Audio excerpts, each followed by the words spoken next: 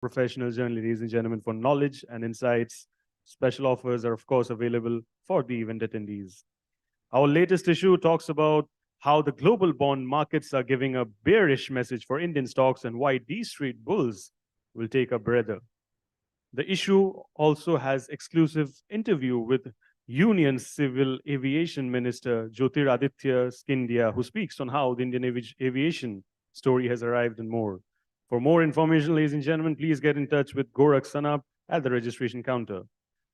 Ladies and gentlemen, let me take you on Business World's journey so far with our special AV presentation. Can we please have the Legacy AV?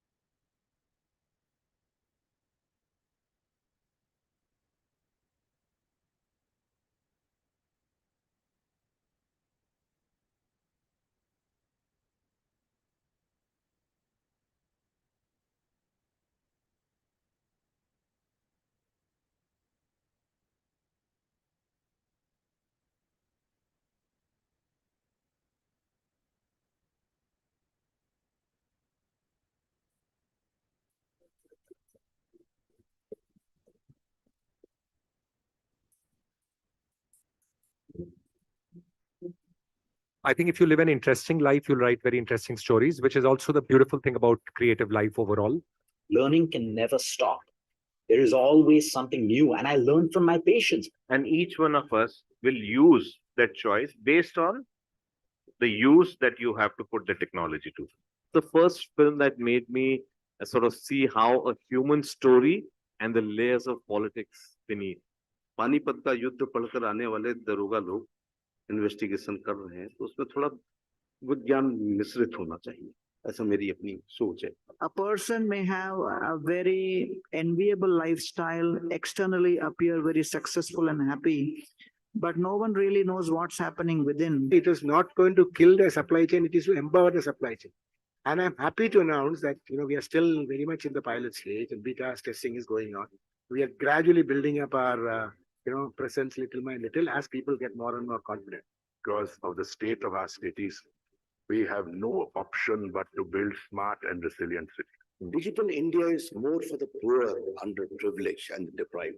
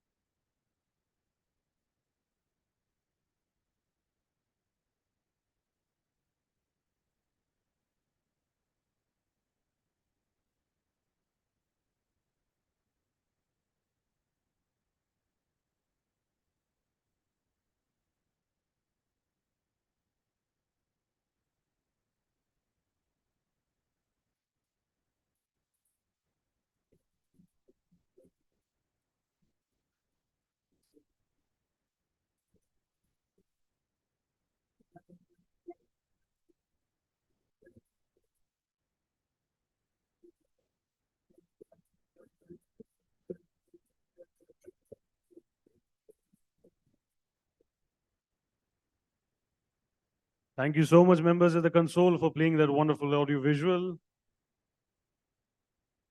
Yeah, I believe we can clap a little louder. Yes, thank you so much. This event is being streamed live across all BW Business World platforms, including our social media channels and also on www.bwsustainabilityworld.com. Now, on that note, I'll request the team to kindly play the community AV and give us all a glimpse about the newly launched BW Sustainable World initiative. Thank you so much. Can we please have the community AV, please?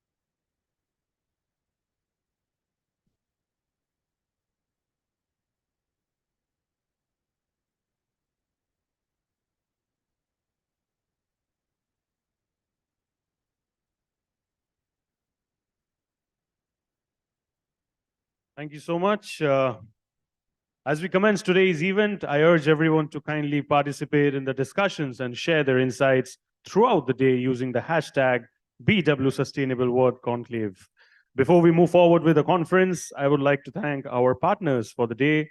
Presenting partner REC, a Maharatna company, sustainability partner Bisleri, associate partner Gale India Limited, integrated business city partner Sri City, sustainability tech partner Siemens, energy partner Sunshore. Even partner, the Thick Shake Factory, Joy Travels Private Limited, Reality Plus, Exchange for Media, IWM Buzz, Impact Pitch, Fandrum, Binley Coffee. Can we please have the partner AV, please?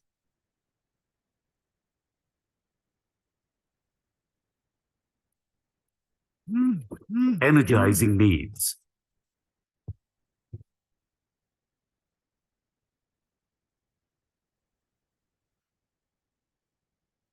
Empowering lives. Electrifying moments.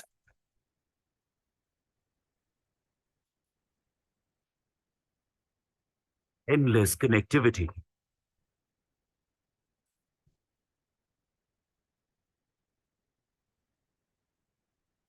Serving generations. Now and forever.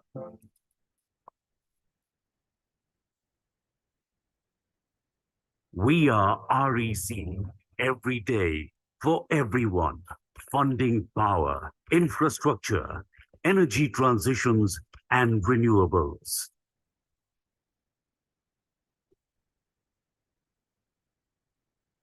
India, the land of a billion dreams. Dreams that would make us sustainable and self-reliant. Dreams of growing together in a future-ready world. Dreams personifying Vasudhaiva Kutumbakam. The world is one family. Through a constant pursuit of innovation, at Gale, we energize such dreams. With a growing network of pipelines, Gale holds a strong presence in the entire natural gas value chain.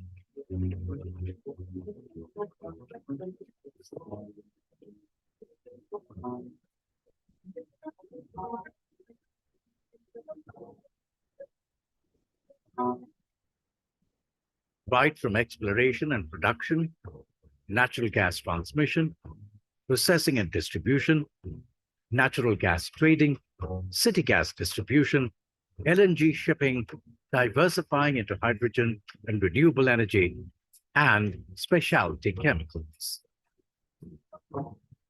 Today, Gale distributes more than 53% of natural gas used in the country to consumers ranging from mega power and fertilizer plants to individual customers.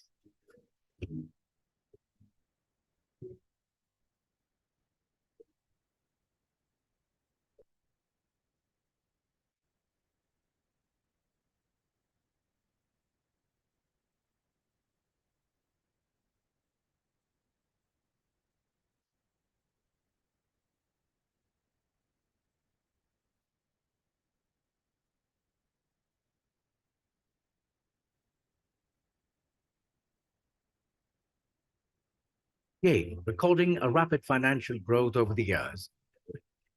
GAIL has grown organically and established its international presence in multiple key markets and gas trading across varied geographical and price indexations, positioning GAIL amongst the top 10 LNG portfolio marketers globally. All these attributes make GAIL the undisputed leader and preferred partner of choice of gas market in India.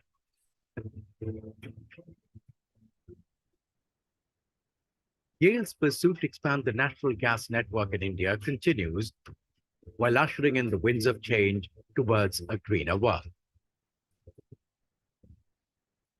With its unflinching commitment to achieve sustainable development goals and net zero target by 2040, GAIL has diversified into renewable energy resources.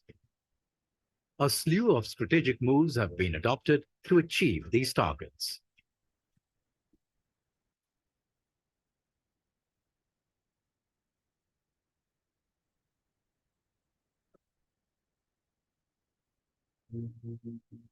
The credit for setting new benchmarks and achieving hallmark of success lies with the skilled workforce, who are driven by endless creativity and passionate zeal to achieve the extraordinary. GAIL has in turn prioritized health and safety of the workforce with international best practices in place. Transparency, accountability, and ethical governance are the core values imbibed in GAIL, leading to ease of business, making it the ideal partner of choice by all valued stakeholders.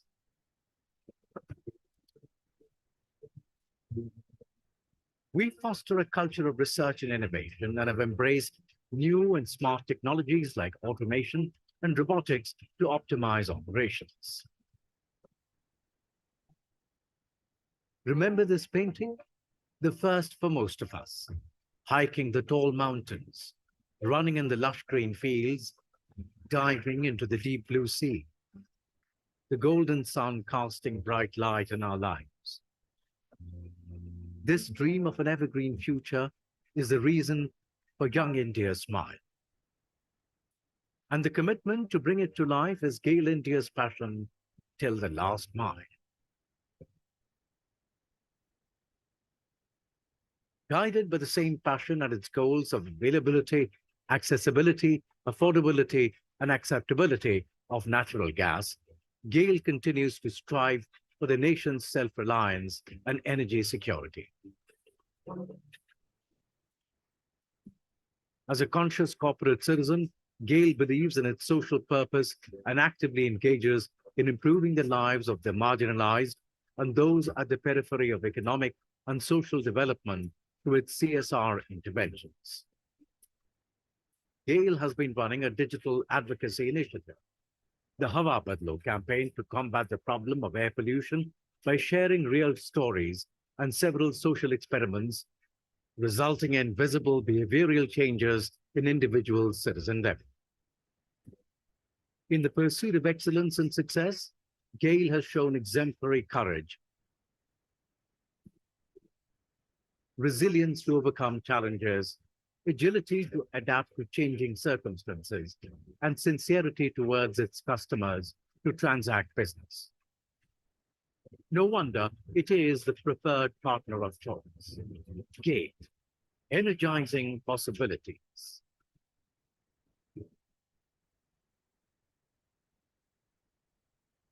Thank you so much once again, wonderful members at the console. And I believe sustainability is the way forward. Sustainability is the need of the hour. On that note, ladies and gentlemen, may I please have the privilege of calling up on stage Dr. Anurag Batra, Chairman and Editor-in-Chief, BW Business World and Founder, Exchange for Media, for the opening address. Let's have the loudest cheers for Dr. Batra, ladies and gentlemen.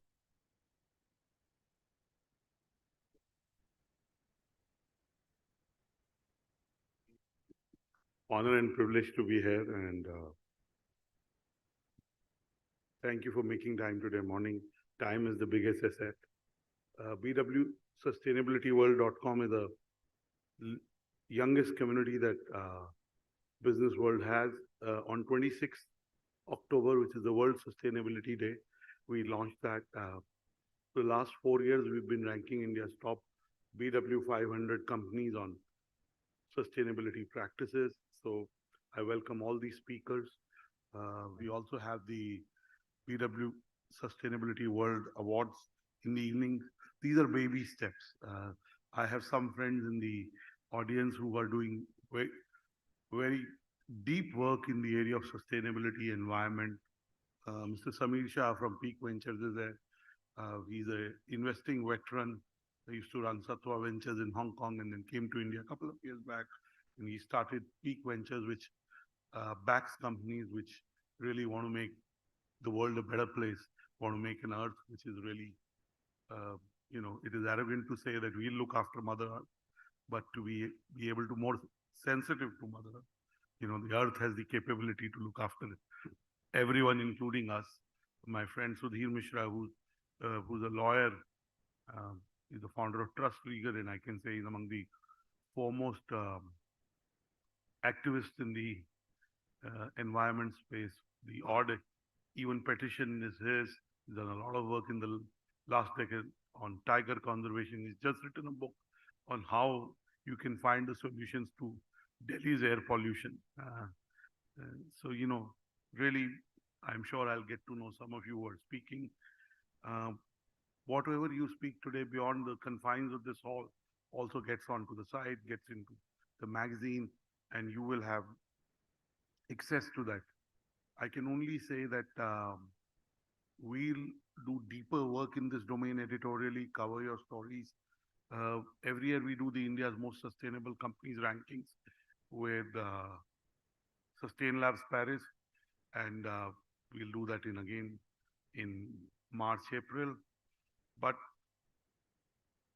I just want to ask you, you guys are experts on sustainability. I was reading a lot over the last 2 days about what's happening in batteries, and what is the impact on emission that the batteries have vis-a-vis other things. And then me and Sudhir were talking with a friend in the morning at the breakfast table that the smog in Delhi, we live in Delhi, right? I'm sure you're aware of smog in Delhi, right? Now, just to tell you the economic cost of that, when it impacts lungs of everyone, especially children and older people, we are a little more resilient, being in the age group we are. But the younger, really younger ones, and the cost to their health, the money they spend on the health, people not being able to go to work, and forget not everything in life has to be about productivity. It has to be able, our cities are becoming urban messes. We were talking about, the managing director of City is here. We were talking about how much time it takes to get to it. The quality of lives in our cities is becoming tougher day by day. I wouldn't use the word worse, but you could use that. There's a lot of good things in India, but I was reading in the Time magazine an article about Milwaukee, and they're promoting it as the most eco-friendly or sustainable city. And a lot of people have moved because it is resistant to earthquakes. It's cold, it's Midwest, so it's cold, but it is from a climate standpoint.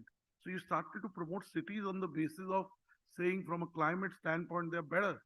And there was a story of a young couple that moved from somewhere else in the Midwest. They said they came from a town which had 100,000 capacity and has now 2 million people. So it is unlivable. Think of India. Cities that have maybe 1 million capacity have 20 million people, have 40 million people, definitely have 5 million in a lot of cities. Now, clearly, we will need to develop more cities. So you're developing Sri City. I've not been there. Your founder has invited me many times over the last 7, 8 years.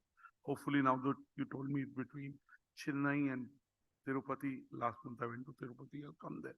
But the point I'm trying to make is the smog in Delhi is not just about vehicular pollution.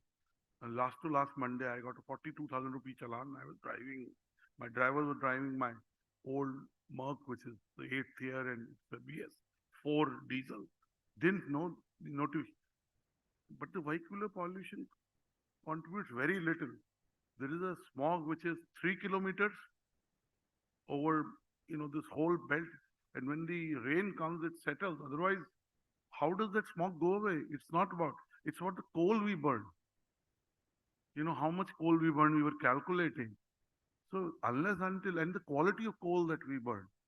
So we will have to, if we are going to be so conspicuous about consumption, we fly so much, we are buying new things. The fact is that we are taking resources. So I'm going to talk to you about three things. You're experts in sustainability. I'm not. I'm just somebody who knows a bit about it and wants to know more about it. But I'll talk to you about three things. And his name is given. But do you know about this guy? Does anybody know about this guy? He's not a cricketer. Definitely. Otherwise, you would have known, right? So he's a young Israeli. In 2012, he almost became the youngest Israeli to ever climb the Mount Everest. So when he was very close to the peak of the Mount Everest, he was somewhere between the base camp and he was very close to the peak. So he had two choices. He almost became the youngest. And while he was about to climb the Mount Everest, one of his co-climbers died, Israeli. And another was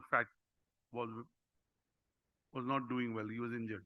So he had two choices in life, either to climb and become the youngest Israeli to climb the Mount Everest, or to go back and take his friend who was, if he didn't help him, he would die. He made the choice of not going to the Mount Everest. He took his friend down, he and another Israeli guy.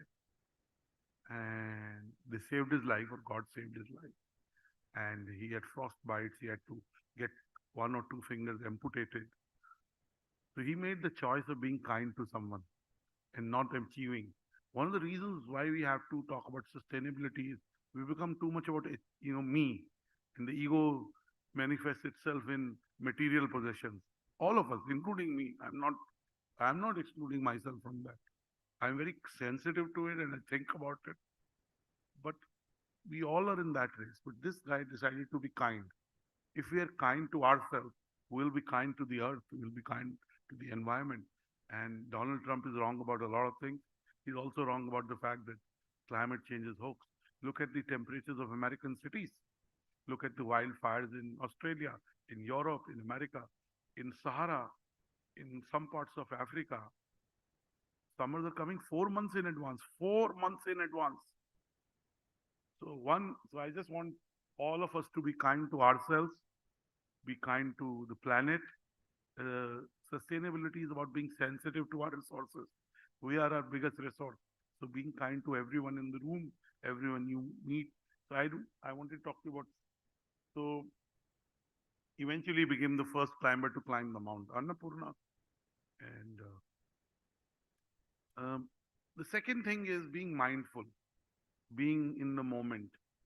We all talk about health, after COVID, health and nutrition and well-being is an even bigger focus for all of us.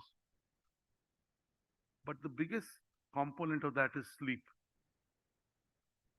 And I see a lot of senior executives compromising on sleep. They sleep 5 hours, but they go to the gym. They do all kind of heavy stuff. Sleep is the fundamental 70-80% of the pillar of your health. Of course, then is nutrition, movement, and everything else.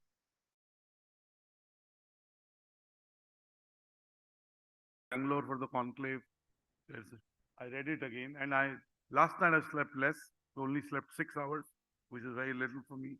I sleep 9 hours, but mostly I sleep 8-9 hours every night, somewhat. So I do want to emphasize the fact that all of you must sleep more, because I see senior executives, because of their responsibilities, lifestyle, whatever, they're sleeping less. And in fact, I met somebody who, for breakfast in the morning, and he talked to me about sleep study. I said, I know all about that. In fact, I'm planning to do an India sleep study with 10,000. A lot of people aren't able to sleep. And of course, the mobiles have their own role to play. I put my phone in a different room. Even here, I put it in the outside area of my room. And this is the latest edition of the same book. There's a book called Why We Sleep by Matthew Walker, and there is a TED Talk, there is a YouTube video, you can watch it. And once you watch it, you'll sleep more. I traveled on Sunday night with an early morning, Monday morning meeting, so that I could sleep 8-9 hours, and I slept 8 hours, not 9. It was okay. So, really sleep is very important. It will help us be in the moment, live longer, live better. You know, talking of kindness, I read this book in March.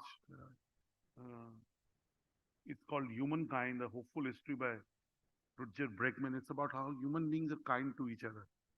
I remember I was at Sudhir's birthday last year on 18th Feb, and somebody, an ex-colleague of his, came and gave a book called Force, Life Force by Anthony Robbins.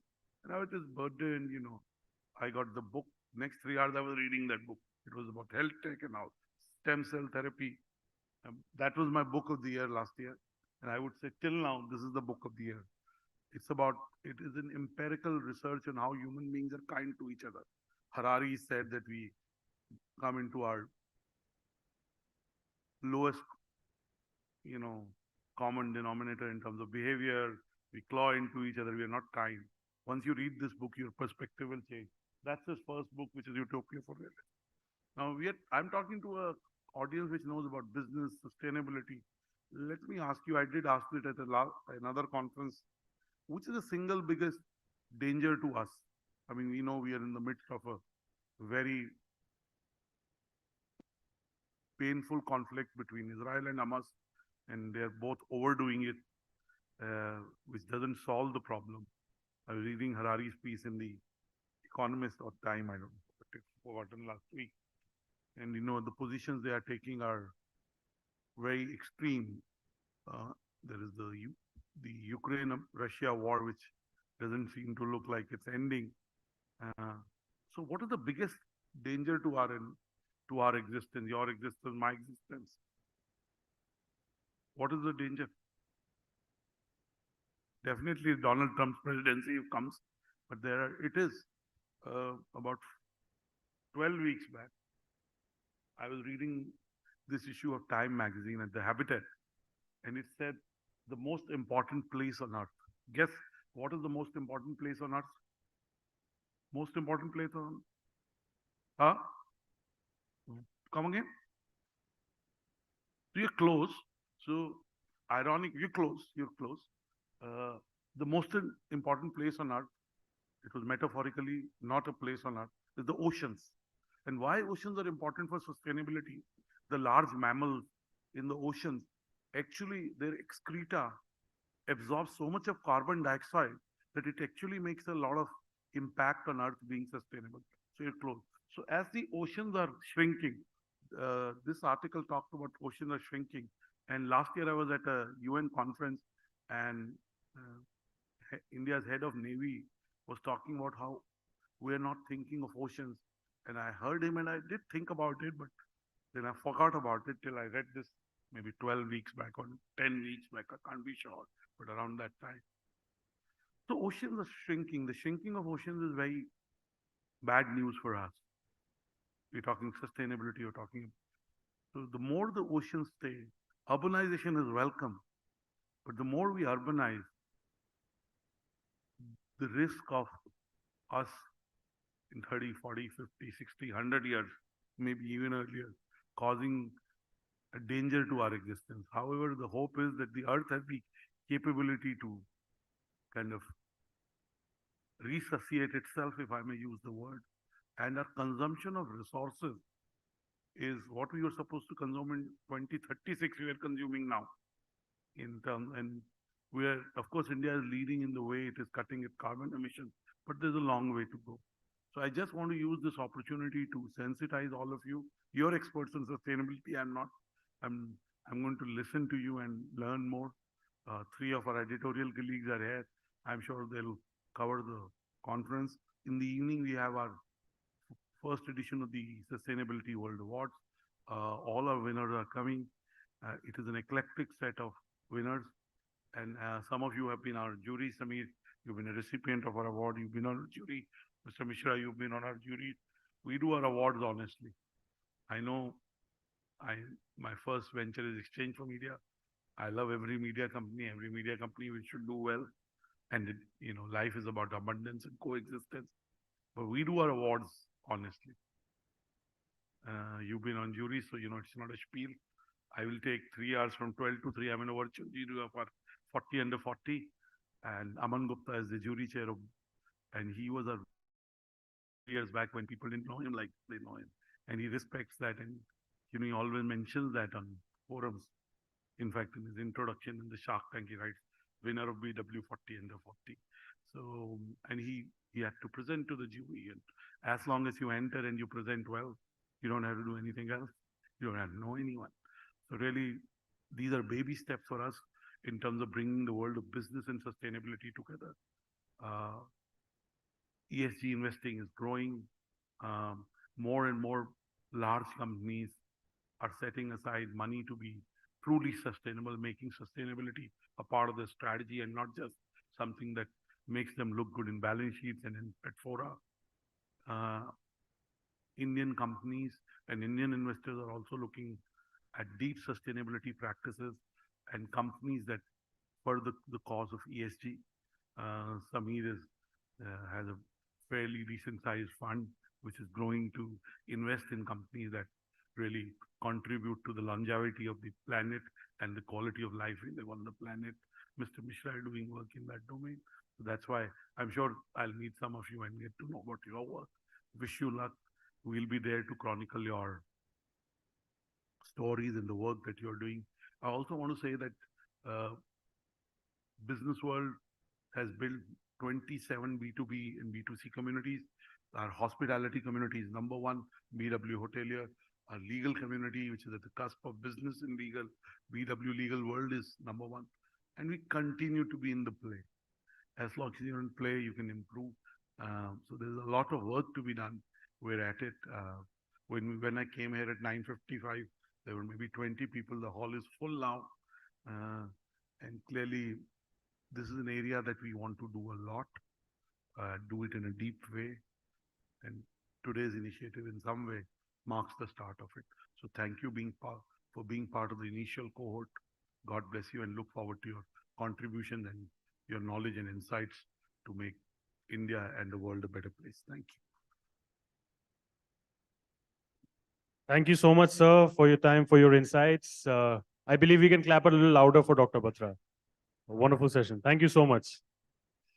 On that note, we're all set to get going. We have a special session right now from Sri Sriti, and the topic is a model for sustainable development.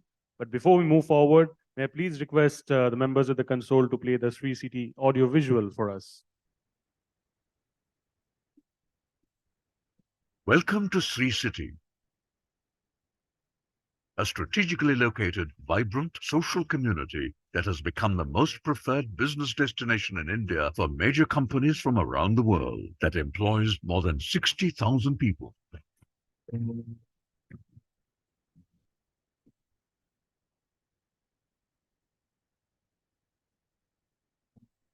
Our industrial zone comprises of a multi-product SEZ, a domestic tariff zone, and a free trade and warehousing zone. The Japanese cluster houses a number of Japanese majors, and the electronic cluster is fully approved by the Government of India. Sri City's state-of-the-art infrastructure is designed by world-renowned urban infrastructure experts.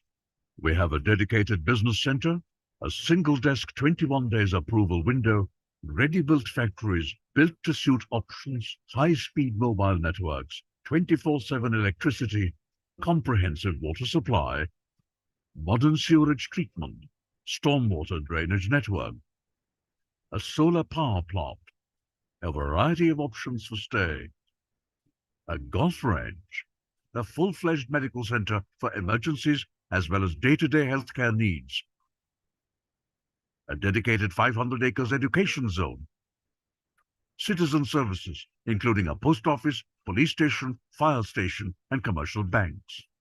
Sustainability is core in our values, and we are well on our way to becoming a carbon neutral zone. A world of opportunities awaits you at Sri City. Why did we select Sri City? Well, a favorable business environment, fantastic facilities, infrastructure, access to great talent and people, a strong workforce. Sri City is really always helping us to expand the business. They are really good partner for our business. Thank you, Sri City. Thank you, Sri City. We invite you to be a part of India's best integrated business city and scale your businesses to new heights. So much, friends at the console, and that's Sri Sri for you. I repeat the session. The session is about a model for sustainable development.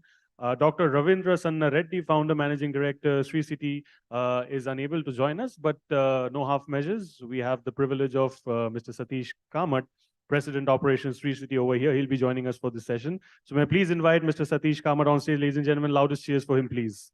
Thank you. Hi, sir.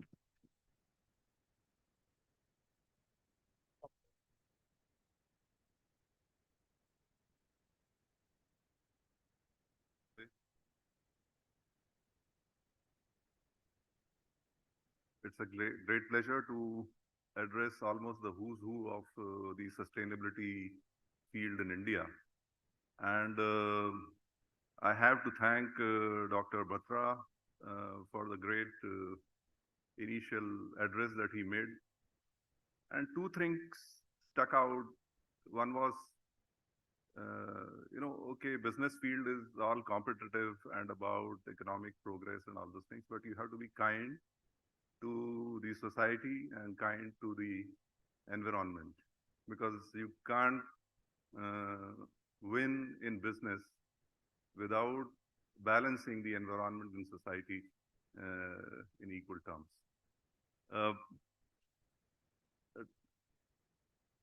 My AV will be there. Sorry, PPT.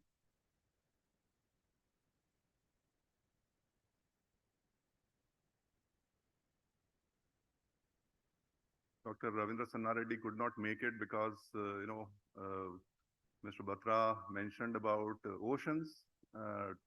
Many of you may not know that today is World Fisheries Day, and the CM of Andhra Pradesh was supposed to visit Sri City, and we are next to the Pulicat Lake, which is one of the second biggest brackish water lake in India. How livelihoods of about 1 lakh fishermen depend on the health of the brackish water lake is important, and it's appropriate for me to mention it, because if the lake becomes unhealthy, 1 lakh people will probably not be doing so well economically. So the economics, the society, and the environment, they are tied at the we are tied at the hips, and it's a three-legged race that we have to run. No one person, no one field can win.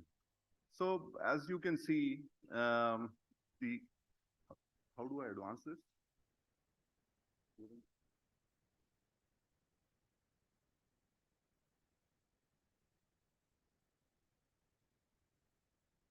Will I have this one? Okay. So thank you for showing the Sri City AV. So I don't really have to repeat all those things. I will start from our vision, because we keep saying that sustainability is almost in our DNA, because our founder managing director, Mr. Ravindra Sanna Reddy himself is an environment sciences postgraduate from US. He worked in the US in the area of environment sciences before getting into IT industry and coming back to India, and with an intention of starting Sri City to really benefit the area where he grew up. That's very close to Chennai, but it's one of the most backward areas of Andhra Pradesh. In the 10,000 acres where Sri City is being developed for the last 15 years, we started in 2008 onwards. We have now seen not only economic progress of the local villages, but reverse migration. Because historically, people used to go from this area and go and work in Tamil Nadu and nearby Chennai industrial zones and all those things. Now all that has stopped. Opportunities are there for the people who used to live in Sri City, and So ultimately, the whole idea was to start balance social well-being, economic progress, uh, not at the cost of environment, but without damaging or sometimes even making it better than what it was. So since I'm representing the area of city development, I would say a little bit about city, and Dr. Batra mentioned our cities are getting clogged and they are bursting at their seams and whatnot. And it is very true. If you really basically think, if we talk about reaching 4 trillion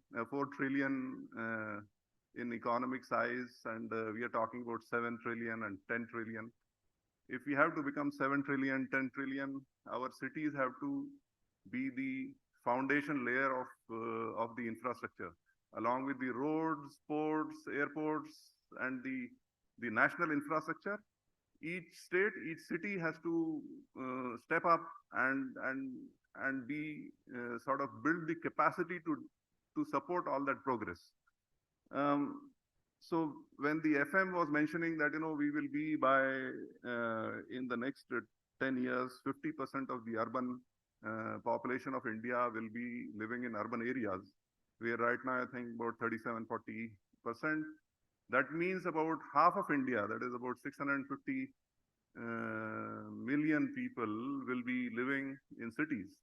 As such, our cities, we are worried how they'll be able to sustain in the present size, but these cities will be growing almost 50% in the next 10–12 years.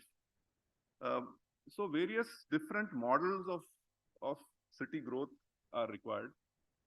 When our founders were talking about doing something near to Chennai, but away from Chennai, hustle and bustle,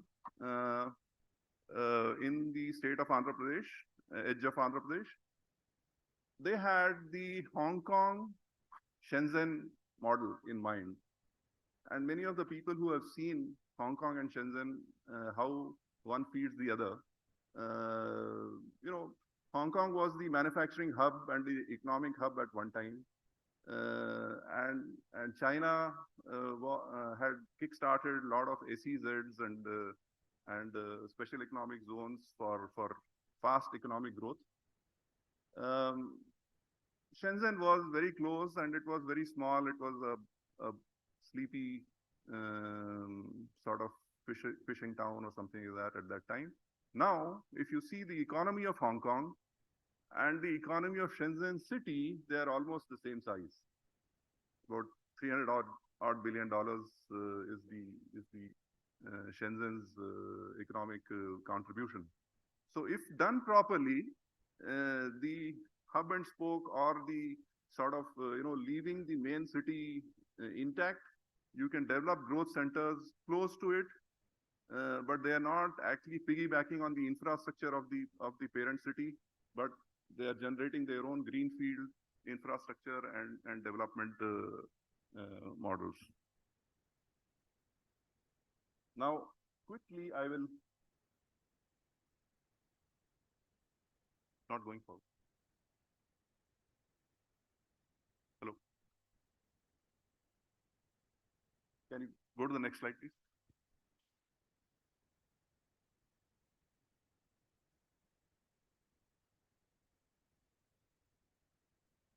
Yeah, sorry. Yeah.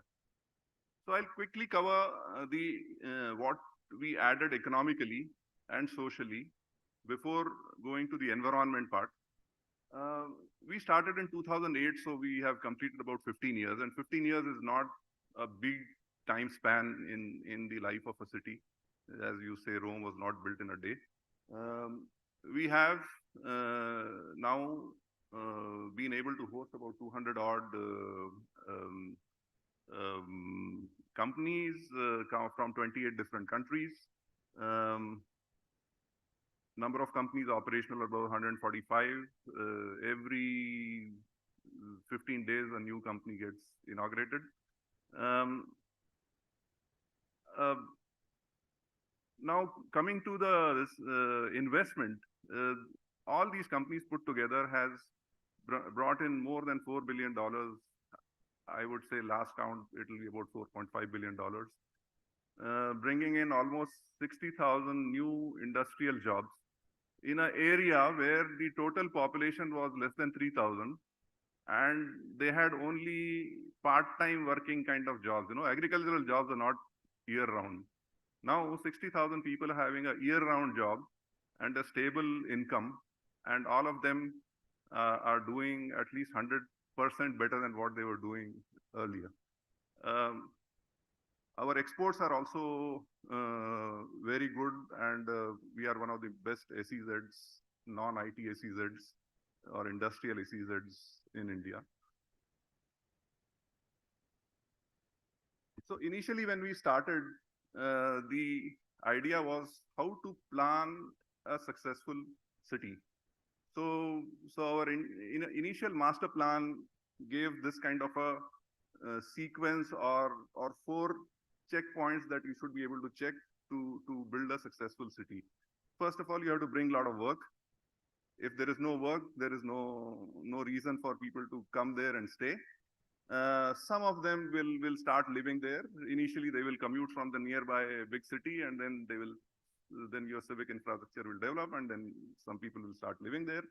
Then they need schools, colleges, and education, and obviously recreation. And so this is the rough sequence that we followed, starting with work. So a lot of 60,000, 70,000 people are coming there to work every day. About 8 to 10,000 people are staying there right now. That 60,000 will go to about 1.5 lakhs. And this 8,000 people will go to about 1 lakh people living in Sri City in the next 4 to 5 years. So every day is something new in Sri City. Now, I was sort of also going to mention about sustainability, building to, how everything connects to sustainability, how sustainability and the balance is required. Even when we invite companies, or even when we try to decide which companies should come and how they should come, I would want to equate it to the Kohli's, around the pitch, hitting. So we want to hit sixes all across the sectors. So if you see the sectors that we are covering, so almost all the major sectors: automotive, auto components, FMCG, electronics. So it becomes a resilient place. You're not dependent on one sector. You're not dependent on one big industry. Though we have about 60 Fortune 500 companies, but we are not dependent on any one of them. Let's say if one of them performs a little less, it doesn't mean that the city becomes less lively. The other things are kicking, and like that, so the city resilience depends on who are the users, how you sort of ensure that it is de-risked from the sector-specific ups and downs and the market-specific ups and downs that every sector will face. So when we wanted to sort of develop a balanced kind of growth, we thought that, we cannot do it at the cost of the social well-being or the well-being of the societies which used to live there, or the local people. We cannot do it at the cost of environment. We cannot pollute the water. So we decided to follow this model, which is the famous triple bottom line model. And if you see, if you're doing economically well, and let's say you are helping society, you can say, okay, you are equitable growth. If you're doing environment and economics, you're viable, because your business will not go down. It'll keep making money, but at the cost of the society. If you are thinking only about society and green and clean and this and that, but the companies are not doing well, it is bearable to the society, but but it is not going to sustain for a long time. So maintaining a balance is always at the base of whatever we are thinking, whatever we are planning, whatever programs we are running in the city, and how we are driving the growth of the city in the long run. In the last few years, we are translating our programs and our goals from the triple bottom line to the UN SDG.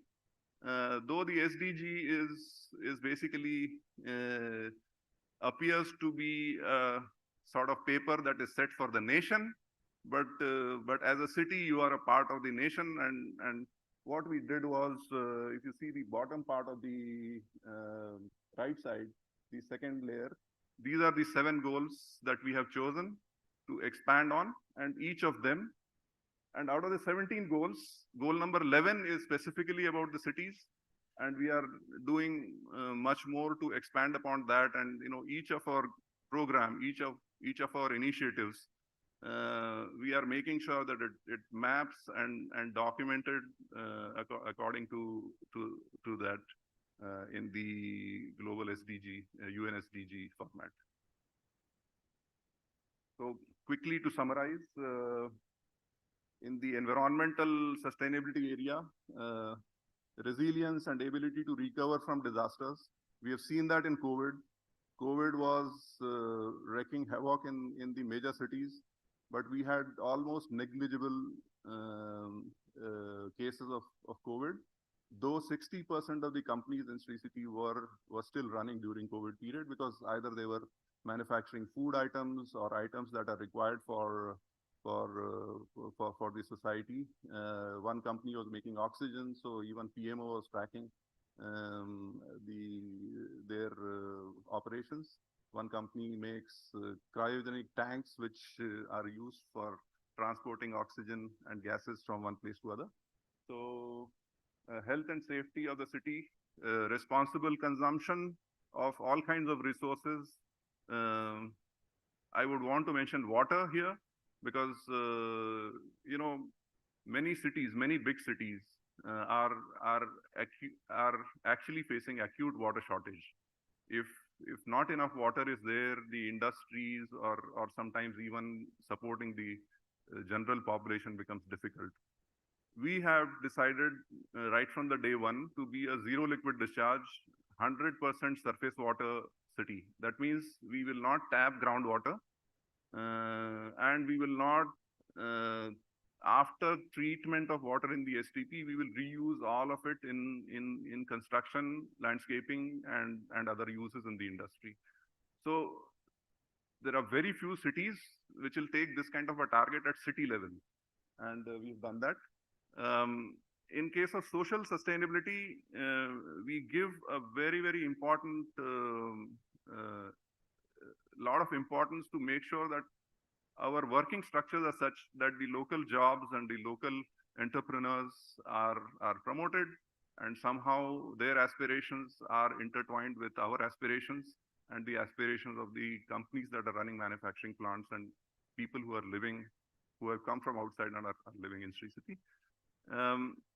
We ensure in inclusive development and accountability to manage this thing, and governance model is in combination with the state government. So in case of economic development, you have already seen, so we are I would like to mention that Make in India and Atmanirbhar Bharat and all these initiatives of the central government, along with the business-friendly policies of the state government, have really helped us to attract a lot of good quality and diversified customers to Sri City, and ensure that through the industrial development, you are driving the economic growth of the nation.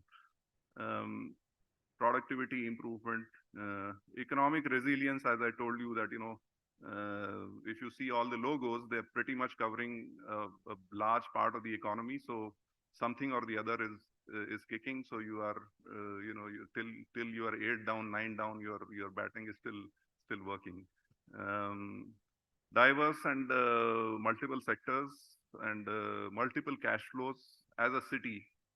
So we are not just into developing and selling the land. We maintain, we provide various services. We keep working with them to make sure that their businesses are sustainable so that our business is sustainable. So it's a model that many other states have liked. We keep getting a lot of delegations from Japan and various other countries. At the same time, many other state government people, their economic development boards also keep visiting us and to learn how we are doing our work and this thing on a daily basis. So with this, I would like to close my address. These are some of the pictures that you've already seen. And I'll be available throughout the day. So please feel free to interact with me to know more in detail about what we are doing. And thanks again to Business World and Dr. Batra to invite us and give us an opportunity to speak here. Thank you.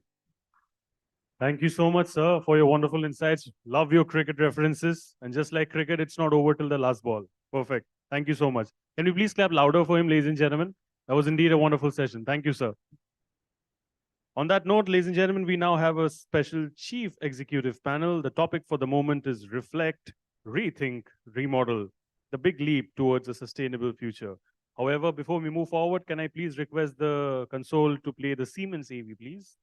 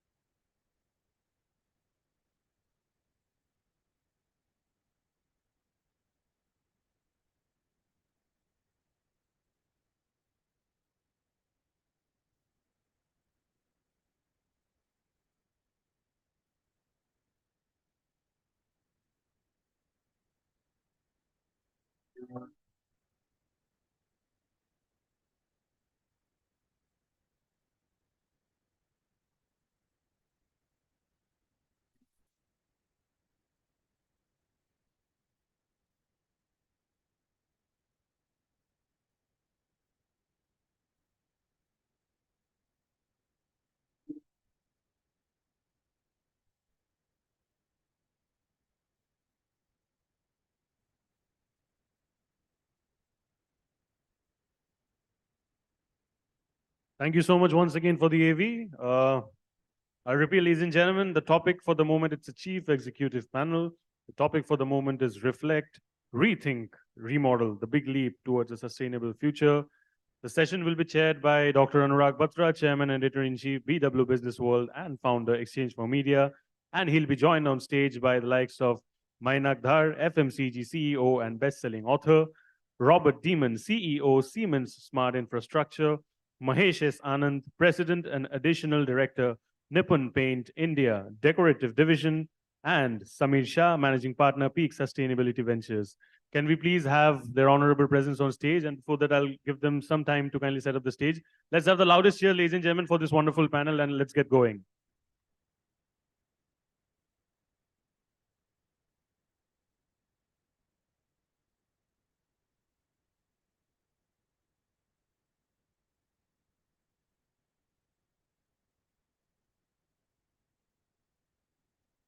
Ladies and gentlemen, this is our first panel discussion for the day. Can we please appreciate and clap a little louder for them, please? Thank you so much. Yes, that's how we do it.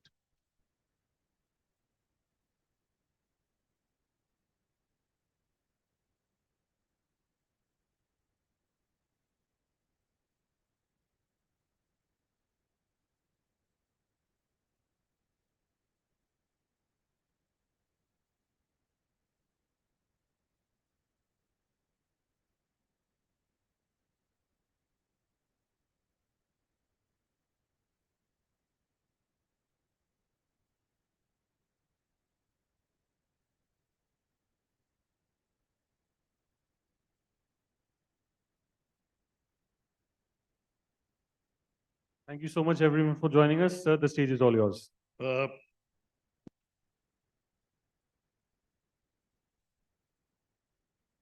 is still morning, so good morning. And I don't think we need one more chair. We don't need it. Unless you think I need two chairs to sit, then it's a different ball game. You must meet me off stage. But coming back to sustainability, we really have a high-powered panel. I've known two gentlemen on the stage for a long time. I'll get to know you a little bit. We have an investor. We have three CEOs. I would call it a manel because there is only male panelists. Manel, I wish there were more women leaders on the panel. And I told Priyanshi next time, make sure you have more women leaders in our juries and in our conferences. Try to get to a 50-50. Let me start by asking each one of them an opening comment on where we are in terms of our efforts and consciousness on sustainability and how deep is the commitment. Let me start with Mainak. Mainak has led many large companies, built businesses on the back of very venerable brands, and is an author.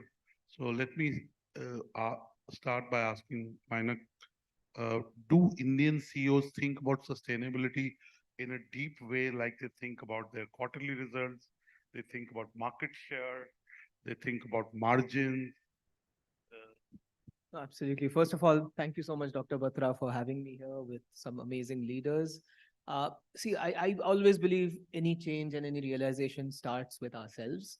So I'll tell you a bit about my journey. When I began my career, I think 26 or 27 years ago, as a young brand manager, I didn't even think about sustainability. It was all about building brands, market share, building businesses. When I fast forward today and I look at young kids joining our organization straight out of campus, it's very much top of mind for them. It's something they think about, it's something they challenge, it's something they question.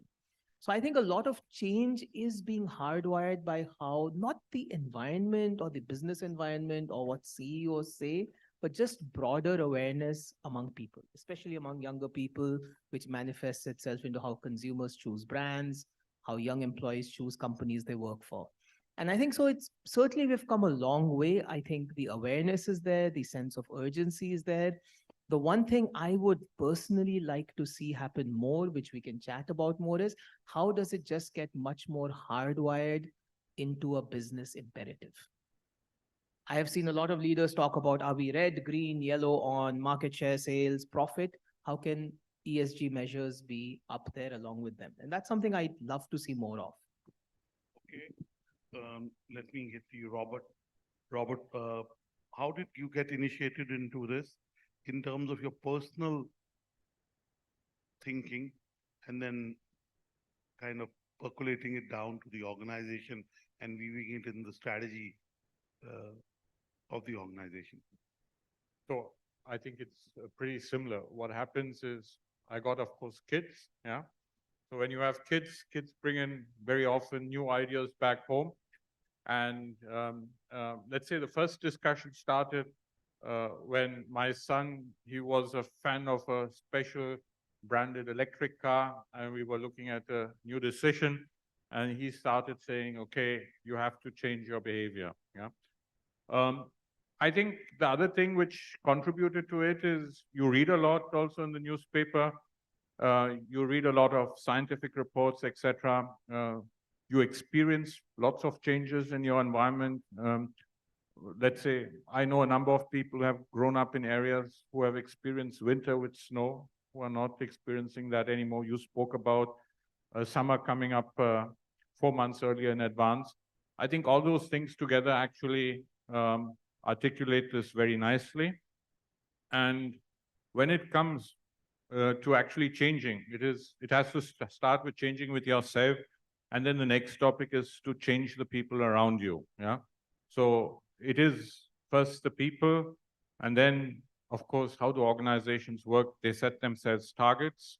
You have to be able to measure those targets. And then it works just like the other KPIs we all track. That's the only way to make it happen. Again, in terms of really, there is this old saying which I first learned in the business school 29 years back. Whatever you can measure and monitor, you can improve, So clearly in terms of sustainability, what is its impact on business? How does it really help the planet and help a long-term existence? So lots of companies on their balance sheets have an ESG scorecard. They have a sustainability scorecard. And that's why in the last 5 years, along with Sustainable Lab Paris, we started ranking the top 500 companies. And again, the gentleman from Sri City, I was not there in most, but I know a lot about Sri City, are building the community, if I may use that word, in a very sustainable way. But generally, even the new cities that are being built in India could do better in the way they're being planned. And another thing I feel in India, when we plan something, we can be a little more longer term in our horizon. Just to give you the KL airport, which was built 15 years back or 18 years back, 20, maybe 20. Right now also it can look at another 25, 30 years. We built the Delhi airport. It already will of course it's India's growth, so the numbers that we're getting. But I think we can take a little longer view on things. The infrastructure that we build has to be built for 20, 30, 50, 100 years from now. Coming to you, Samir, you have a vantage point where we are talking to startups that want to change the world. They want to make it a better place to live in. They're looking at solutions, and they're bringing in services and products that really make a better world, a more sustainable world. Do you think these startups will be able to, these new ideas, these new companies will become mainstream and be able to help companies like Nippon, like Siemens to be more sustainable? Sure. No, I definitely think so. I think innovation is a very important aspect of how one will meet sustainability goals. And we are working with startups who want to change the world. And everything begins with a starting point of saying, how do you innovate? I think one of the earlier companies we had invested in is Wabag, which today counts itself as the 4th largest water company in the world. We have a company called Vari Energies, which today is the largest panel manufacturer in the country. We had Ion Energies, which is again doing battery management systems for EVs. So there are examples of companies which can scale. And the objective of what we do is to support innovations globally as long as they solve India's problems. So our focus is India in terms of saying, which are the companies best positioned to address India problems at India's cost points. And that technology can be anywhere in the world. For example, we have just invested in a company in the UK, which has a biotransformation plastics, which is one of the major problems in India. And if you have a technology that can, within 230 days, break the molecules of hydrocarbons and basically just be effectively converted into biomass, that is an interesting solution. So we want to bring it to India, see how it works.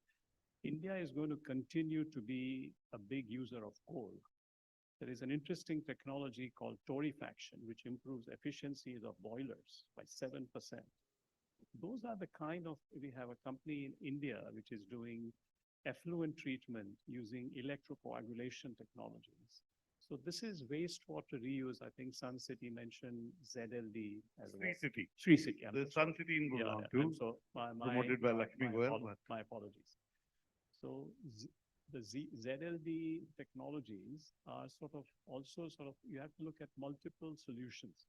So, the electrocoagulation is one, but there are many aspects, and we are excited. I mean, we have seen 2,000 entrepreneurs chasing or looking at companies in this space, and finding the right companies which can scale and solve problems at a global scale and for India is what we look for. So our assessment is twofold. It has to have an economic return, but it has to have a positive externality and impact. If either of the two criteria are not met, we will not invest. Thank you, Samir.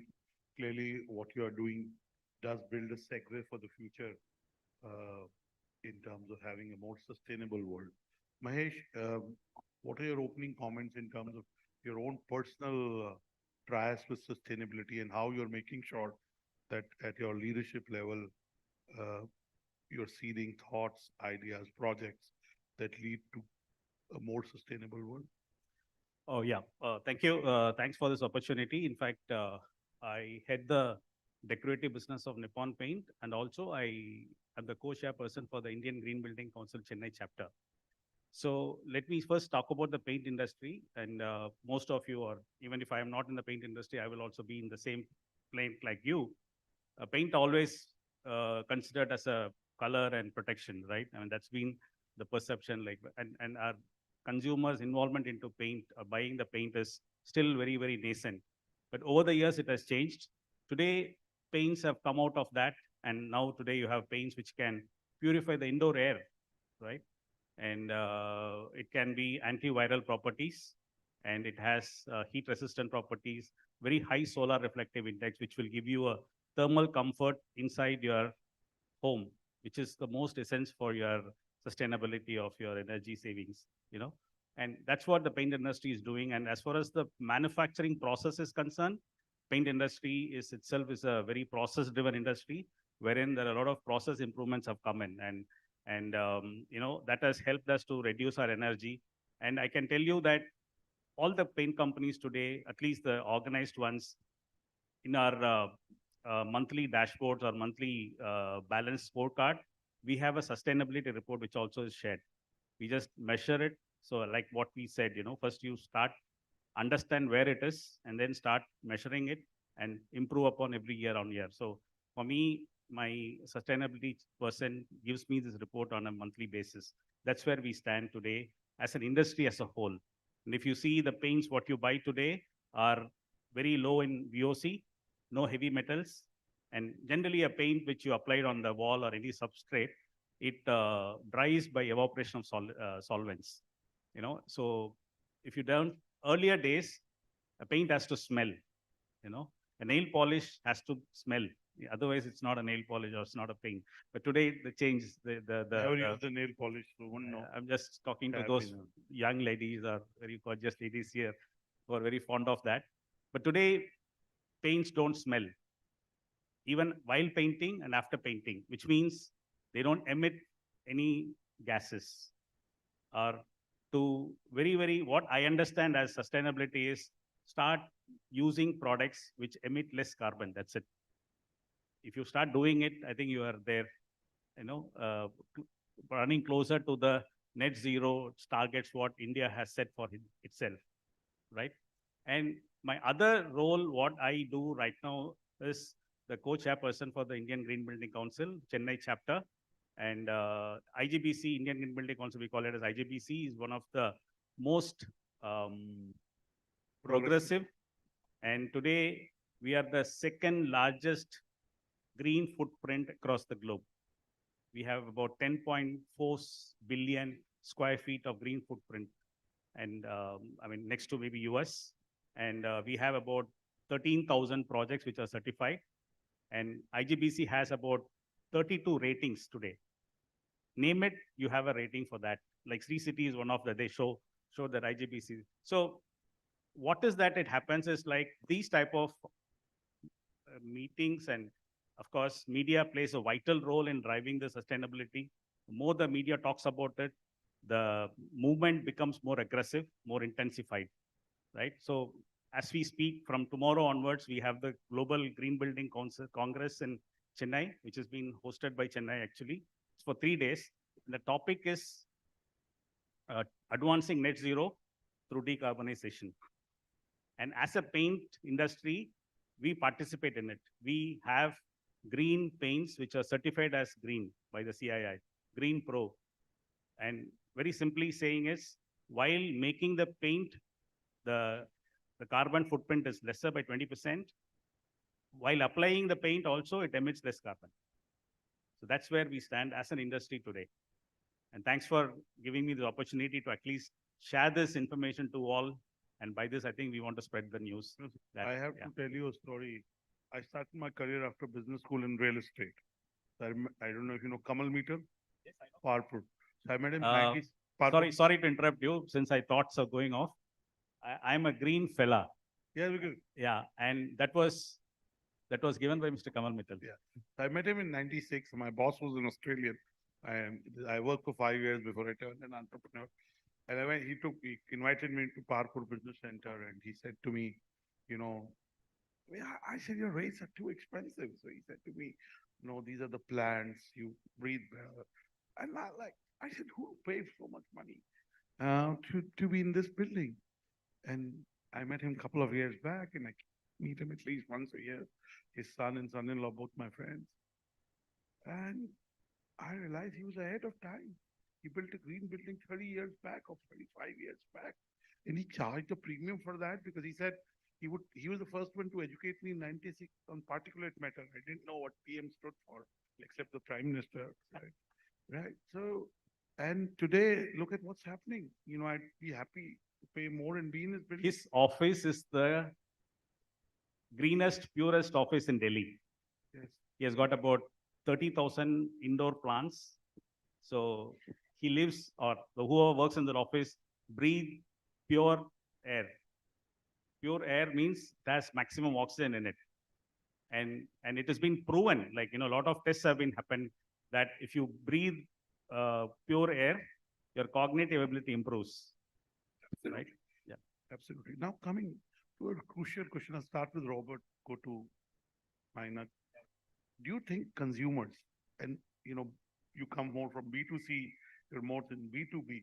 Do you think as a CEO, consumers would pay, whether they're B2B customers, for a sustainable project or sustainable products that go into a project more and care for the environment, or it is always about the lowest cost?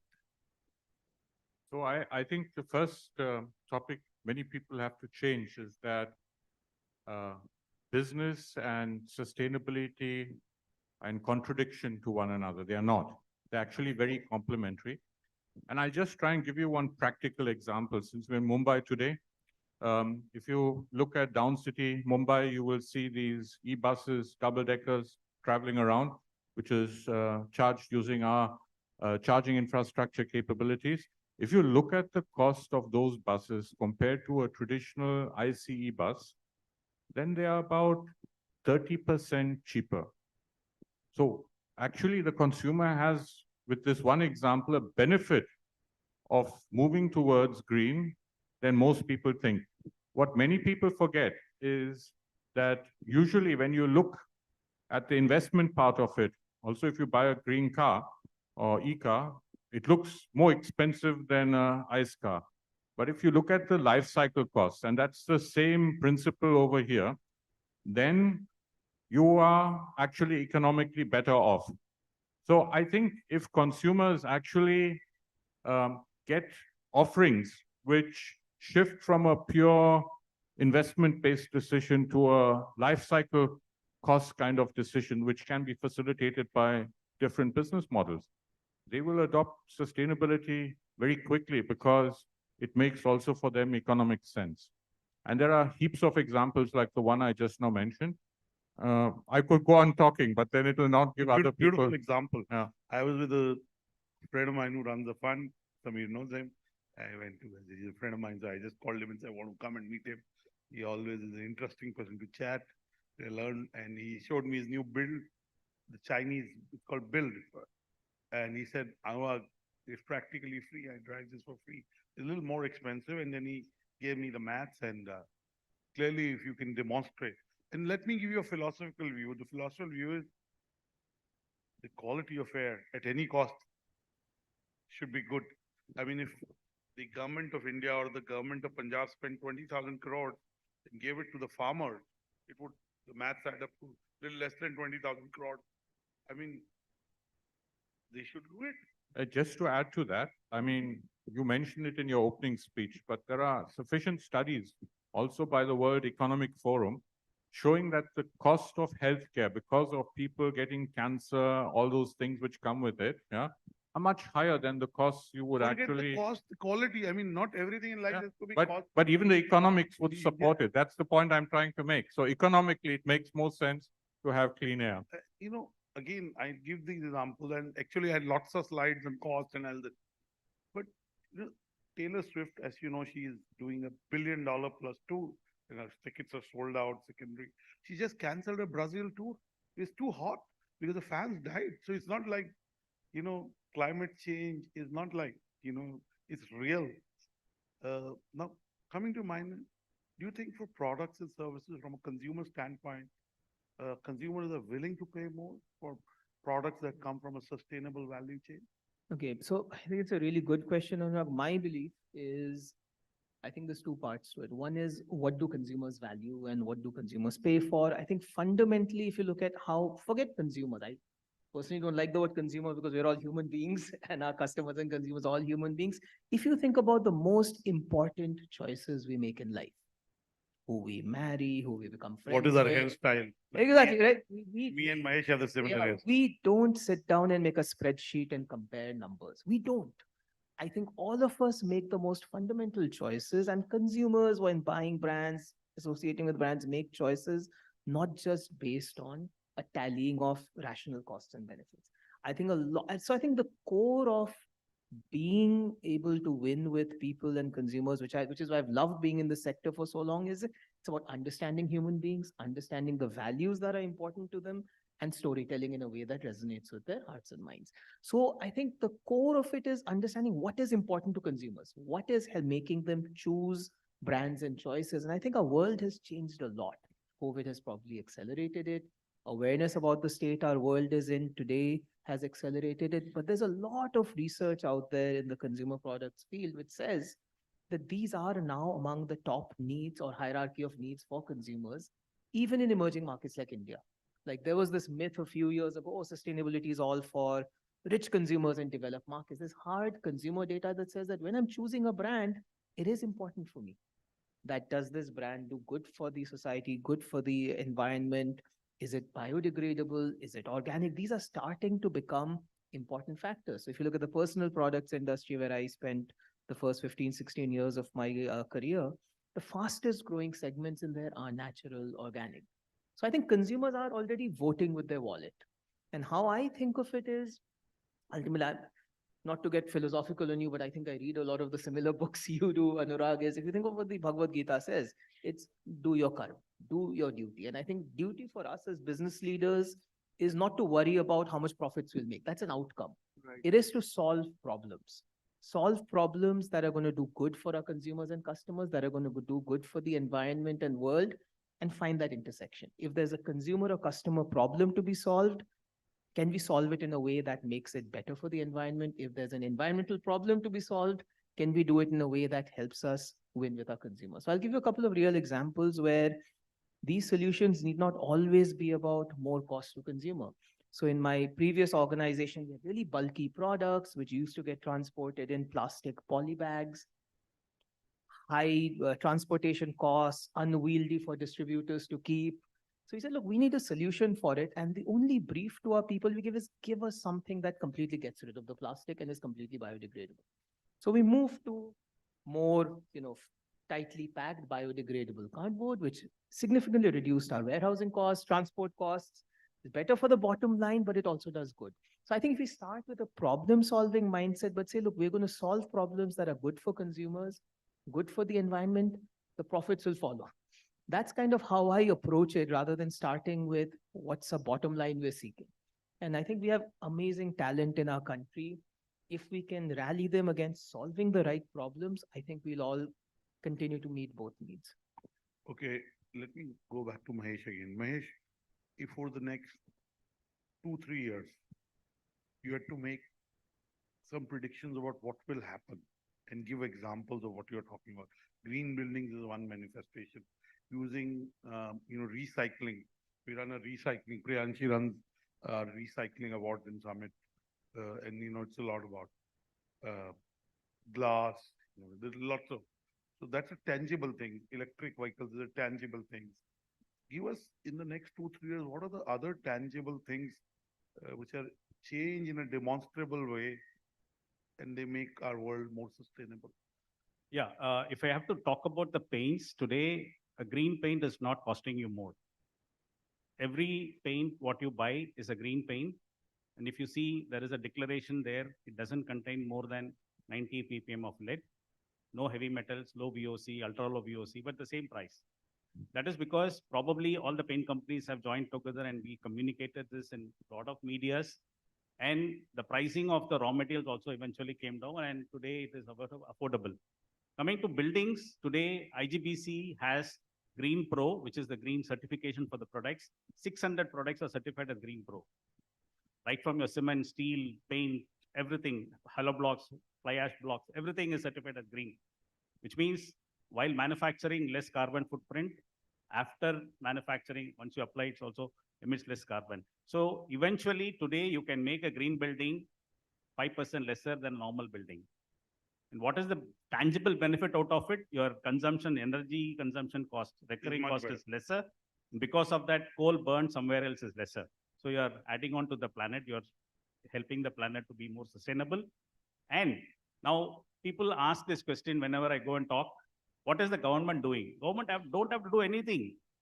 There are green financing by banks. If you are building a green building, your financing cost is 0.5% lesser.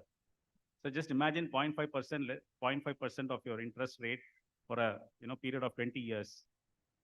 It's less. So it's there. And future, yes, you're going to have products like how you are now looking at a product which has nutritional values. It's going to be what is the carbon footprint it has come. I mean, you want to buy a paint which will have lesser carbon footprint, 20%, 30%. So based on that, you can make your choice. Maybe slightly more, but people are getting ready for that. Yeah. Thank you. Can I just add to that? Because buildings are the largest consumer of energy in cities. And if you can optimize the energy consumption in buildings, you can have huge impacts. And I can tell you, we have done many projects in Mumbai, across India, with return on invests of less than 2 years. Yeah, by just taking simple measures in place, optimizing aircon, lighting, and everything, you have a fantastic return on invest. And we are so confident about it that we actually tell these building operators, you don't have to invest anything. We'll invest, and the savings from it will pay for the investment we need to make. So just by people jumping on this topic, a lot can be done. In fact, most of you know, or all of you will know that maybe about 5-6 years back or 5 years back, we never bothered about what is the star rating of electrical equipments what we bought. Today, a common man goes and buys a 5-star rated AC. You ask him the reason, maybe slightly more, but he knows that energy, the Efficiency. electricity bill will come down. Subconsciously, he's not, I mean, he must be aware of that carbon footprint, carbon impact, what is making it. But today it is the norm. Yeah, that will happen for all the products. You have a vantage point where you're seeing new ideas. Give us some of the new ideas that you've seen that really fit into the conversation here. Sure. Let me give you a few thoughts, actually. First is the framing of the question has to change. I think we have to move from, just measuring financial returns to what is called integrated profit and loss accounting, which measures financial returns, what is the impact on natural capital, human capital, and social capital. So if you broaden the framework, that enables you to see how you make decisions in a manner that is responsible for the planet and for the people and for profit as well. By the way, the same individual, John Elkington, who came up with these terms, is now bottom line. Who's now saying regeneration, recirculation, and reimagination of how you think about the future is what I think should happen. One core principle that should outline sort of what we do is just the principle of resource efficiency. I mean, if you think about it, the cleanest form of energy is the energy you don't use. It's not solar. So the question is resource efficiency and energy efficiency doesn't get highlighted. You don't make front page news, but energy efficiency is actually one of the most easiest ways. Actually, motors, we have looked at switch reluctance motors. With 85% of the energy used in a building is during operations. So if you can save on energy consumption, that adds a lot to the bottom line in terms of the principles of energy. We are seeing some great ideas. We are setting, as you rightly said, to build a fund to invest in entrepreneurs and in companies that are going to solve problems for India and the world. And we are as excited as we can be. So that should tell you that, in addition to the 18 investments we already have, we are looking to add to the investments, work with these founders. And I think you're right, we can't solve the problems, but we can make an attempt to address these problems. The founder of Patagonia, who made a recent statement that if you have the resources, the ability, and the opportunity to do something good, and you don't do it, that is evil. That is his comment. I'll end on that note. Thank you so much. We have the presence of these leaders here. If you'd like to ask them a question, please raise your hand. Can we get a mic to Mr. Mishra?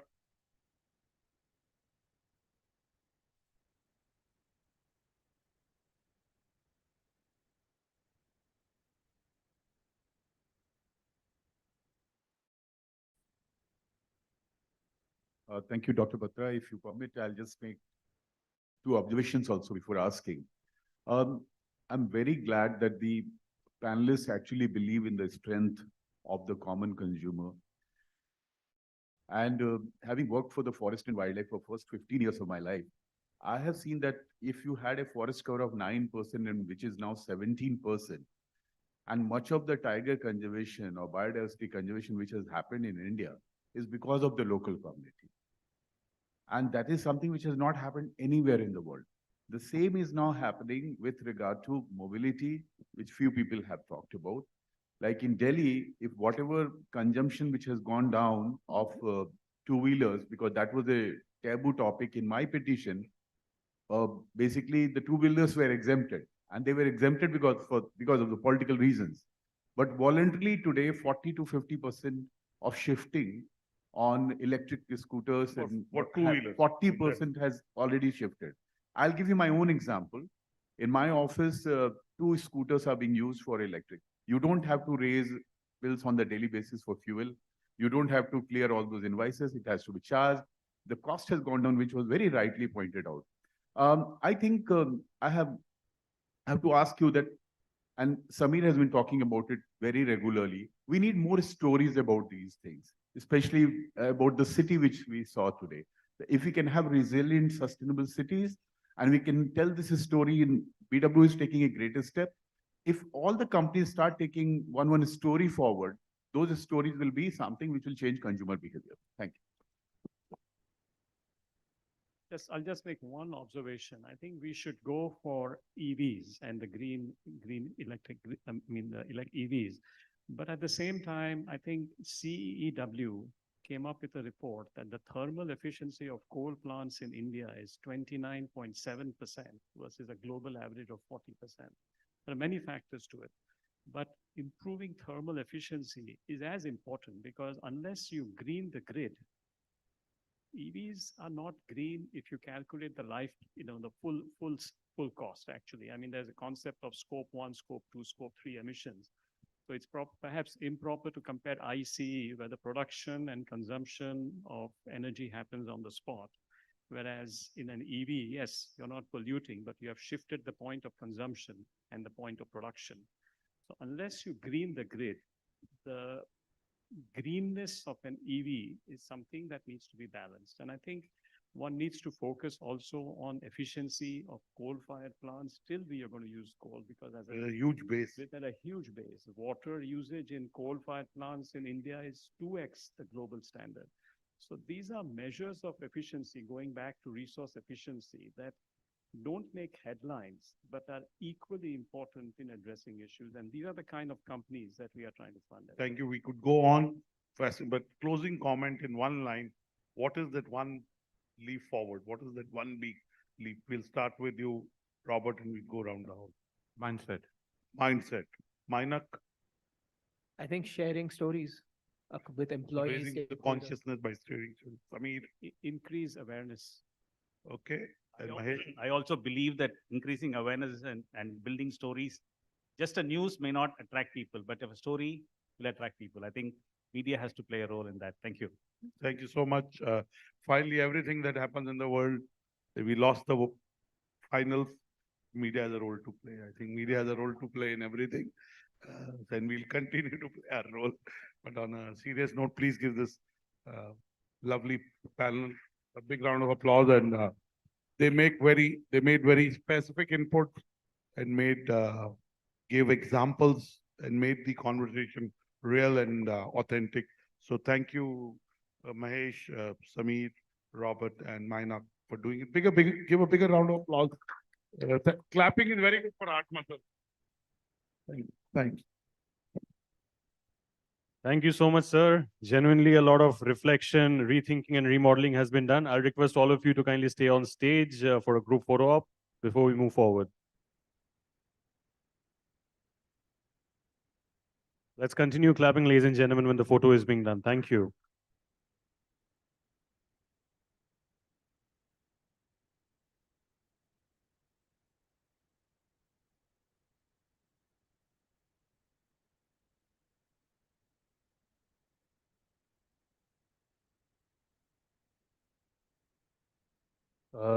Request you all to kindly move away the chairs.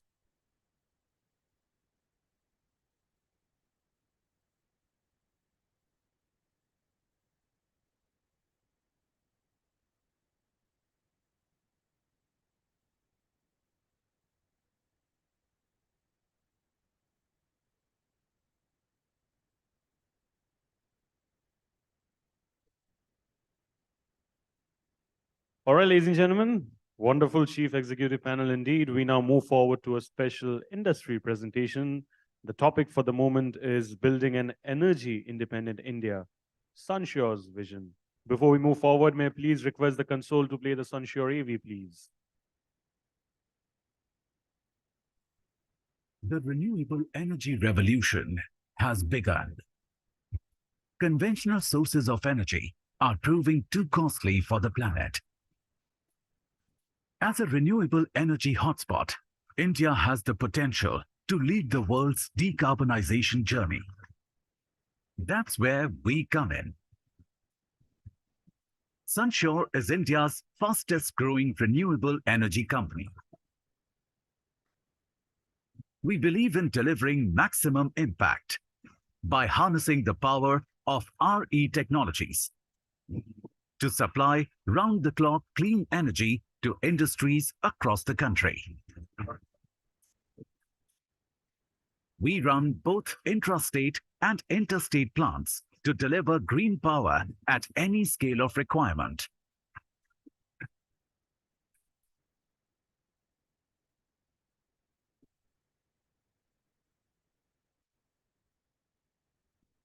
Since 2014, we have helped over 60 corporations transition to clean power, cut costs, and achieve their ESG and RE100 goals. Our investors, partners group, are powering Sunshore's vision of becoming one of the largest global renewable energy producers. India's renewable energy moment has arrived. Be a part of it.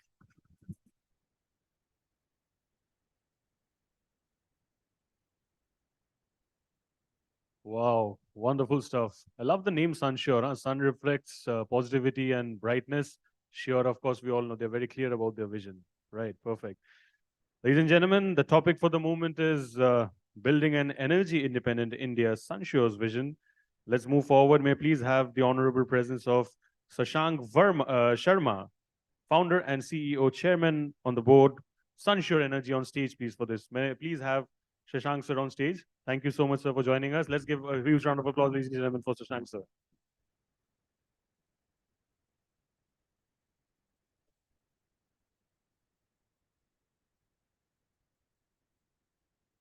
Good afternoon, everyone. He's handed over the baton to me at 12:01. So good afternoon. It is my absolute honor and privilege to be speaking at this sustainability summit and to this esteemed gathering today. We've done an brief introduction about the company, so let me just do a brief introduction about myself. I'm Shashank Sharma. I'm the founder, chairman, CEO of Sunshore Energy, a company that we are building brick by brick with a belief that one day we will be the most valuable and the largest energy company in the country. Currently, we are in the first leg of our energy journey, which is centered around industrial decarbonization. And as you saw, we are backed by Partners Group with a $400 million equity investment to take this mission forward. Do you have a... So let's just come back to the topic of the talk, our vision for an energy independent India. So let me just show you a picture. And I just want all of you to look at this, take 5 seconds, and just write down whatever comes to your mind first.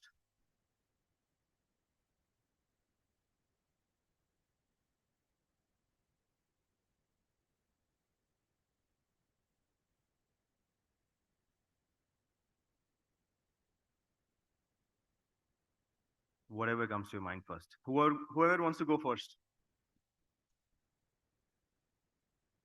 Energy consumption. Anyone else? Development. Waste.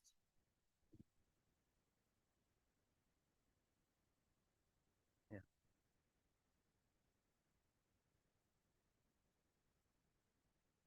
Correct. You know, for us at Sunshore, when we look at this picture, we imagine the India of 2035, right? That is how India is going to be. That is how our mega cities are going to be. And, you know, our nation in 2035 is going to be a global superpower, the third largest economy in the world by a considerable margin. We'll be a $10 trillion economy then, right? And we'll have the largest workforce. We'll not only be the office of the world, we'll also be the factory of the world, right? So it'll be a very different India that we see today, right? And the euphoria around India is so intense, you know, it's so intense these days that I was going through a report by Morgan Stanley, which said, titled, "Why This is India's Decade," right? The report said the world is rallying behind India to lead the global growth. India is going to be the fastest growing economy for the next decade. Will add 20% of the world's GDP over the next decade in a world which is starved of growth, right? And if you look at the MNC indicator of Morgan Stanley, which basically reads the reports of all these multinational companies and funds, they're talking about India very heavily, right? And it just suggests that the India sentiment is at an all-time high, right? But the question is, how do we build it, right? How do we build it? The transition from where we stand today, to this, right, is not going to be easy. India has to succeed in its development path, right? If it has to be a global superpower, and if being the operative word here, right? If being the operative word. And, if India reaches here, it will be a unique country. Being a democracy, to attain this in such a short span, it will be a unique country, right? And among a lot of other things that India has to do to reach where we have to reach, we have to do a lot of stuff: building physical infrastructure, building roads, ports, airports, power plants, mega cities. A lot of it has to be done. In fact, it is said that 70% of the India's infrastructure in 2030 has not been built so far, right? So what we are essentially saying is, we will build more infrastructure in the next 7 years than we have done in the last 75 years, right? That's a lot of infrastructure to be built, right? Along with this, we'll be building social infrastructure, which, of course, schools, hospitals, colleges, digital infrastructure. But everything, and of course, the before the first session that we had is around building mega cities, big cities, sustainable cities, industrial hubs. There'll be a lot of investments which will come in India: Teslas, Apples, Foxconns. It'll be a different place, But none of what I just spoke about is going to be possible without energy, right? Energy is key to economic development. It is the backbone of our economy, and very, very fundamental to us becoming a global superpower, right? And it wouldn't be incorrect to say that when we talk about an Atmanirbhar Bharat, it wouldn't be incorrect to say that without energy independence, there will be no Atmanirbhar Bharat, right? So it's that importance, and that is the cause. That is one cause that drives all of us at Sunshore each day to come to work and take India forward, which is how do we make India energy independent, right? And just to give people in the room an idea of how important this is, let me just jog your memory to the 1980s, right? 1980s, we all know that India wasn't doing well economically. We had balance of payments crisis, and the economy was not so liberalized. And then Iraq decided to invade Kuwait in 90s, and we had the Gulf War. Oil prices suddenly went up, and we did not have money to pay our import bills, right? We couldn't import oil, and India would have come to a standstill if IMF would not have helped us. And we had to go to IMF, and I hate to say this, with a bowl in our hand, to help us in that situation. And to us, it is the biggest scar on our soul in the last 75 years, having to go to an institution begging for help, right? And that is why we need to make India energy independent, which is not dependent on vagaries of the world and can power its growth on its own, right? But what exactly is the idea of energy independence? We all know that every country has its own story, right? Every country has its own story on development. The Western development model has been very different. It did not care about the generations to come. It did not care about the future too much. It was built on the back of oil and gas. Now, India's story is different, right? And the underlying assumption here, that we have here, is that unlike the Western world, where the consumption has sort of flattened out, the energy consumption is not going to rise too much. India has a very different story. For next 3 decades, our energy consumption is going to rise massively, right? So our story has to be very different. Our story has to be, we have to cater to this demand, and it has to be sustainable. So when we talk about energy independence, there are 4 broad themes that we believe at Sunshore are very important, which is the first being energy access, which is about making energy available to people, and it's a sign of prosperity. The second being the energy transition and decarbonization, We are a signatory to the Paris Accord and have certain targets set for us. Third being sustainable development, not committing the mistakes that people have in the past. And, there is sometimes, there's this thing called the last mover advantage, which we have, right? Whatever mistakes that the West has done, we don't have to repeat them, and we have to develop sustainably. And fourth one being cost-effective technology adoption manufacturing. There is a certain level of manufacturing that we have to do in India to be really energy independent. I'm going to speak about it. And these are all intertwined themes. You cannot differentiate, or you cannot look at them separately. So let me just as I said, the assumption is that unlike the West, our consumption is going to increase year on year for the next 2-3 decades, right? And just to give you a sense of where we stand today, the average Indian today consumes about 800 watts of energy, and I'm not including food here, because food is separate. So average Indian consumes about 800 watts of energy. It includes whatever air conditioning, commute, everything that we do, right? Just to give you an extent of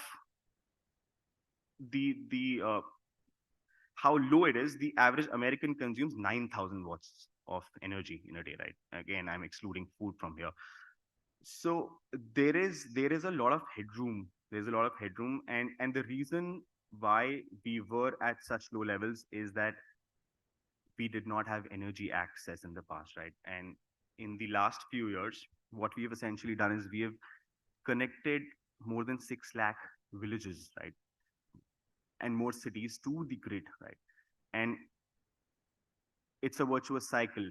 When you give people energy access, it increases consumption. It increases consumption, it leads to more growth, and it's a virtuous cycle, right? And that's what is happening in India today, right? And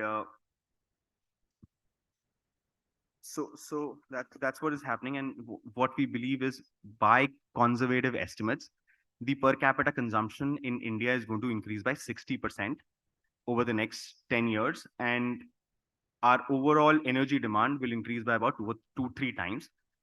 And this 60% increase in per capita consumption is going to be, 2/3 of this is going to be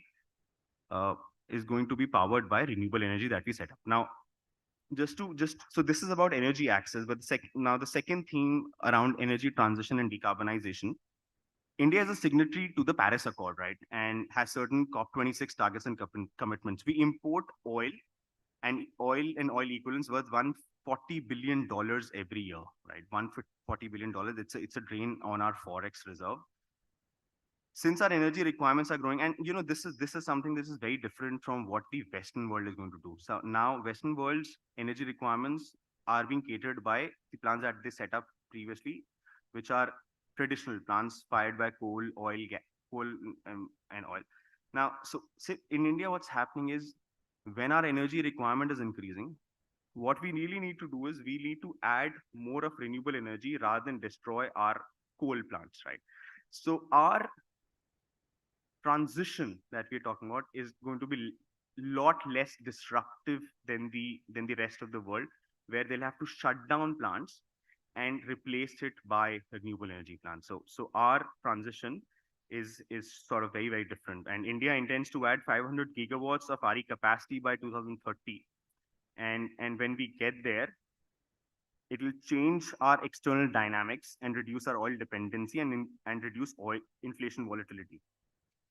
There's one thing that we need that is very unique about India.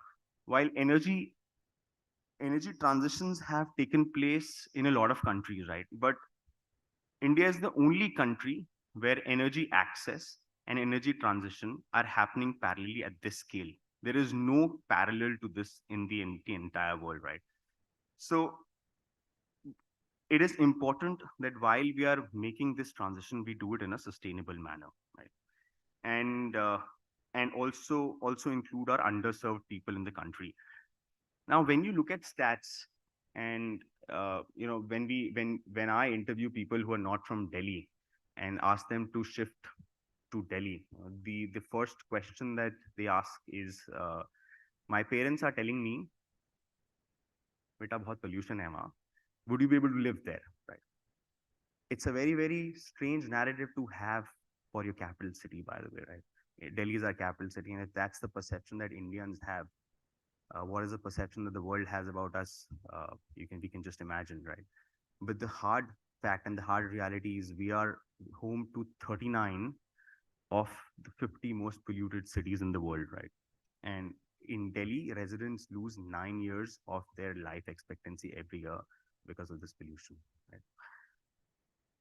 So this energy transition that I just spoke about, that has to be a reality in India's energy independence, right? And while we have achieved 100% rural electrification, I don't think we are supplying power to our villages enough, right? The schools, villages are not being catered to, and 90% of the power is being used by the mega cities, industries, and the transport hubs that we have, right? And we are leaving them behind. And there is a very interesting thing that we have at Sunshaw. When we say we are responsible for people's dreams, right? We are responsible for people's dreams. So what we actually do is we set up large scale renewable energy plants for large corporates, right? And we set up those plants in far-flung areas of UP, Maharashtra, Rajasthan, places like Banda, Balia, where kids, some of the kids can't even afford a pair of clothes in winters, right? Those are that poor. And it's a humbling experience whenever we go there, right? So although these plants are set up there, the power that we sell to our customers is actually an accounting exercise. The power is actually being used in those places, right? It's not actually that the power is being transmitted to these large corporates that we sign up for. And that that is increasing the energy access of these underserved masses. And that's why the decentralized and democratization of the power sector in India is extremely important. Last but not the least is the low-cost technology. We are extremely dependent on the external world for the equipments and technology that we are using today, right? We read in the headlines, we read in the newspapers that India's tariffs have gone down, India's renewable energy tariffs have gone down, and probably we're the cheapest solar power energy producer in the world. But I don't think anyone feels satisfied when we sort of evaluate the situation that all these modules and all this technology is coming from China, right? And we cannot be energy independent till the time we start producing and this technology here.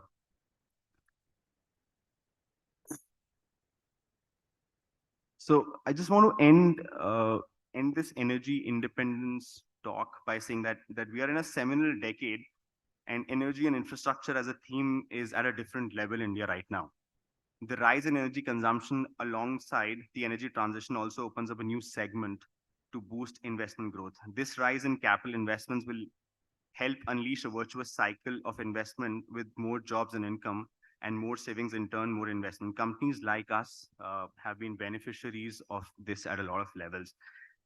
Just to give you an idea about Sunshaw, we are actually the youngest company in the energy sector in the country, with an average age of less than 35, to have raised this sort of capital, which is $400 million from a private equity, right?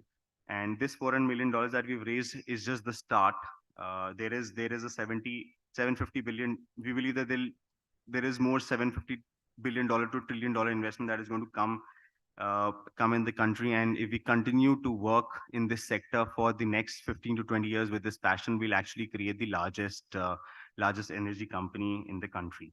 Our Prime Minister has said that we have to become energy independent by 2047, right? Which is the 100th year of independence, and hopefully we all will do our bit to make India energy independent. Thank you, and Jai Hind.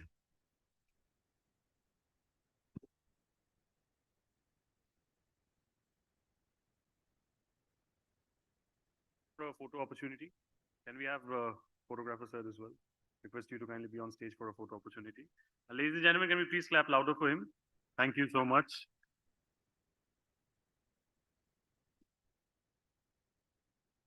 Thank you, sir.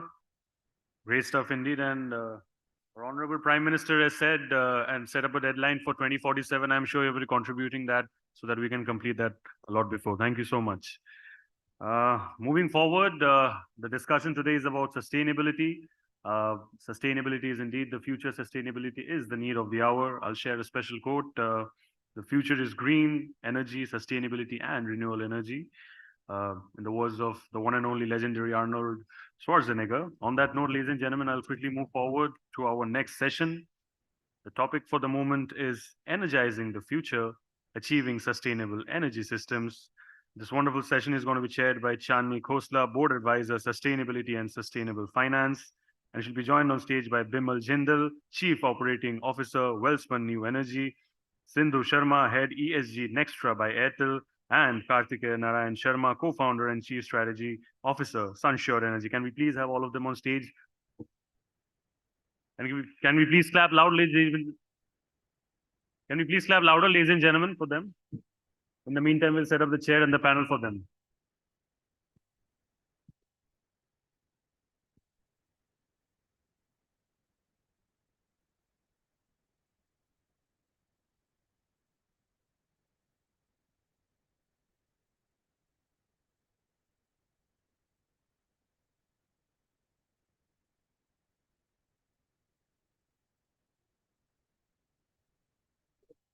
Sir and ma'am, you can proceed towards the stage.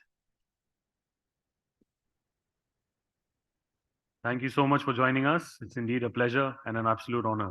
Thank you.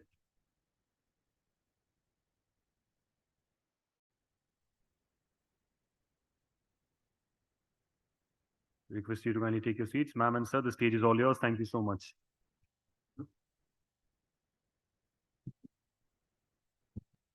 I hope I'm audible.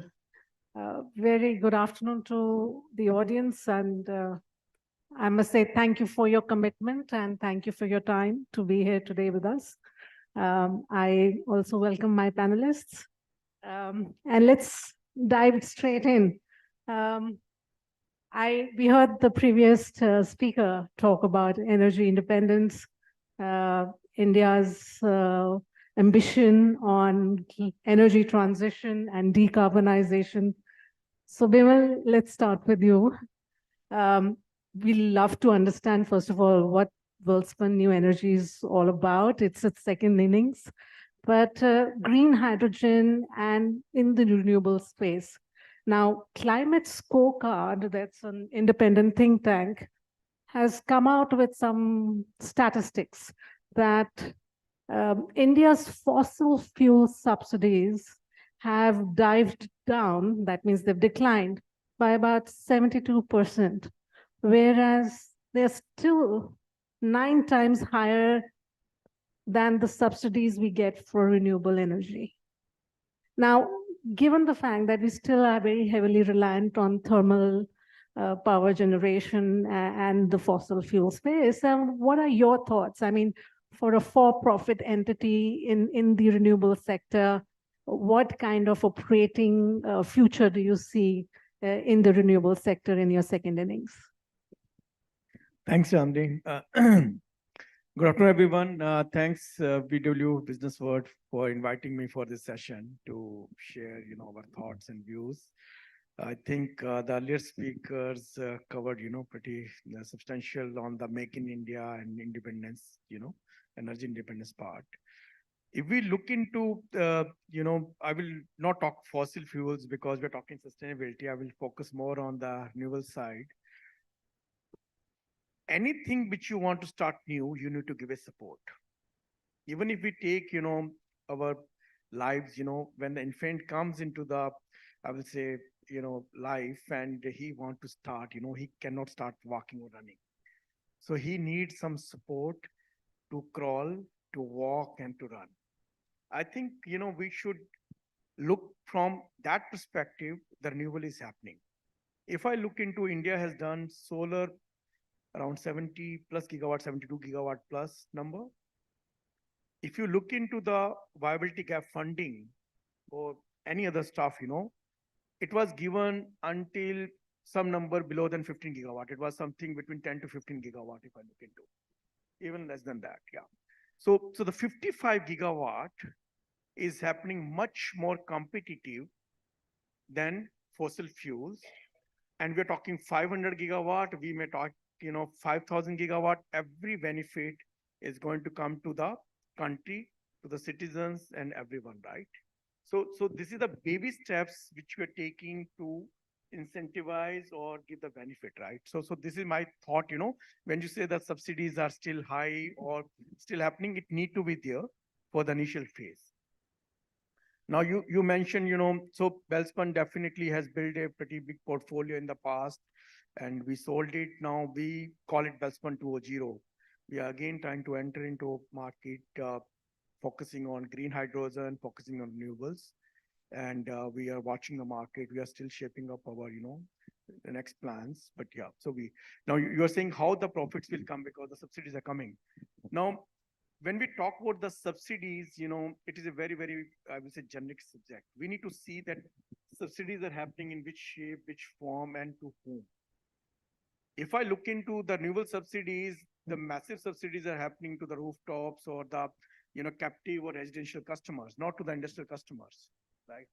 And they're the major chunk of the, consumers, or I will say the powerhouses who will, using the power at the much bigger numbers. Now, when we call profitability, it has a, again, very general term. So it's like, someone can be happy with, one chapati or one bread and another one wants 4 breads, right? So again, I think in the given circumstances, if we compare fossil fuels, if you look into the grid tariffs, they are varying between, 8 rupees to 12 rupees, depending upon the area, location, and the way you want to use. But if you can go to the renewables, every industry is trying to, while working on sustainable environment, they're trying to save money and they're trying to bring their bottom line also up. It was definitely previously, if you look into, it was always focused more on the sustainable part. Now, the sustainability is giving us, profitability also.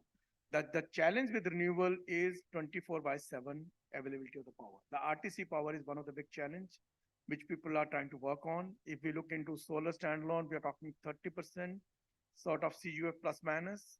If we talk about wind, we are talking about 35 to 45% depending on the locations. If we combine hybrid, we are talking about 60 to 75% number, depending on the location. Now, after that, the storage solutions are still not competitive. That's one of the massive challenge. And that's where people are trying to focus on hydrogen. Now, hydrogen, again, can help to bring that net zero part. The reason, hydrogen is a very diversified molecule. It can use as a feedstock. It can use as a fuel. It can use as a storage. So if I look into practically today, this seems the best molecule. Tomorrow we may have something new coming up, right? So we don't know. The hydrogen was there since ages. I think the commercial things were not working out, but the way people are focusing, the way I look into the journeys from $5, you can say $4 to $6, the people put the number, to going to $1.5, $2. But if you look into the solar, we talk about 18 rupees becoming 2 rupees, 2.5 rupees now. So the journey was 10x. Now here we are talking only 50% journey. So in nutshell, I think that the things are going in the right direction. And India don't have the fossil fuels. I heard the previous panelists saying that energy independence. The energy independence will come from the renewable sources for India. We have abundance of wasteland. We have a good solar irrigation. We have a good wind resources. Just the high wind sites are gone, and then we have a plenty of water. We are a coastal country on 3 sides. So we have everything for hydrogen, solar, wind, and we can use pump storage also. So that's my view that, it is going to be competitive and definitely it's making sense. That's why many of the corporates are going in the CIN segment. Thank you. Very well articulated. Thank you, Bimal. Moving ahead, next Shah. Am I pronouncing this correctly? Nextra Data Limited is a subsidiary of Bharti Airtel. And I think last month you came out with your inaugural sustainability report for financial year 2023. Now, I love the tag. It's responsible by choice and sustainable by design. Is that correct? Absolutely, absolutely. So my next question to you, Sindhu, is that Nextra has achieved 58% increase in renewable energy. Phenomenal. Congratulations. Thank you. And you have aimed to become a net zero company, a net zero emissions by 2031. Absolutely. That's a wonderful target. Now, as a buyer on this panel, I would love to understand what motivated you to this shift to renewable energy. Was it the cost of capital? Was it the policy initiative? Or was it an investor pressure? And if I may also mention the second question I have for you, it's what are the success factors behind achieving energy transition? I mean, in your experience in this last 1 year. Over to you. Sure, thank you. Wow. So let me give you the background first. So Nestra, the data center arm for Bharti Airtel, so that you will get an idea the quantum which we are discussing here. We are consuming around 200 megawatt round the clock power, and we are aiming around 600 megawatt in next 3 to 4 years. And that, with considering all this, we are saying that we'll be net zero by 2030. So considering all those things and aiming net zero by 2030, is a tough call. But we have publicly announced that first. Second, with respect to renewable energy consumption and all that, we have started this journey a few years back. I would say 4 or 5 years back, when we signed the first corporate power purchase agreement. And thereafter, we have collaborated with more than, I would say, 7 or 8 companies. We have formed more than 11 to 12 SPVs, and we have signed long-term contracts. So we are not just saying that, okay, I need power for 2 years. I need commitment for 15, 20 years. So this is how we have started. Another point which I really want to make, that we have an RTC load, around the clock load. And to meet that round the clock consumption, we need all sort of sources. We need power from solar, we need wind, and we need storage also, although there is no such progress in the storage piece, and the pump storage which we see that which will come in next few years. Considering all that and the interstate option which we have now, so our target is to have maximum actual replacement. So we are not relying on the offset.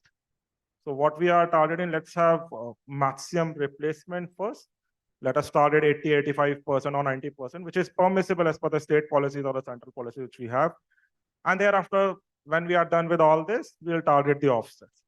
So this is the, I would say, the journey which we have started. Second question with respect to why we are doing this and what, who is forcing us to do this.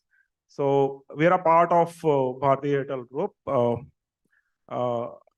We started this journey long, around 10 years back. We started investing in small projects. But Nestra being an B2B arm, we also have an external investor onboarded a few years back. Definitely, we are getting a push from the investor, but at the same time, it's our responsibility when we have investors like Carlyle and other global investors to meet their expectations. Second, we are also serving to all major, I would say, hyperscale clients, IT, ITS, and BFSI clients. They have their own target. So it's a chain. If you will not fulfill your piece, they will not be able to achieve their target. So it's a chain. So we are helping them out to reach their target, as well as we are adopting our targets to reach our ambition. So that's the whole story. It's not just investor clients, it's the holistic approach.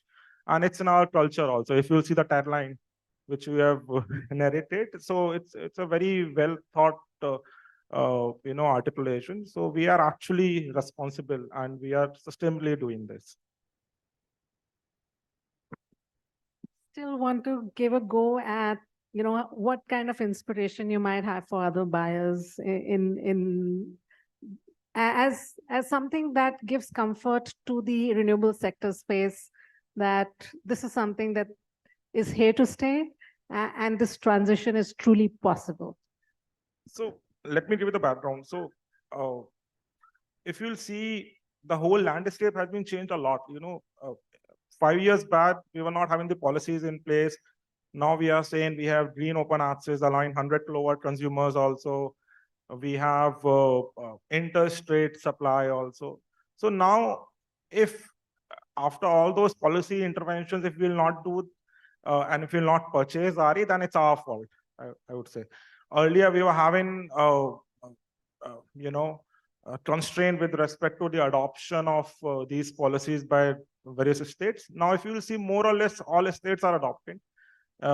They are encouraging, and on ground, people are purchasing the RE power.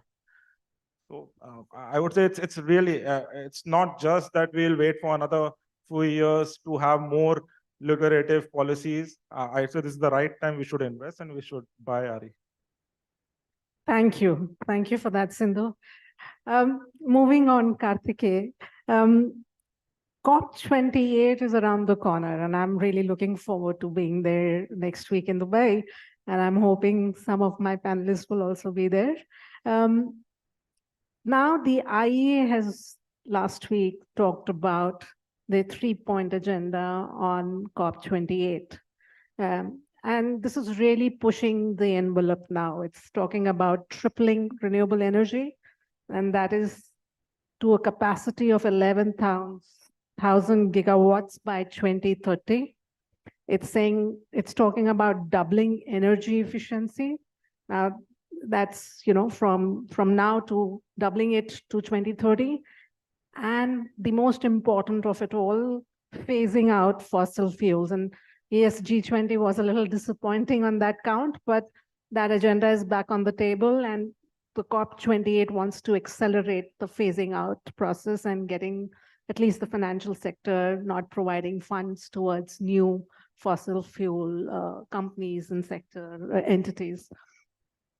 Now, while India has targeted about 50% installed power capacity in the renewable sector, non-fossil fuel sources by 2030, thermal power continues to remain mainstream.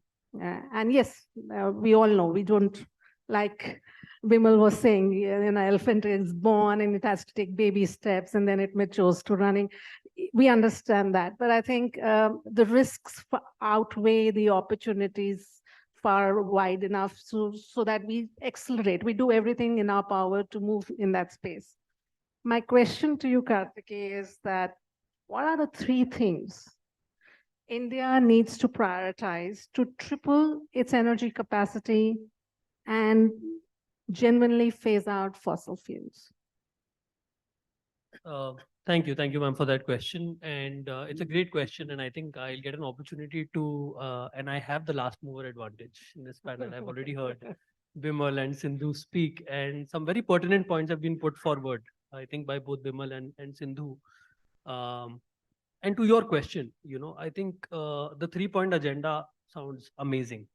And I'm sure that it would do all of us a world of good, literally, if the world leaders can get behind these 3 things seriously, which has been, a little bit of a problem in the past. And I hope that at some day we can get around that. But I think as business leaders, a lot of power rests in our hands, right? Just like Sindhu also said that, if you get the opportunity, and I've seen that even in the last panel that was being discussed, right? If you've got an opportunity, you've got the means, if you're not acting on that right thing, then it is really not a great thing to be doing as a leader. And I think as consumers, as business leaders, we do have power. Even if the world leaders don't really go out and create the right kind of environment for these 3 things to be achieved, I think as individuals and as companies, organizations, if we can swear that, all right, this is the general direction in which we have to lead ourselves, our families, our companies, our communities, then I think we can definitely get there. It's a noble pursuit. what I feel are the top three things to achieve, triple the amount of renewable energy, doubling the energy efficiency, and phasing out fossil fuels. I would start with saying that number one, for India, renewable energy today is it's the only energy that makes sense for industries. And let me break down the problem for you. In India, 55%, approximately 55% of the energy, overall energy, is consumed by commercial and industrial customers who are also paying anywhere from 8 rupees per unit to maybe 12, 13 rupees per unit, depending on where you are and who you are. Renewable energy, whether you're buying it from solar, from wind, whether you're buying it from within your state, you're buying it over the interstate network, is going to land to you at not more than 5 rupees per unit, maybe 6 rupees per unit, right? But not beyond that in most states. So there's a clear economic benefit. A lot of finance has been mobilized. You heard Shashank, we ourselves have raised $400 million, right? And I think billions of dollars have already been mobilized in equity capital. Debt markets are not far behind. That is, chasing that equity now at this point. And, just the fact that companies like Welspun are now going out and chasing hydrogen, which is like a 50 to 100 times bigger investment as compared to a solar power plant, means that, we've got the capital, we've got the intent, we've got the capability, that energy is cheaper. It's simply a matter of when people take that decision. Folks like Nextra, I know I've dealt with in the past that, there are certain companies who are leaders in this regard, and they've gone out, they've taken those decisions, and they are reaping the benefits. So number one, I would say that renewable energy adoption for industries, which is more than half the problem, and also for consumers, needs to become easier. The primary constraint in that is regulatory and policy related complications, because power being a concurrent matter, you have certain direction and policies at the center level, but each state has to come out and kind of endorse that in its own way. And you see a lot of movement there, and that is why, just for people who are not from the power industry in this room, only 6 or 7 states today in India out of the 26 states have good policies for buying renewable energy, whereas all the 26 states can benefit from that if they move in that direction. So that would be number one.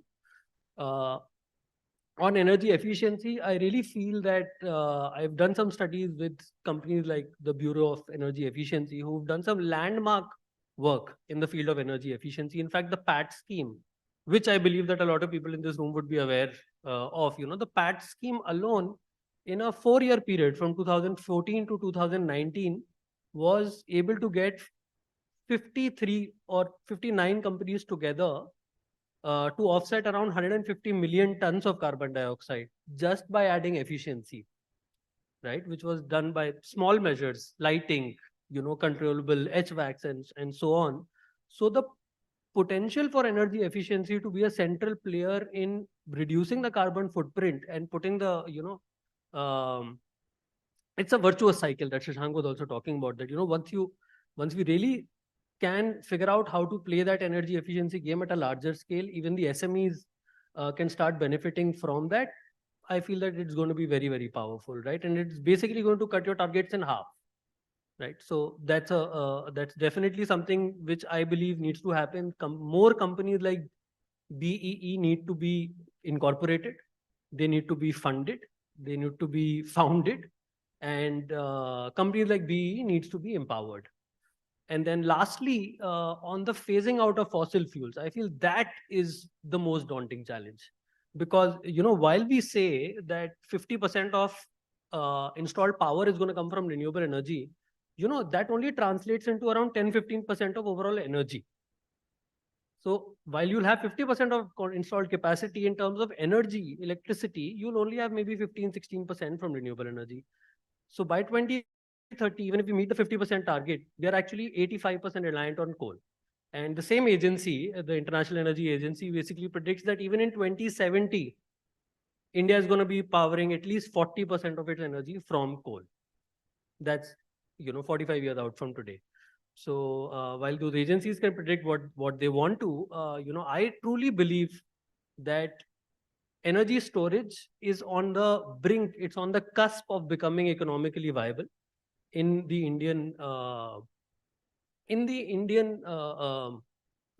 context, right? It's already, I think billions of dollars have been mobilized in energy storage in the US, in Australia, in Europe, right? But India is some unique challenges that we are trying to negotiate, and we are going to get through them. And I was just telling you that fun fact, right? So for people, non-power people in this room, what fascinates me most about the power industry is when you actually go out and flick on a bulb in a room, that power is actually generated at that moment. There is no storage on the grid. So when all of this power is being generated real time, so there are agencies who are, working day and night to predict how much power would be used, and then working backwards, making sure that that power can be generated and scheduled at that point of time. The moment energy storage becomes a player in this ecosystem, our lives are going to transform, the way, for example, the only way we know storage as a civilization today is on our handsets. So when we moved from computer screens to having a device in our pocket, the kind of change that we had then, I believe that energy storage can affect a change like that. And it's the only true vehicle through which we can actually phase out fossil fuels. And then by that time, I'm hoping that hydrogen also comes of age. And that is the trifecta, I believe: renewable energy friendly policy, energy storage innovation, along with an energy efficiency, and then becoming a leader in hydrogen technology. That will put us on that path. Thank you. Very well and succinctly put, Karthikeya. I hope everything that you've said comes true at the earliest, if I may say. Yeah. So we barely have about 5 minutes left. So can we all pick up our mics and do a little rapid fire question and just in one sentence, if we can kind of attack the issue at hand. I mean, we've talked about the potential, we talked about the opportunity set in the renewable sector space, and both from a producer and a buyer perspective. What do you think could be the key risk that could derail this whole movement towards renewable sector? And if you can answer that in one sentence quite quickly. So I will pick three: the right-of-way issues, evacuation infrastructure, and supply chain ecosystem. So if you'll see in last 4 years, 5 years, we have favorable policies in place, right? We need these policies for next 10 years, 15 years, if we really want that pie to grow. So uncertainty will create an issue. Yeah, I would concur with Sindhu. It's the regulatory environment which is the biggest risk through this transition. Bimal, do you want to kind of elaborate on your 3 points, because they went right zip over my head at least? Yeah, so I will start with the evacuation infrastructure. We are talking about a 300 gigawatt target by 2030, and if we need to do roughly, we are like 7 years. So we are talking about 20-25 gigawatts sort of installations every year. If the evacuation infrastructure is not available to evacuate that kind of power, leave the production, you cannot do it. While CA is working rigorously on this, I think we need to expedite if we want to hit that target. Today, most of the developers are struggling to get the CTU connectivity at the timeline which they want to commission the plants. The second challenge is right-of-way issues for acquiring the land, whether it's a solar wind project or the transmission lines. So that also is pretty big challenge, which is delaying the project. The project which you can do technically or practically in, let's say, 6 to 8 months or 10 months, it takes 2 years and sometimes 3 years, and sometimes you get stuck because of the few patches and the project get derailed also, right? And the third portion, when I say supply chain ecosystem, I'm not talking about modules or inverters. Everyone is focusing on that. Let's talk about the downstream when we talk about the transformers, combiner box, structures, everything, right?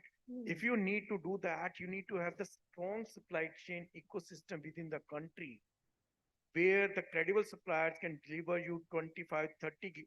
If you want 25 gigawatts, your capacity should be 40 gigawatts.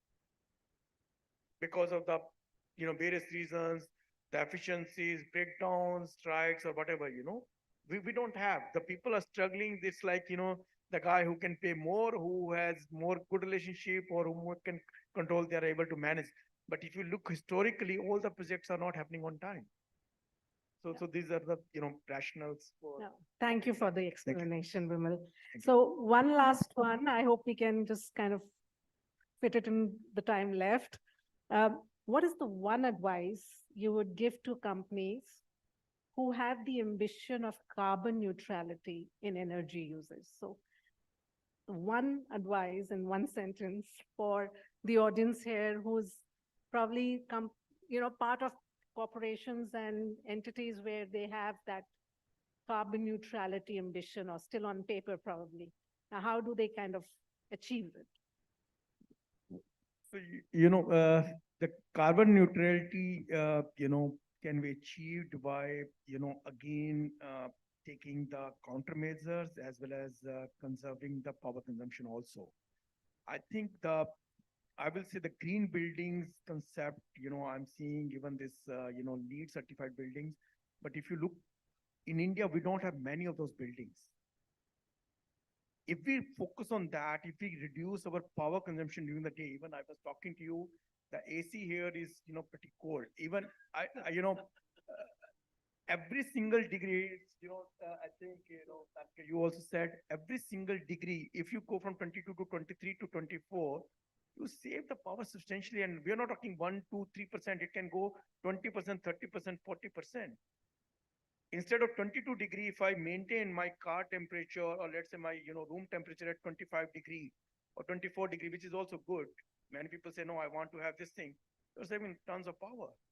You need not to produce that much, So if we bring that concept, that itself will, reduce the power consumption demand while here we work on other part. Yeah. So basically you're saying that people need to be more aware the way they are consuming the energy. There has to be a changed mindset. I'm as sorry, well. I'm taking one more minute. I was talking to one of the gentlemen who was the chief sustainability officer with one of the very big, multinational corporate. And he was talking to the founder, chairman, and very reputed person not in the country, outside. He said, we are debating the traditional HVAC guy said, I need to put that way. And he was going back to the history of India. If you look into our historical building, we don't have any air conditioning. We used to have water bodies. We designed based on the airflow on the season. And he said, let me do something different in the structure. He gave me very, innovative concept. We are talking at the midnight, sitting on something different. And he was telling me that, he put a water channel on the roof. And that helped him to reduce the power consumption by more than 20%. Now, and it's practically done in one of the very big company and they're trying to implement. But sometimes you need to become unconventional. You cannot go with the same ways to, hit the same targets. Yeah. Very well said. Thank you. Sindhu, do you have a word of advice for companies? So we need to have a proper plan in place. It's not just about. So RE is a part of supply side. We need to have the demand side in place, right amount of initiatives for energy efficiency, so that at least will cut down your emission. Small initiatives which are for that you need very less amount of time and investment. You need to first target those. Then you should also work on the new technologies. Let's talk about us. We are the first data center company having fuel cell system deployed at one of our data centers. And that fuel cell technology is also hydrogen ready. Tomorrow, guys like you and you will make this economical. We'll definitely adopt those, hydrogen also. So thank you, Sindhu. Yeah. We only have time for that much. Karthikeya, your last one piece of advice. My advice to large consumers of power in this room would be to go after your net zero goals, because really go after them, because in this decade, that might be the most important goal that you're going to nail down. So really very well said. Thank you so much. Thank you to the panelists, and thank you for being such a patient audience. Thank you so much, ma'am. Thank you so much, sir. Let's clap louder, ladies and gentlemen. I believe that was generally a fascinating session. Request you all to kindly stay back for a photo opportunity. And I guess I was perhaps the only one that who was feeling cold. Thank you so much for resonating with my feelings. So even I feel it's very cold over here.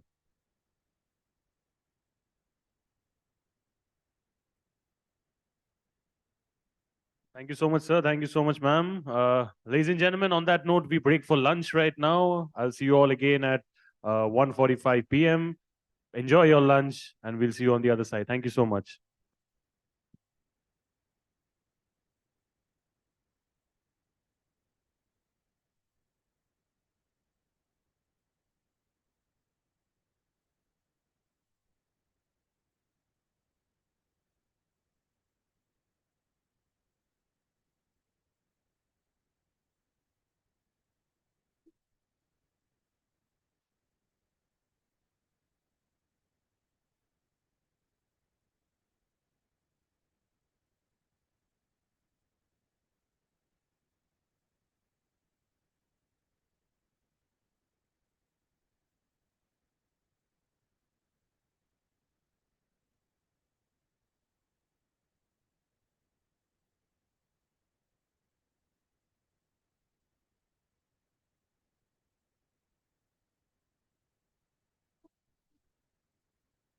Fantasy.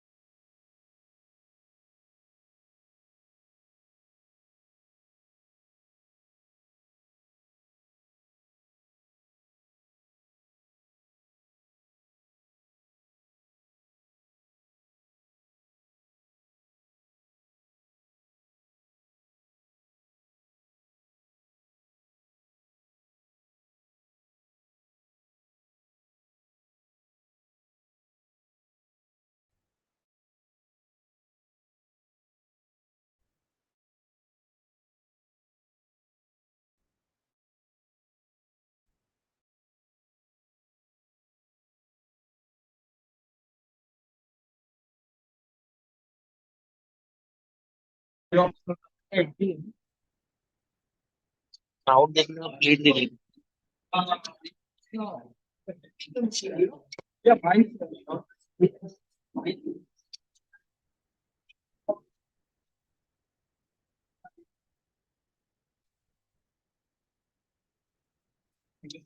get outside.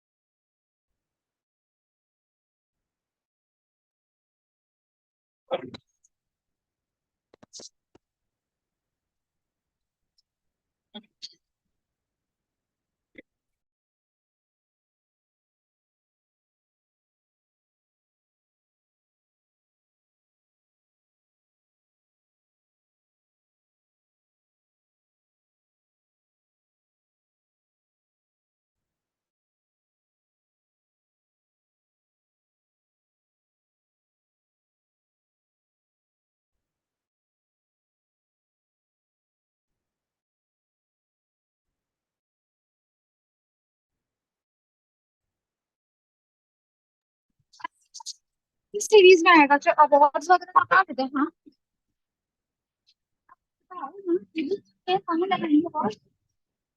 Award वहां लगा पर video तो चाहिए ना उसको set करने के लिए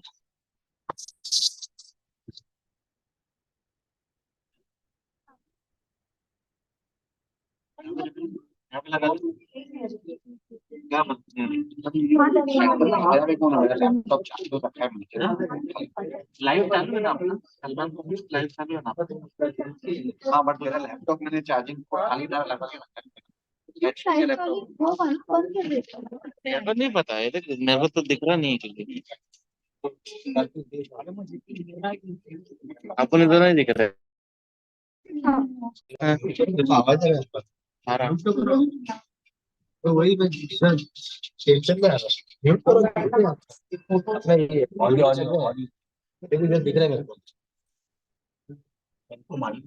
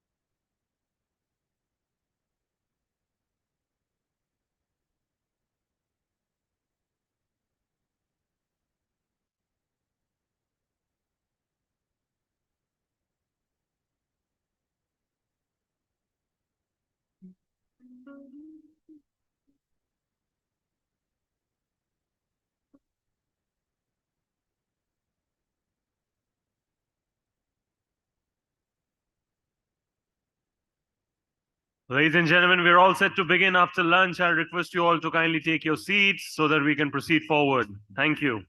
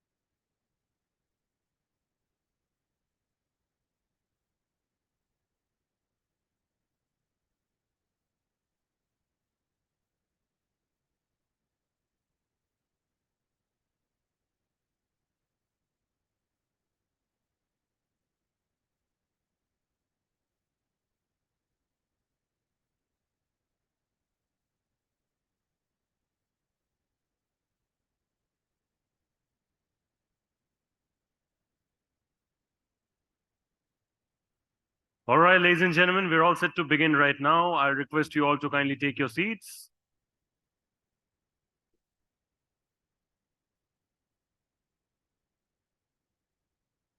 Request you all to kindly take your seats. We're all set to begin with the second half of this wonderful day.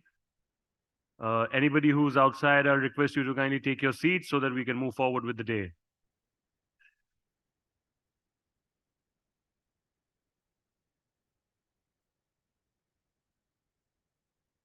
Request you all to kindly settle down. so that we can move forward.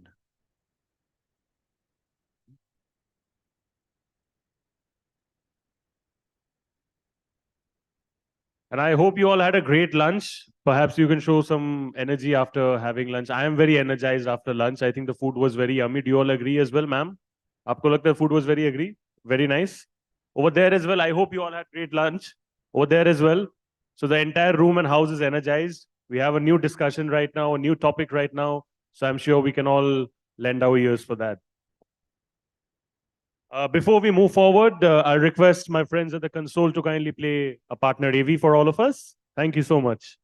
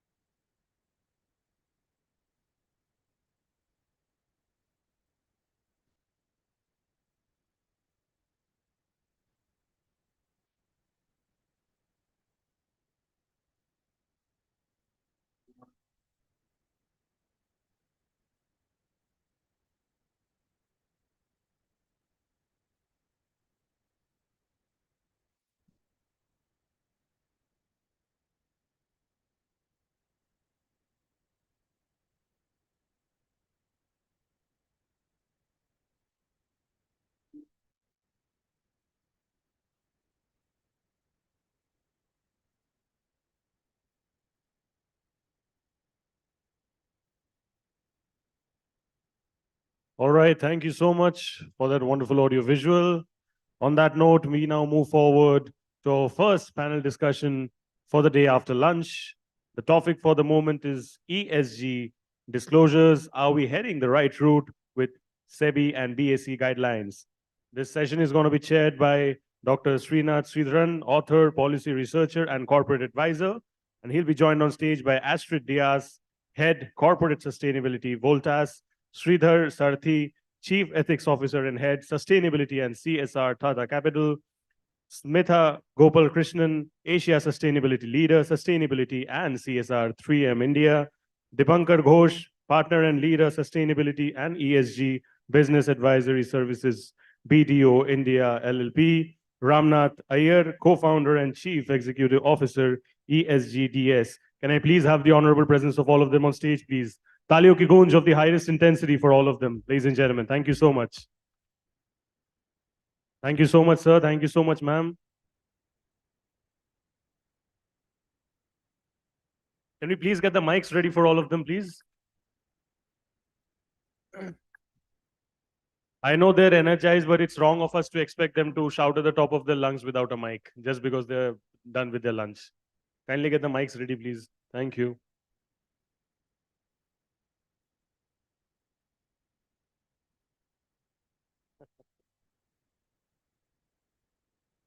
All right, all smiles, all charged up, just exactly how we want after lunch. Thank you so much. The stage is all yours. Hi, good afternoon. I thought sustainability was a tougher one, but getting people after lunch seems far tougher than sustainability. I have an interesting topic. Are we heading the right route? I don't know whether somebody in right mind will actually admit that we are not in the right route. So let me be provocative to an extent, and so that the idea of this panel is to ask some of the elephant in the room questions, not just say everything is right and we are all green and clean. That's not the intent at all. While of course, my panelists will also, they bring in very multifaceted experience, whether it's an Indian corporate or an Indian multinational or a multinational in India or an advisory business or a data business. The intent is this. We have regulations like BRSR.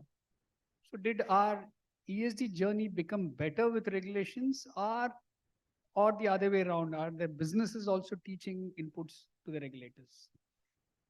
Or is it because simple business sense? The clients that you deal with, if you're an export house, if you're an exporter, you're dealing with exporters who are asking for better disclosures, better performance in your entire ESG journey.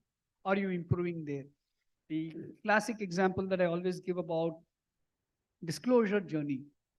If you look at the investors in India, the stock market investors vote for the cleanest industry till date for the last 15 years. It's been ITES.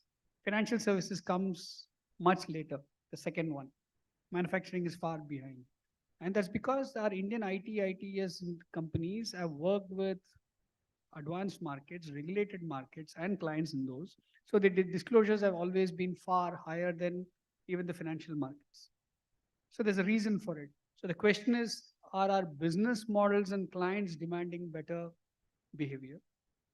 And of course, technology. We all keep talking about India as a leader in technology, as that helped in our entire ESG journey. But very importantly, it is not going to stop us from doing ESG shaming or ESG washing. Both of them continue and will probably continue for some more time. There are companies which look at ESG as a compliance tick mark. There are companies who are very altruistic and believe that their existence is about society building and nation building. So we'll have, I think, a range of both. And very importantly, the last 2 points are, is government doing enough?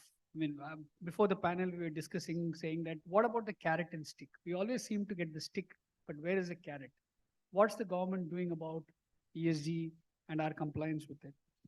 And last is, we all seem to be speaking about those 7,000 odd listed entities.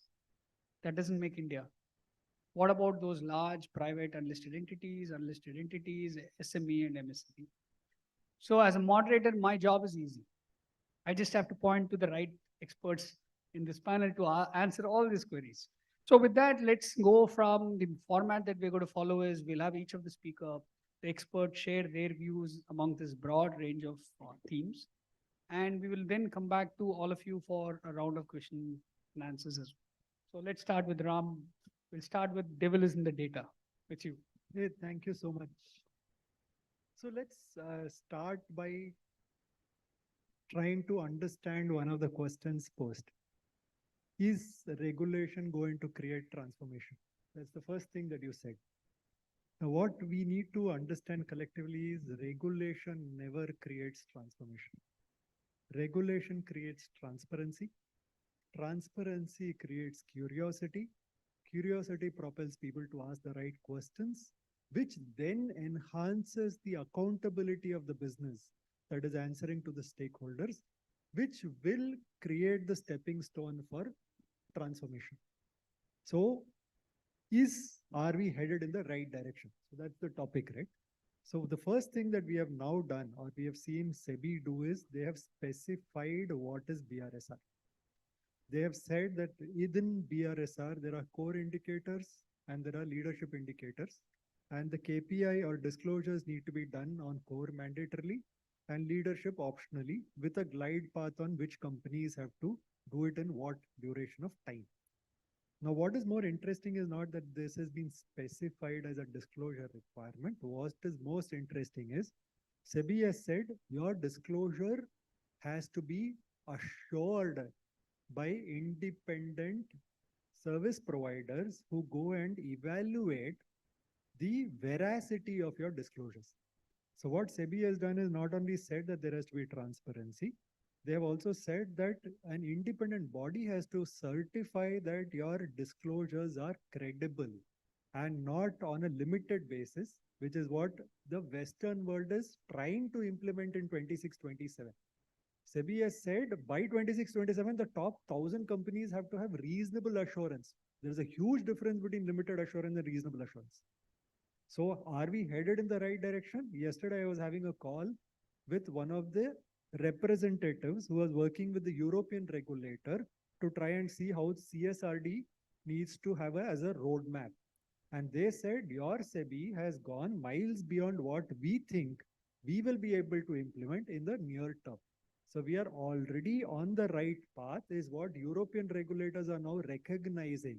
And they are sort of sitting up in surprise and saying, we didn't expect this as what regulator will do as action in India, especially given the maturity we have seen. Again, I'm not saying that they are not worn colored lenses. They are wearing colored lenses when they make the statement. The maturity of the Indian market. So are we on the right track for transformation? The answer is absolute yes. But the other point that our chair made is equally important. The other point our chair made is you are going to specify the disclosure roadmap through BRSR for the top 1,000 listed companies. India at the last count has more than 6 lakh private enterprises. What about them? Of those 6 lakh private enterprises, more than 3 lakh are active and disclose in ROC. Is there a roadmap? They are the pillars of the economy. What are we going to do about their sustainability? What about their disclosures? What about their ESG roadmap? So unless you really extend this to more than the listed companies, which is what BRSR and SEBI and BSE are likely to have as an ambit, it is only going to deal with a small set of the problem. The large set of the problem, if our economy engine is going to be the MSME and SMEs and the unlisted companies, we have nothing today that says that this is what the unlisted companies, SMEs and MSMEs need to do. Even if it is a large private corporate, there is nothing in terms of roadmap on their ESG disclosure or their communication on their ESG initiatives. Let me now hand it back to the chair. Thank you, Ram. I said I want to bring you in here. One of the points that Ram made is about the private and listed companies. So the challenge is all of you as experts of large corporates or advisory businesses, they're able to have experts like you. What about others who cannot have expertise as you? That's one part of it. The second part is even in your own journey, there's a huge learning curve. The cost and time of one compliance and cost and time of actually building up a new model. So share some of those challenges and issues that you have faced, and how is it relatable for others? Yeah, so in terms of your first question, when it comes to MSMEs or anyone who's having a small enterprise, we realize that they're not doing it on purpose. They really don't have those kind of resources to actually, for example, GHG emissions. So when we ask them, what are your GHG emissions? It gets very difficult for them first to understand that concept, to comprehend, and then go ahead and calculate all of that. So yes, there is that gap in resources, especially when it comes to all of these things, which then becomes a difficulty on their side to calculate and tell us all of these things. One is that. Second is because they're a small organization, or probably because of the bandwidth that they have, this concept is still new to them. It has started just, I think, since 2 or 3 years back. For a company like Voltas, I think we're still learning, we are still fumbling with a lot of things. So I can really imagine what must be happening on their side. What we're trying to do in small ways is help them in whatever way we can. Let it be training, let it be going onto their sites, let it be explaining why we're doing it, the concept and everything about it. So yes, there's a challenge, there is a difficulty, there are a little bit of solutions, but it's expensive and it's time consuming and there's a lot of efforts that you need to put in, right? In terms of our own journey, when it comes to reporting, I think SEBI has done a good job when it comes to the BRSR, because we saw a lag from BRR to BRSR, right? There was a lag there and kind of BRSR covered that up. So we've seen that. I think this is a good job. When we had our own internal conversations with people from the Ministry of Corporate Affairs, we also realized that their intent was, as we were talking about, is transparency. Talk what is actually happening. And it's okay if you say no, that we don't have these things. But it's very important for you to talk about these things. So internally, there are things that we still have to do, for example, like a life cycle assessment that we've not done, and we are planning to do it. So then that becomes like an agenda for us. If you're asking me if there is no BRSR, would you still report? My answer would still be yes, because we're part of the Tata Group and we have internal reporting structures.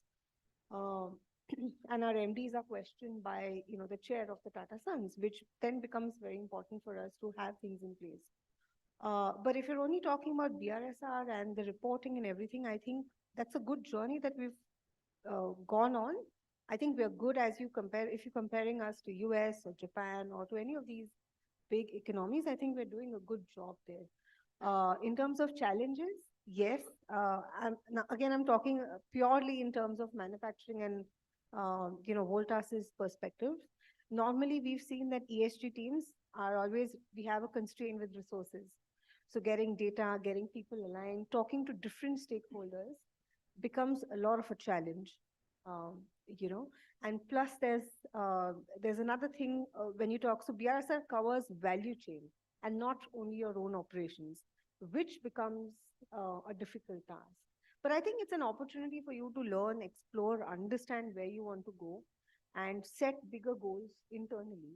So that's it's purely my take. I hope I've answered. Yeah, you have, but the advantage for Tata Group is it's almost altruistic by intent. So a lot of your resource being available, people being available, or let's say amenable for conversations is open.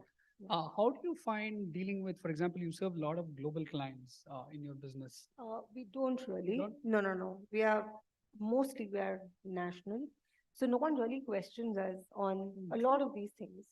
For And what example, about your vendors in terms of their disclosures and reporting or sharing data with you? so some of them, we've kind of got them onto the table to disclose. So we've picked up the ones that are high in revenue for us. So some of them have been disclosing, some are still facing challenges, but it's a journey. We have to take baby steps here. There are teething issues. So we'll have to go step by step, but it's a big task, to be honest. Yeah. And I think that's where we'll have consultants coming in and, doing their job of helping. We would need people who manage data. So I think that's the entire value chain now for us. So with that, let me come back to Dipankar. I mean, the advisors available, the consulting expertise available. I mean, in this entire ESG journey, the broad spectrum of clients that you serve, whether it is manufacturing or services, what are the 2, 3 key challenges apart from the mindset challenge that you have to deal with? And two, heart of heart, how honest are actually clients? And I'm using the word honest because we do green shaming, greenwashing very similarly. We want to sound nice in the media as stakeholders. How honest are people? Right. I think, what we have been seeing over the years is that, the ESG or sustainability performance as such has become increasingly more and more important for clients, for our clients. One is, of course, it brings in efficiency, it brings in resource conservation, it helps in optimizing the cost. And also, of course, it is a license to operate, social license to operate. But at the same time, it gives immense stakeholder confidence if you are able to demonstrate that you are performing well in terms of ESG and sustainability. And that is why this is directly linked with what we call the future proofing of the business. Now, in terms of disclosure, coming back to your question, people are doing truthfully, many companies, but at the same time, we are also seeing that increasing regulatory pressure sometimes becomes a bit detrimental. And that, if you are not really prepared, but some regulation is coming in where you have to disclose certain things where you are not ready. For instance, we just now heard about the supply chain related disclosure. I'm sure in this room, in a lot of corporates, people are there, all know that how our Indian companies, or for that matter, why India? Anywhere in the world, the supply chain disclosure, the readiness is in a not at that advanced stage. So there, what will happen if such kind of pressure suddenly come? Obviously, what will happen is, people will try to assimilate some data and try to publish them. In doing so, what will increasingly happen is that, not so true disclosures might come in. But at the same time, what is interesting is that these kind of regulations, we are seeing when we meet various kinds of companies and clients, see two kinds of things. One is those who just want to put a tick in the box. Okay, regulation is there, I have to meet it, so I have to put a tick in the box.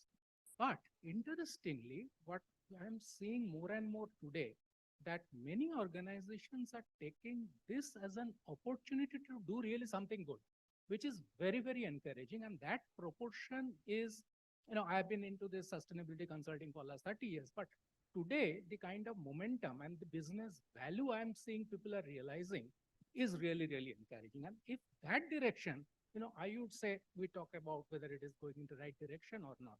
I would say these kind of regulations gives people a nudge to think in the right direction.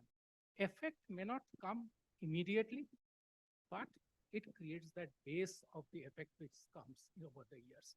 So that is what I think is the most positive side I am looking into once this type of regulations come. So I also see more conversations happen around sustainability. Sorry? More conversations, are they happening around sustainability? Yes.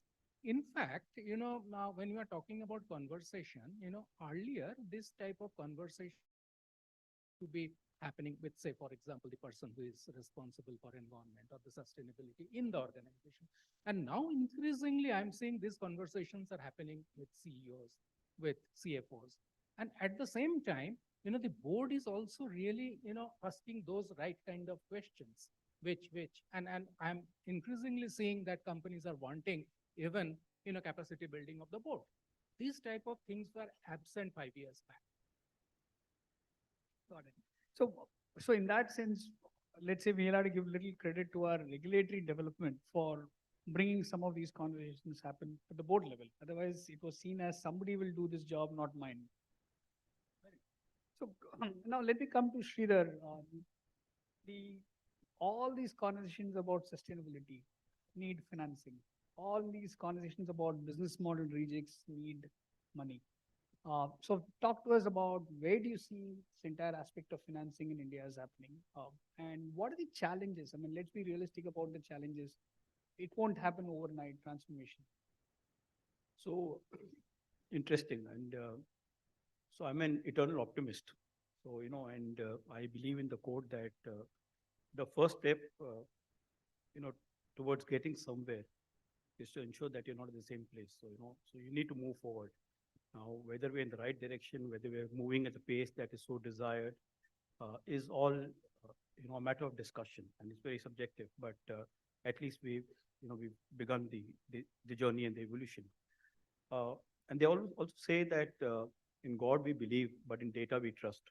So when you ask them the question about whether discussions are taking place, and more boardroom discussions are taking place, but at the same time, as Astrid mentioned, in terms of supply chain, etc., the readiness of the partners, etc., are not there. So those are challenges that are there. In terms of financing, I sincerely feel that it depends on what your purpose is. As a group which is a conglomerate, which Astrid is also a part of, more than 150 years. So for example, our purpose is to be a responsible financial partner, fulfilling India's aspirations. So when you look at nation building, when you look at the country at large, and also talking about responsibility, which means the lending that you do. So we can always take shelter in saying that I'm a finance company, and therefore I do not have to worry about emissions, etc., like a manufacturing or any other company. But that doesn't prevent us from doing what is good for the society or planet. And so therefore, lending responsibly is the key, and financing is key. So we have the advantage of a green finance company, a renewable energy company called Tata Cleantech Capital, which is in partnership with IFC. And we've had a lot of IFC performance standards, a lot of good practices from IFC that's applicable to us. And we've learned a lot from that journey, which means now what? So on one hand, you have renewable energy or infrastructure finance lending. Now you're getting into a corporate book. So what you don't do here, can you do it here? Of course, yes. But then as a responsible company, should you do it? Question that comes here. But then on the other hand, there's a growth story. You need to help fund not only your large corporates, but also SMEs, MSMEs, because the wheel has to continue. And that's where the responsible financing comes into aspect. So there is a strict standards. There are strict standards that we have, but also at the same time, we give them time to ensure that they meet the objectives of not only us, but the larger banking industry, the financial services. It's very important, you know, to say that, okay, for example, if you're in an industry, I'm just giving an example. If you're in an industry which is, you know, polluting at the moment, can they do it overnight? Not possible. But yes, do they have a plan for the next 3 to 5 years, you know, to slowly start the journey? We look at that aspect. And it's important for us, as I said, to keep supporting. We also have our internal challenges as a financing company. What is the challenge? For example, if we decide that we will not do those companies which are, say, harming the environment, then your book also will have a challenge in terms of growth, in terms of profitability, etc. So as a responsible financial partner, then we do take a call as to what we should do and what we should not. And I think that's where you look at the larger perspective rather than only profitability or the book growth, etc. You look at the country's interest at large, and that's where we stand for. But yes, financing will become a challenge in the next few years, but it's also an advantage. So there are two sides. There's also an advantage for those industries which actually, you know, have standards which are high and which also help in terms of, you know, lesser emissions, etc. So there are two sides of the coin. So, one the question is, in the entire net zero narrative that India has set itself, a group like Tata's are far more aggressive and ambitious in the net zero target. A lot of it is actually dependent on the monies available. I mean, corporates cannot transform and move from, let's say, brown assets to green assets overnight. Even if they have the wherewithal, they need the money. So where is that larger narrative? Where will India find its money? Because Tata Capital is far more altruistic and very, very serious player in this. But if you look at money, everybody wants profits, everybody wants return off capital than return on capital. So we are at a stage where money is kind of chasing, so you can't have short-term profit making in the conversion of green projects. So that, you know, as you rightly mentioned, we'll have to be a little bit patient. So it's a combination of several factors, including your culture, including, you know, your purpose and the intent. So let me assure you, money is not at, you know, is not the key challenge. The challenge is in terms of what you would like to do, the intent that is there, because money flows. So for example, if you're talking about the green finance that is available today, I don't think that's a challenge at all at the moment. Unlike a product where you sell and you get your money, the challenge in terms of money is also to recover. So the projects, it's not that the projects are not there. The projects are there. It's also about the entire, you know, viability of, and that's where the stress testing, etc., comes on climate risk, which is key.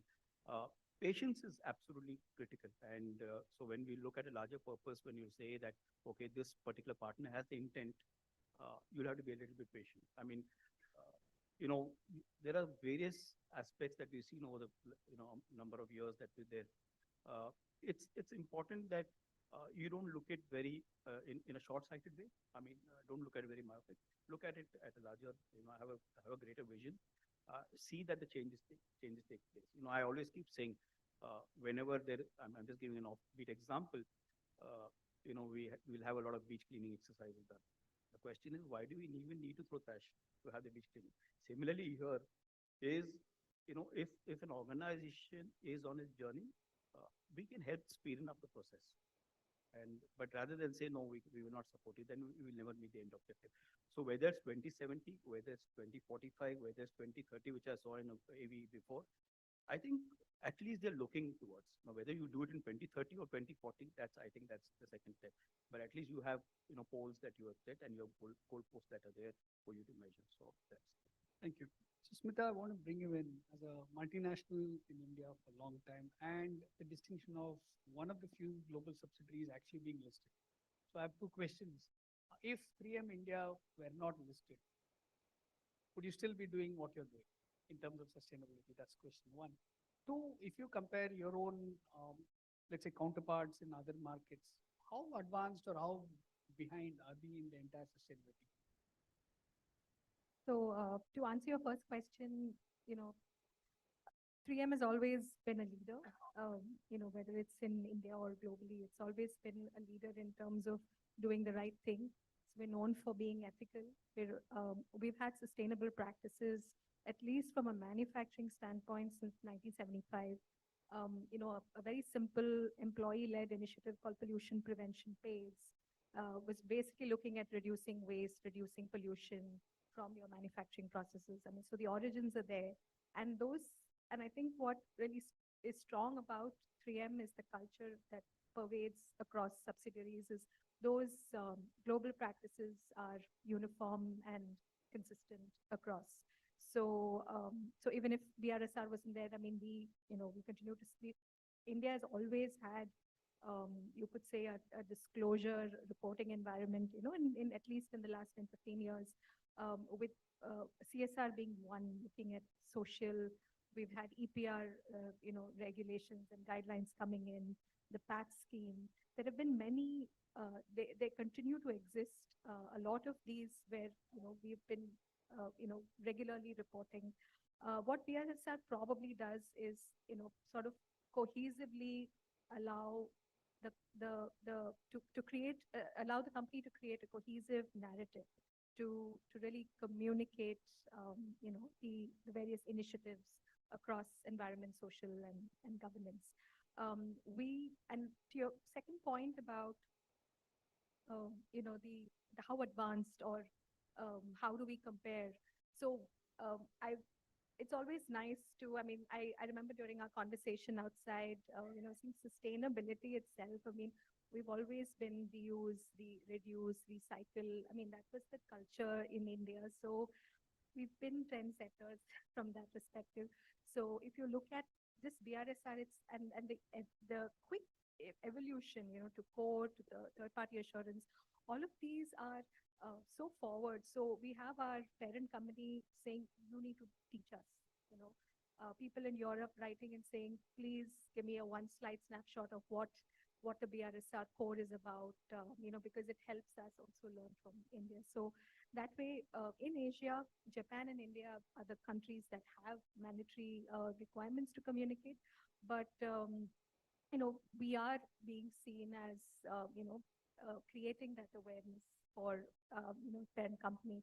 And, I think I also want to add something around, how all of this creates the transformation within the organization. So for reporting, before, I mean, it would always be pockets, so you had your EHS environment data was always, the custodian of that data would be the EHS team.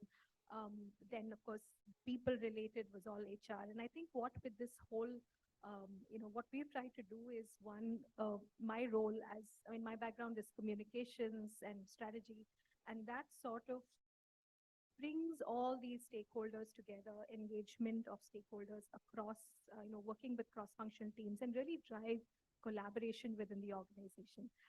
So which means it involves simple things like not just at a board level or a leadership team level, but have an ESG council, so to speak, with people who are actually reporting data. Because often what happens is, you provide data, but you don't see the big picture. And I think bringing these people who are, doing the data entry, helping them see the big picture, and that's really a communications job or, a strategy job, helping to sort of align teams with the overall strategy.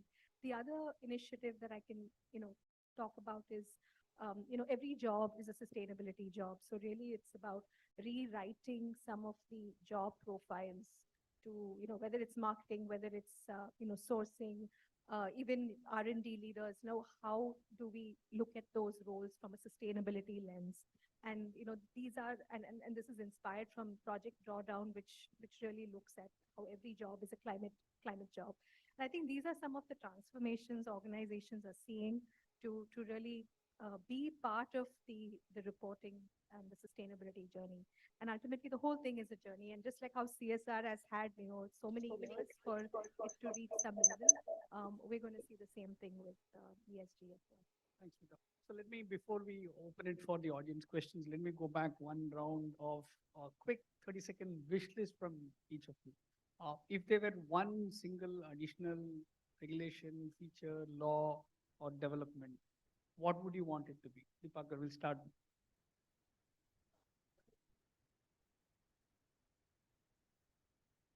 What is important is that we need to have our cost of borrowing reduce, we have as a country, we have got a natural unfair disadvantage that our cost of borrowing is always very high compared to the developed nation. And if you actually implement ESG or, internalize ESG or sustainability, obviously the return of investment has to be a little less. So unless and until cost of borrowing comes down, it will be very difficult and unfair disadvantage for us to internalize ESG. I think the key differentiator that's going to be there is companies which will march ahead in the next decade will be those companies which are consistently looking to raise the bar, not looking at mere compliance. Many of them are trying to be compliant now. I think raising expectations is going to create value, and which will ensure that stakeholder expectations also met from it. I think the part that I'd like to talk about is how we have to build ecosystems for this whole journey, and companies have we have that ability to create that ecosystem. So taking our partners along, I think if SEBI can sort of give guidelines on how do we really take them along, because otherwise it's like you have one end, you have the hammer coming from one end, which is being passed on, and then it's not really the way we should be marching towards our net zero journey. Yeah. Yeah, I think equal guidelines for all. I think that's really important, because you're saying just listed companies, and again BRSR, if you see, it's more or less towards the manufacturing sector. There are a lot of service industries that so what about them? So I think if you have guidelines throughout for whoever is there in your value chain, that helps, rather than just targeting one set of people. So I'm just wishing or hoping that happens, that change happens. And yeah, I think it's a good journey to be on. It's always good to do good, right? So I'm hoping for something like that to happen. Ram, before you go on data, doing good and being good, why is it so difficult? Is that my question, or is it wish list my question? It's a wish list question, not a personal one. Okay. So if you ask me what is the wish list, the value chain. Why is doing good, I'll come to later. So the SEBI has taken the first step. If RBI takes the next step, then this value chain issue will automatically disappear. The financing cost will automatically come down. So if you ask me what is my next item on the wish list, it is RBI to try and increase the banking system portfolio financed emission disclosure, which will then mean that all people who use the banking system, specifically if they borrow from the banking system, have to disclose to the banks they borrow to, which will create the value chain transparency that has come up so often. And also, if they are performing well in terms of their own disclosures to the banks, we can look at more competitive interest rates and so on, which creates an incentive system to increase compliance. Now, why is it difficult to do good and be good? The answer is doing good and being good so far has not been linked to profitability. The moment it somewhere translates into the bottom line in whatever manner, or at least there is a proxy. For example, carbon pricing, I don't know how many of you are familiar, but today it is not included in the way ROI is measured or it is reported. The moment these things come in, then automatically if you put a benefit of being good in some manner, then automatically there is a further, it serves as a catalyst to being good, and people naturally want to be good and do good. And that is why, if you ask me, that is one change that we should advocate.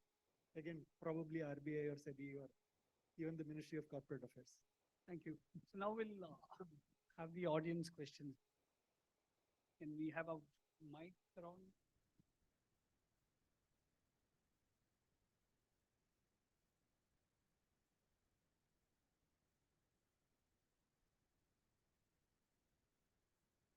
Hello, my name is Vishal Sanghvi, and I'm an innovator researcher into the sustainable economy using the new technology of IoT, nanotech, and there are many startups actually. They started to develop many new technology, which is really part of the ESG and using corporate. My question is about I have two questions. One is a small question, whether the BSE has the protocol to when company going on list, they should measure about what they do the in area of ESG actually. So they can start the company because I want to become an economist, then only I can create ecosystem. So my question about this, I want to know. Second thing, whether, there are many companies, like I want to become a, like I also incubate many startups within my company, which is. So, you will not be working for that, they're not reporting out. So, what is your advice whether Indian companies, startup or other companies, they have to, start producing the practicing merge with the already big companies, or else they can go for the overseas opportunity and they something create a success story over there. And then India actually, so that's, I want to know.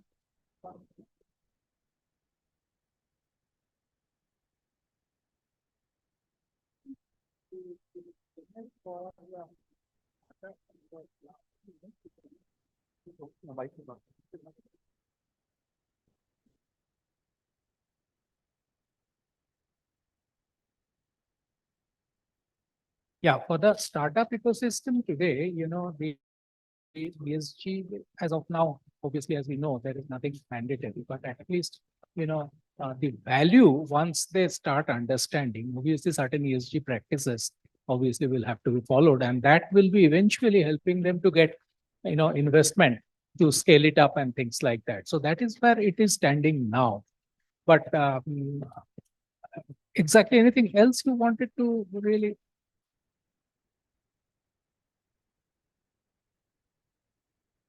The other one was about entities starting a entity which is in a friendly zone and then bringing them to India. Like, for example, Dubai is actually promoting startups in sustainability. Do you actually incubate a business there and then bring them to India? Or would you advise doing it in India? That's of course depends on the context and what kind of business they're incubating. I don't think there can be a clear cut yes or no answer to this, I guess.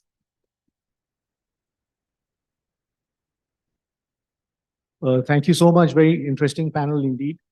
And really like the suggestion on, the RBI, reducing interest rate. I think what you mentioned, Ramnath, and also Dipankar, and I think that's a very good suggestion. My question is, you see, at a country level, the priorities that we have and the way, let us say, the BRSR and the SEBI guidance and so on and so forth, the way they've developed along the lines of GRI and, the standards that we, where is the convergence that you think that, the RBI governor would say, well, it has a direct linkage with the priorities of the country. So we have SDGs and so many other indicators.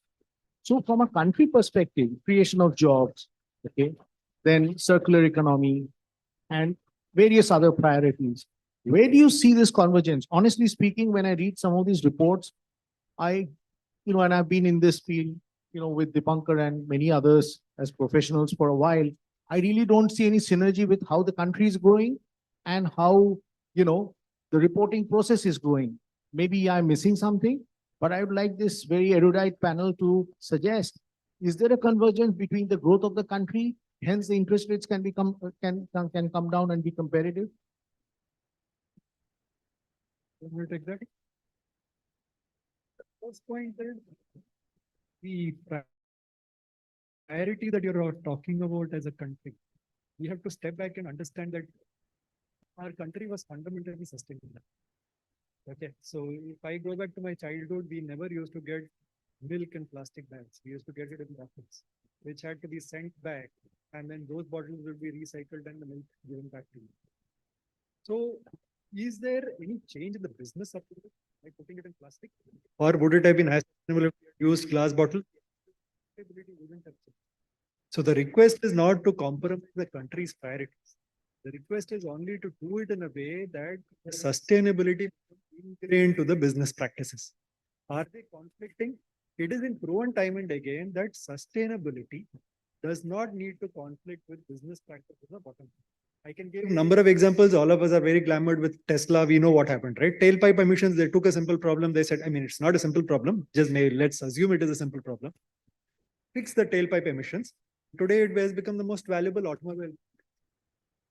If you are able to solve sustainability problems creatively, it gives you an alpha in terms of business opportunities, which others are not able to see monetize, and hence it sets the apart. So if you ask me fundamentally, does incorporating sustainability militate against the country's goals? The answer is no. Does it give you the glamour in the stock market? The answer is yes.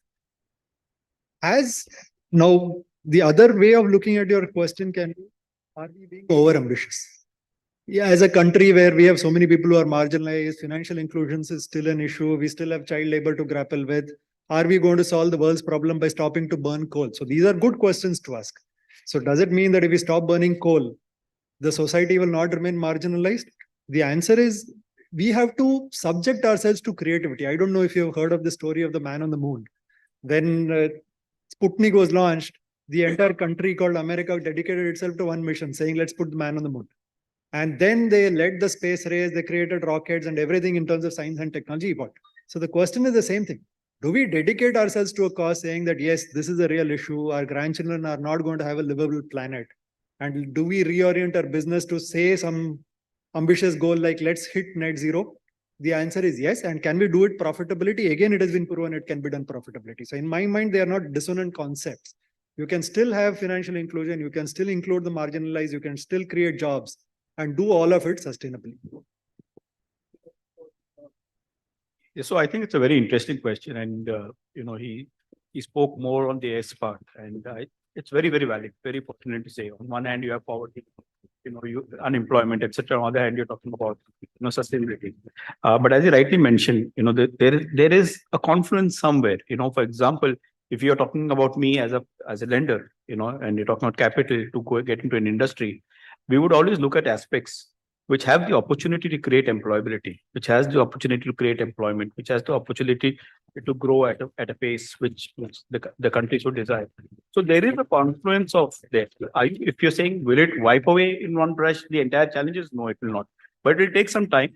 But mark my words, over the next 5 years, you will see the change in the way lending is done by banks, especially, or the financial service industry, through sustainable products. You will see that in the housing industry. You will see it in the other industries too.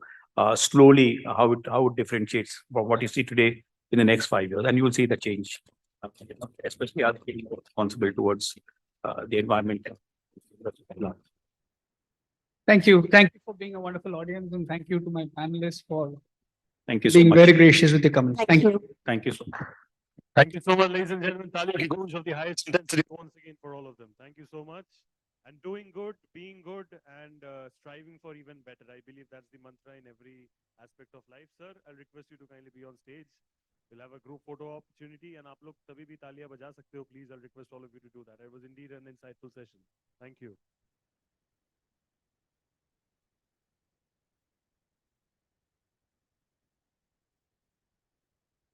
Thank you so much, all of you. On that note, ladies and gentlemen, I'll quickly introduce the next topic for all of you.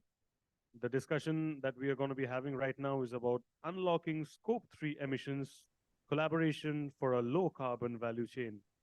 I'll give them some time to settle down. Aap log ready ho yahan pe with the chair setup sab kuch?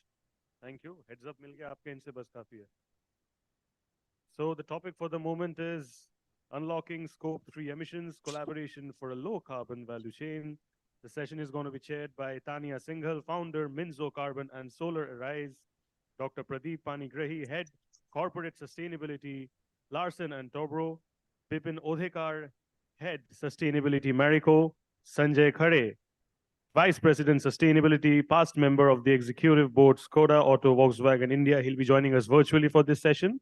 And Surya Valluri, Chief Sustainability Officer, Grasim Industries. May I please have the honorable presence of all of them on stage, please. Taliyon ki goonj for all of them. Thank you so much for joining us, ma'am. Thank you so much, sir, for being with us over here. It's a pleasure. We also have someone joining us virtually over here, so I'll request you all to kindly set up the technological part, whatever it is, to get things going. I'll request you to kindly wait till our virtual panelist joins as well. Yeah, I've joined, so I don't know whether I'm Do we have him ready on the LED screen for us?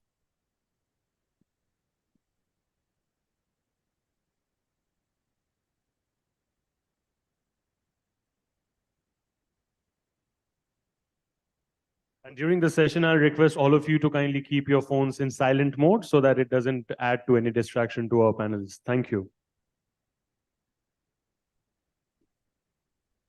While we wait for Mr. Khare to join, maybe a quick poll in the audience before we start the session. How many of you actually know what Scope 3 emissions are? Quick raise of hands, okay. The others don't know, or they're just not here with me right now? Good afternoon, everyone. Okay, so let me ask again. How many of us know what Scope 3 emissions are? Okay, a few more hands went up. There are 15 of the Scope 3 emissions. Are you measuring any of these at your organization? Okay, a few hands have, only a few hands are up. Okay, interesting. Okay, let's deep dive into this a little bit more.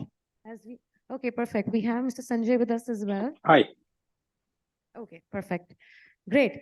So let's do this. Let's start with a quick round of introductions. And leading on the question that we just started, maybe I can quickly explain for the ones who didn't raise their hand what Scope 3 emissions are.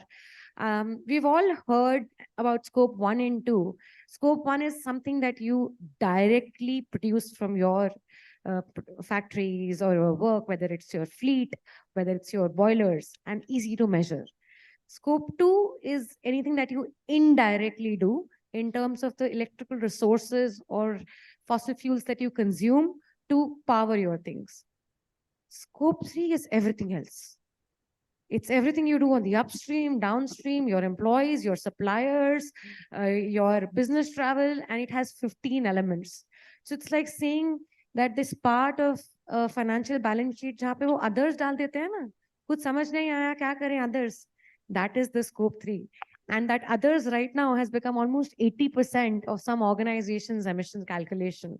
And that's the scary thing. So with that note, I will just open the discussion to the panelists. If you could please introduce yourself and say how many of the Scope 3 emissions are you measuring at your organization? And then we'll go into a full round of questions. Good afternoon, everyone. I'm Surya Valluri. I'm working as Chief Sustainability Officer for Grasim Industries of Aditya Birla Group. You're answering to your question, out of the 15, 8 are relevant to us and we are measuring it. We are one of early publishers of our BRSR report, in which Scope 3 is also published. Not only we published Scope 3, we also got the assurance done for the Scope 3 voluntarily. So awesome. That is where we stand. Yeah. Hi, good afternoon. I'm Pradeep, Head of Corporate Sustainability at Larsen & Toubro Limited. So all of you know, it's a massive organization with more than 1,000 project sites. And at any point of time, we have got 600 plus live project sites. And then we have got, listed subsidiaries like LTI Mindtree, LTTS, L&T Finance. So LTI Mindtree, Pratyush is here, is representing LTI Mindtree.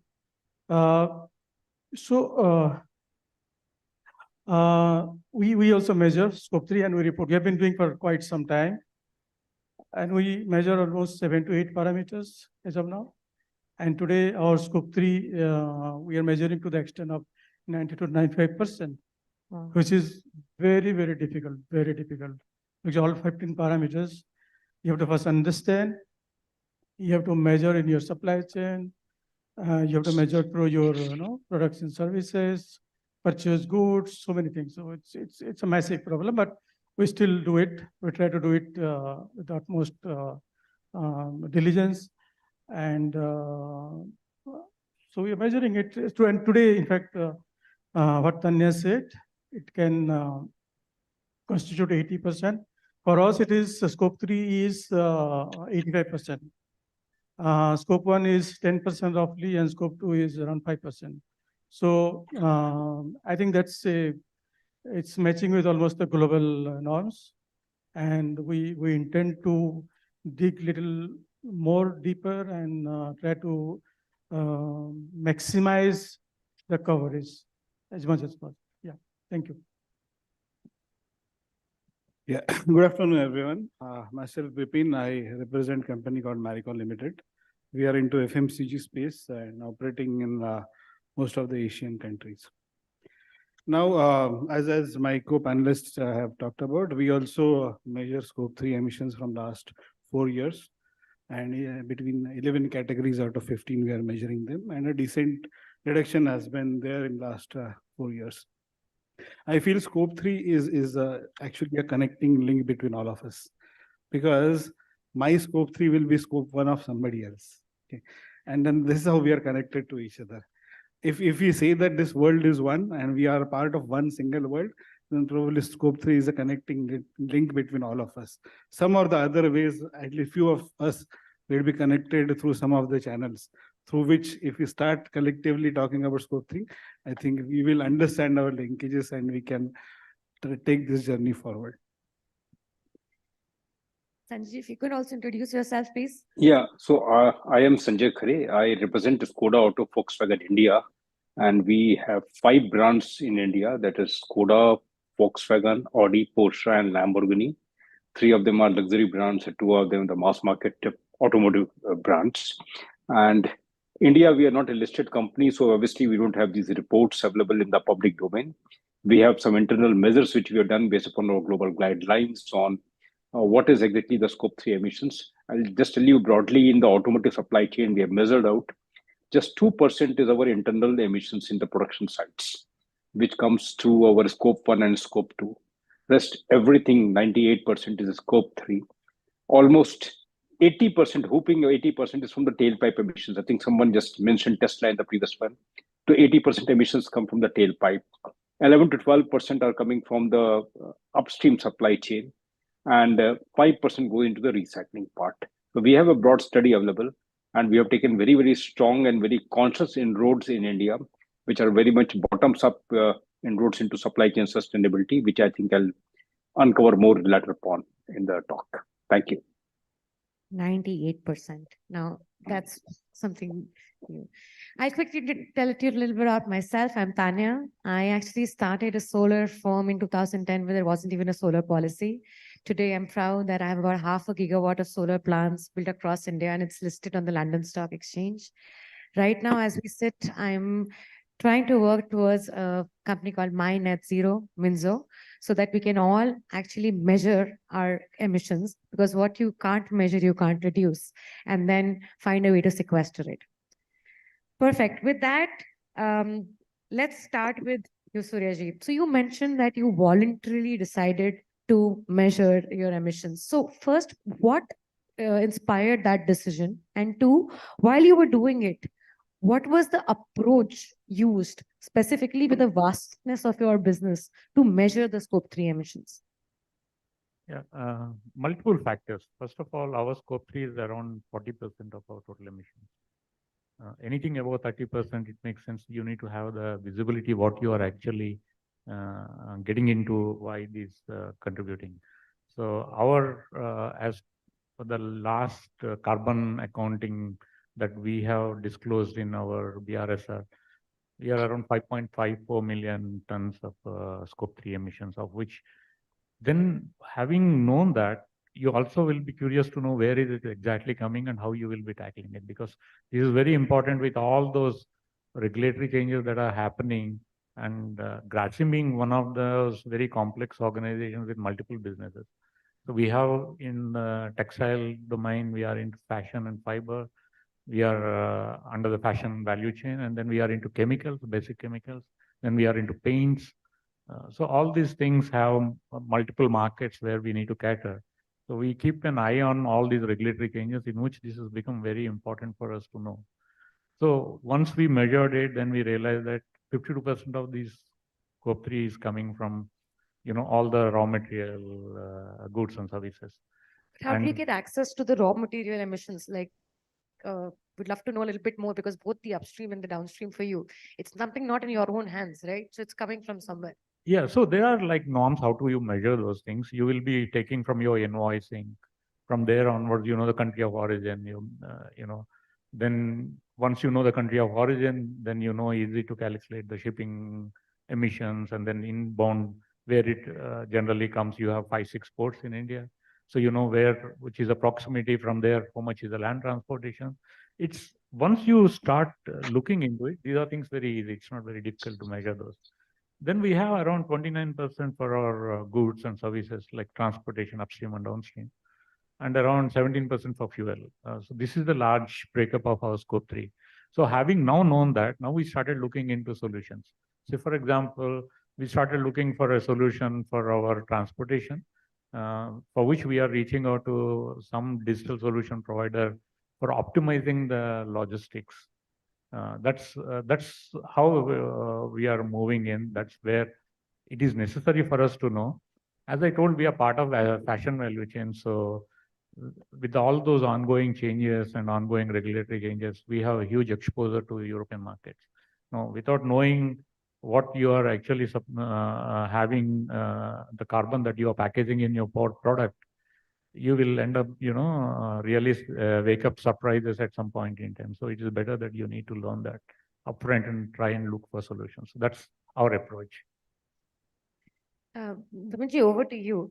So you have a very different aspect of the business, right? So what kind of challenges have you seen, and what opportunities have those challenges showcased to you at Marico when you are looking at your scope 3 emissions, both in terms of the upstream, downstream, and the distribution? Yeah. So I think we started this sustainability journey somewhere by 15, 16 when we started measurement of our emissions. And as you were saying, if you start measuring, you'll realize for a typical FMCG company, the scope 3 emissions are extremely on higher side. So for Marico, it is 93%. And only 7% is scope 1 and 2 because most of the activities are already taken care of in our operations. What happens in scope 3 also, if you drive down further, almost 80% of these emissions will come from materials, raw materials and packaging materials. And then these materials are, for an FMCG company, these materials are part of the product formulation. And product formulations are done based on what market or consumers are asking for. Okay, so when you wanted to do certain changes because of these things, it is not so easy. You need to understand what kind of changes you are going to propose. You need to carry out a consumer study. Based on that, you have to check the regulations, whether these are acceptable or not. And basis that, you need to propose, I think, you have to carry out stability test on the shelf life of the product. And after that, only you can propose something. So I think it's a long journey, even though you wanted to change one aspect of one of the parameters. But what we have tried to do is that slowly we started, let's start focusing on packaging materials, because ultimately changing product formulation will be far difficult. So we started from packaging materials. We created our strategy on sustainable packaging with 8 different levers, which will help us to improve our emissions on these things. And over the years, we have taken almost more than 37 projects only in packaging itself, where we are tried to improve either reduce material or change design, improve loadability, use materials with lesser emissions, etc. So there are various levers which are there applicable to that. Interesting. We'll come back to that one more time. In the meantime, Sanjay ji, I'll come to you.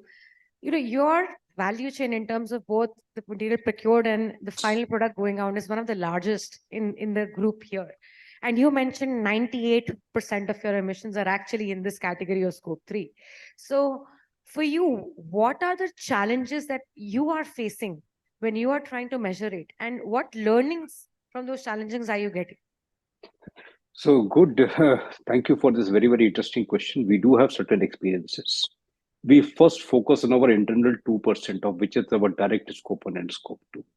Even that's sizable, the type of production volumes we have around 1.5 to 2 lakh vehicles which we produce over here. We have converted over 18 gigawatt of installed solar capacity in a huge way, 18 megawatts of installed solar capacity in a big way. We have covered all our rooftop with solar power, number one. So that covers almost 30% of whatever was permissible to us as per the regulatory requirement we have been able to cover. That saves huge amount of CO2 emissions, more than 20,000 tons a year, but much more than that, it saves 60% of my energy cost. That was a first factor which really I could bring the company on board. That's economics and environment are two sides of the same coin. So if we are able to switch to solar energy, which was otherwise 8 to 12 on an OPEX model without any of my direct investments. Am I audible? We lost you in the middle a little bit, but we understood that you were talking the scope 2 emissions being reduced by the solar power. Please continue. Yeah. So fine. After that, we worked in a big way on our water methodologies. We are a zero liquid discharge company. We are a water positive company. We are also zero waste to landfill company. All these are certified by TUV Nord. After we have done all these things, product area, which certainly is a major work for us. We are working in a big way on electrification globally, in the US market, in European market, and China market. India also, we are going to bring the electromobility, but that still is a little bit not a cost-effective option as of now. And secondly, the charging energy is still not a green energy available, so it's not going to solve the problem in the immediate context. I'll focus on the what called value chain, because India's 60% of manufacturing industry is dominantly MSMEs and so-called scope 3 value chain parts. And that's where we have done a very unique pioneering work along with CII. Last year, we joined the CII's Eco-Edge initiative. We are the first company to have done that. And I, along with 18 of my partners, I'll name them also: Aptiv, Beher Hella, Delorto, Lear, Mindavast, Plastic Omnium, Roots Engineers, SMRC, and Suprajit Engineers. They're all various suppliers, a mixed origin of some are European multinationals also, and some are purely Indian companies. And I took 6 dealers: Audi, Chandigarh, Gurgaon, Volkswagen, Pune, and Liftech, and Skoda's 2 dealers out of South India. And all of them, we worked along with them hand in hand to build a capability on 4 broad areas: decarbonization, circular economy, health, safety, and human rights. Very, very important areas to work upon. And frankly speaking, what it was really said in the previous panel, we first struggled for almost 4 to 5 months to get somebody onboarded from each one of them. They didn't have most of them did not have enough people and partners to really work on that. We have a very good mix of bigger companies and the smaller companies. Bigger companies maybe are having their own multinational pressures, but smaller companies had big challenge. They didn't have any resources. Their focus was not at all there on any sustainability issues. And after we have worked together with them along with CII for almost 7 to 8 months, hand-holding them, every month working along with them, a lot of availability of theirs was built up on these calls. And in the end, we could get the data out of them. How much is their own scope 1 emission, their scope 2 emission. And the real picture they shared, once the trust was built up, we could understand that their real picture is something totally different and lots can be done. We then made a report along with CII and shared with all what are the real good works that somebody has done. Like some of my partners already have 74% energy in their portfolio, and some don't have any renewable energy. Some have got very distinctly defined 240 or 250, 2050 and 2050 net zero goals. How much have recycle, reuse, rewater percentage? How many have waste diversion percentage? How many have human rights policy and health and safety measurements are being done? So this type of benchmarking was done, and then we were given the first time we were recognized together on Delhi stage in the summit that yes, we have come as emerged ones. And so this year I'm enthused to take 50 more partners along with me.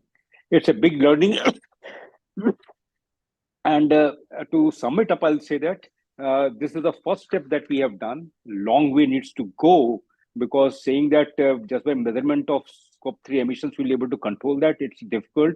We have to build capability, we have to build intent, and we have to support with finances. And more than that, we have to make a business case for sustainability. I'll end up with one more statement. Today, India is a $4 trillion economy. 15% of that is manufacturing. That is $550 billion. In times to come, and the 7-8 years time, we're targeted to make it $7 to $8 billion, trillion dollars economy, with 25% into manufacturing. That means 1750 billion new pay.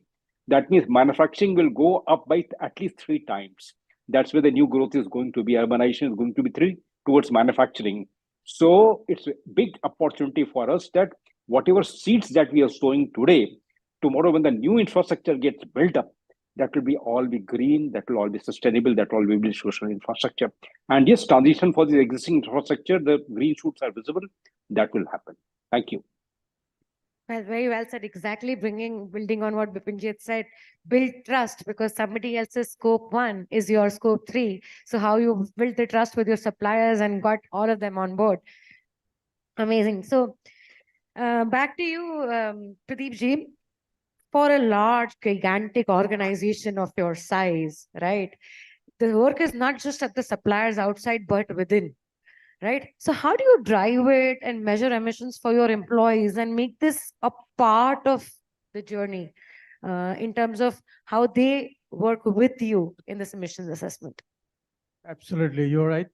As I said, more than 1,000 project sites, all at any point of time, 600 to 700 live projects, and we are, we're spread across the country and of course abroad also.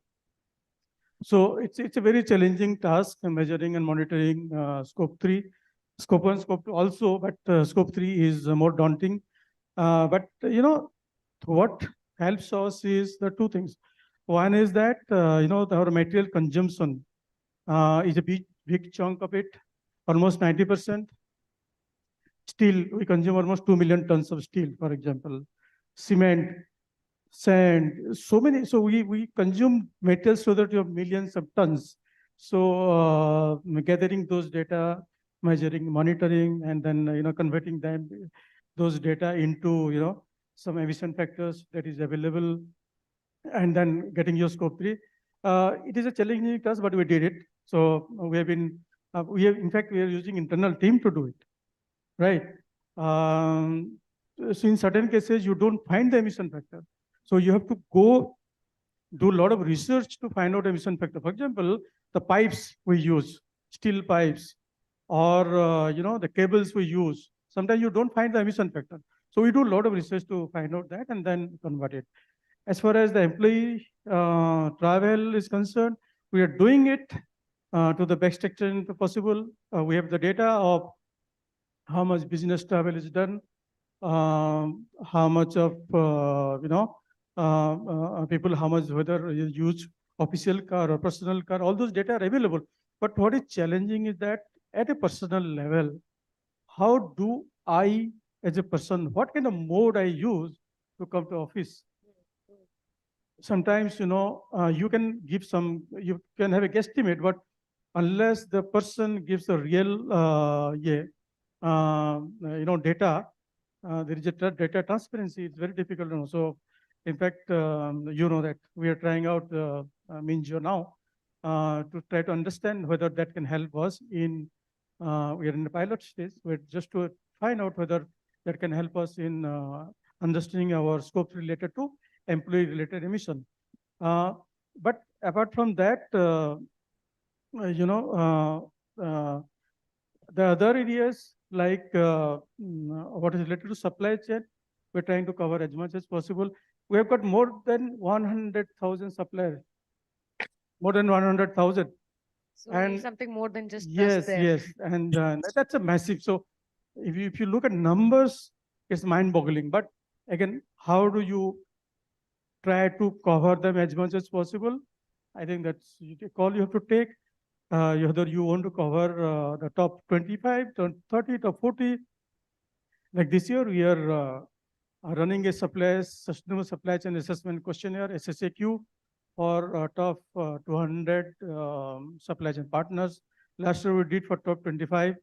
And this top 200 would constitute around 60% of our purchase. So, if you look at those aspects, then actually you're fairly covering most of the partners, and then you're in that sense, you're covering a large chunk of your, scope 3 emission.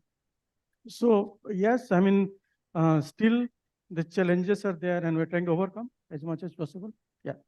Got it. Good. So I think I would love to hear a little bit more in terms of supplies. But before I come there, let's talk about policy a little bit, right?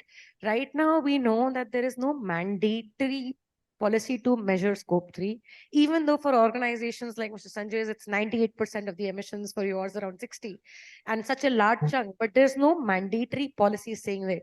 But still, voluntary this work is being done. So what role of policy do you think, Suraji, we can have which can change this domain and bring some strictness in there? And what are the works already happening on the policy side that is reinforcing some of the measures? It's very interesting because, you know, there is a lot of regulatory changes that are happening across the board, right? Geographies. You all must have heard about CBAM, right? And you all are now hearing about Indian government is also actively working on the carbon roadmap for India. And all these things bring in that whether there is a policy or not, first of all, the organizations need to know what actually their footprint is. The carbon accounting indirectly, whether it is there in place or not, but it is becoming an important aspect in your day-to-day business. Like you have your financial accounting, carbon accounting is indirectly it is becoming a mandatory thing. The second important aspect is also the consumer awareness. I just pick up from you about your packaging. The demand of these changes in the consumer perspective and their awareness is redefining the complete SKUs of some of the businesses, some of the products. And in fashion value chain, this awareness actually redefining about what is the fashion, definition of fashion. They are coming up with fast fashion. They are talking about all those kind of terminologies, which is triggering lots of changes.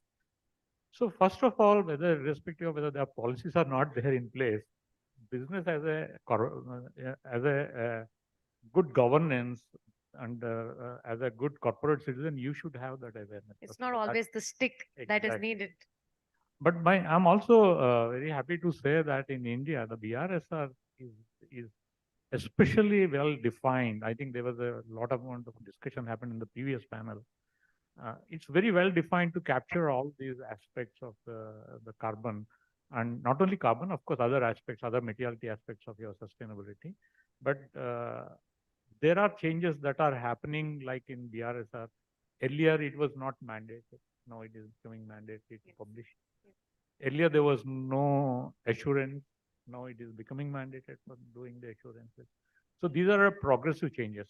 On the regulatory changes, on the taxation and all that CBAM, they are also including scope 3 into CBAM scope, so that you need to really aware of total carbon in the product when you are exporting to certain market. So the entire value chain tracking is becoming necessary.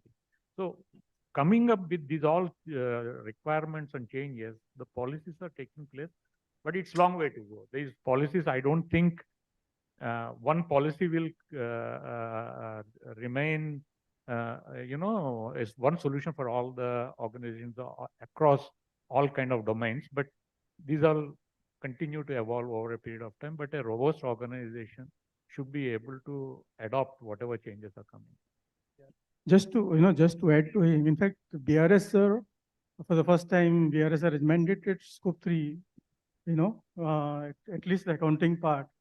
So I think that will also give a lot more visibility to what is the scope 3 at a country level or at industry level. But I think what is very important is that we must understand the scopes and boundary, because there are a lot of double accounting and overlapping. Unless you do that, again, it will be like, everybody will be accounting for scope 3, and then at a cumulative level, it will be very high. The total emission would be very high. So I think understanding the scopes and boundaries is very important. Although, there will be many mandates going ahead. You will find a lot more mandates to come. CBAM he was talking about. But then how do we understand it holistically? I think that will make a lot of difference. Yeah, very, very well said, because we don't want the total pie to increase by double counting what's yours and mine as scope 1 and 3, and then looking at a much larger picture. Yeah, great. Coming back to the supplier part, we discussed in terms of, you mentioned in terms of packaging, which is still to the end consumer. What about the sustainable agriculture that goes behind it to create the product? And how are you looking to influence the consumer in the end? Because that's the king. Unless he buys, there's no point of doing anything. So both at the input that comes in and the output product to make it sustainable. What is Marico's view there? I think both two are independent activities, but still they are linked to each other. I'll just talk about sustainable agriculture. I think I personally have a very strong belief that sustainable agriculture is a very, very big demand in India as of now. Because you also are aware of that a lot of big agricultural practices are there in India, and most of these farmers are marginal or smallholders. So what happens if the farming community is marginal or smallholder? Their ability and literacy to do farming is less. And that causes a lot of inefficiency in the process. So what we are doing is, our buying, so although 86% of Marico's raw materials is coming from agricultural sector, there are top two products which are, one is an edible oil, second is copra, what we are buying. This constitute to a large amount of raw materials for us. So for copra, we have started a program called as Kalpavriksha. This Kalpavriksha program is there where we have 140 agronomists who are trained on scientific cultivation of coconut. Now, these guys will go farm to farm, do an assessment of their farming practices, understand their issues in terms of soil management, water management, pesticides, or specific trees to be utilized, and then give guidance to them. And then the process continues month on month. They will continuously work along with them. And then after a certain time, maybe a couple of months or 4 months, we conduct a study on the productivity of these farms. Interestingly, we observed in an internal study that people who are basically using these techniques, their productivity is 15% more than the traditional way of working. Now, if this productivity is 15% more, which means in an indirect way with same resources on financial terms and on from ecological terms, you are getting more output. And then emissions are lesser in that case. Now, this model we wanted to propagate further. As of now, 81,000 farmers are associated in this program. And then we want to take this project forward and try to convert the entire sustainable coconut farming in a sustainable coconut farming way. I think we still are not more than 5% of the current population. There's a huge, I think, work has to be done. But at least we feel that we have found a certain way which can be taken to a larger scale and then benefit distance. So this is to answer your first question on agriculture. Second part of the sustainable product. Now, in India, it's very early, to be very honest and frank in this audience, because ultimately, if the product cost is less than 100 rupees, people will first look at the price rather than the claims associated with the product. That is a reality, and which we need to appreciate before we build up anything. So as the product cost will keep on increasing, definitely consumer will have more understanding. Of course, the next generation has far better understanding. So what we are doing here in Marico is that we have something called as PSI, Product Sustainability Index, which is a framework created. This frameworks basically reviews around 20 to 25 different sustainability attributes which are associated with the product at the design stage, and then try to work it out what can be done. So it works as a gate for a new product, and it also creates new projects for our old products, how the index can be improved as we come up with the next version of this project. So the project can come up with packaging, it can come with formulation, it can come at manufacturing, it can come at procurement level, or it can come at some of the logistics. So if you do some changes in the manufacturing footprint itself. But overall, it converts into a single number or some grade which will help us to understand whether it is good or bad. Exactly as we heard in the last panel discussion, it has to have a profit motive. At the end of the day, CSR can go for some amount, a few $1 million, but when you're talking of billions of dollars at scale, that's where it comes. So it's interesting to hear how when you get more juice of putting the same thing in and it's sustainable, it's a win-win at both sides. Okay, I see we are inching towards the close of time. Before I open the discussion for questions for audience, final, say, one line advice to somebody who is entering into this field to start measuring your scope 3 emissions from your experience.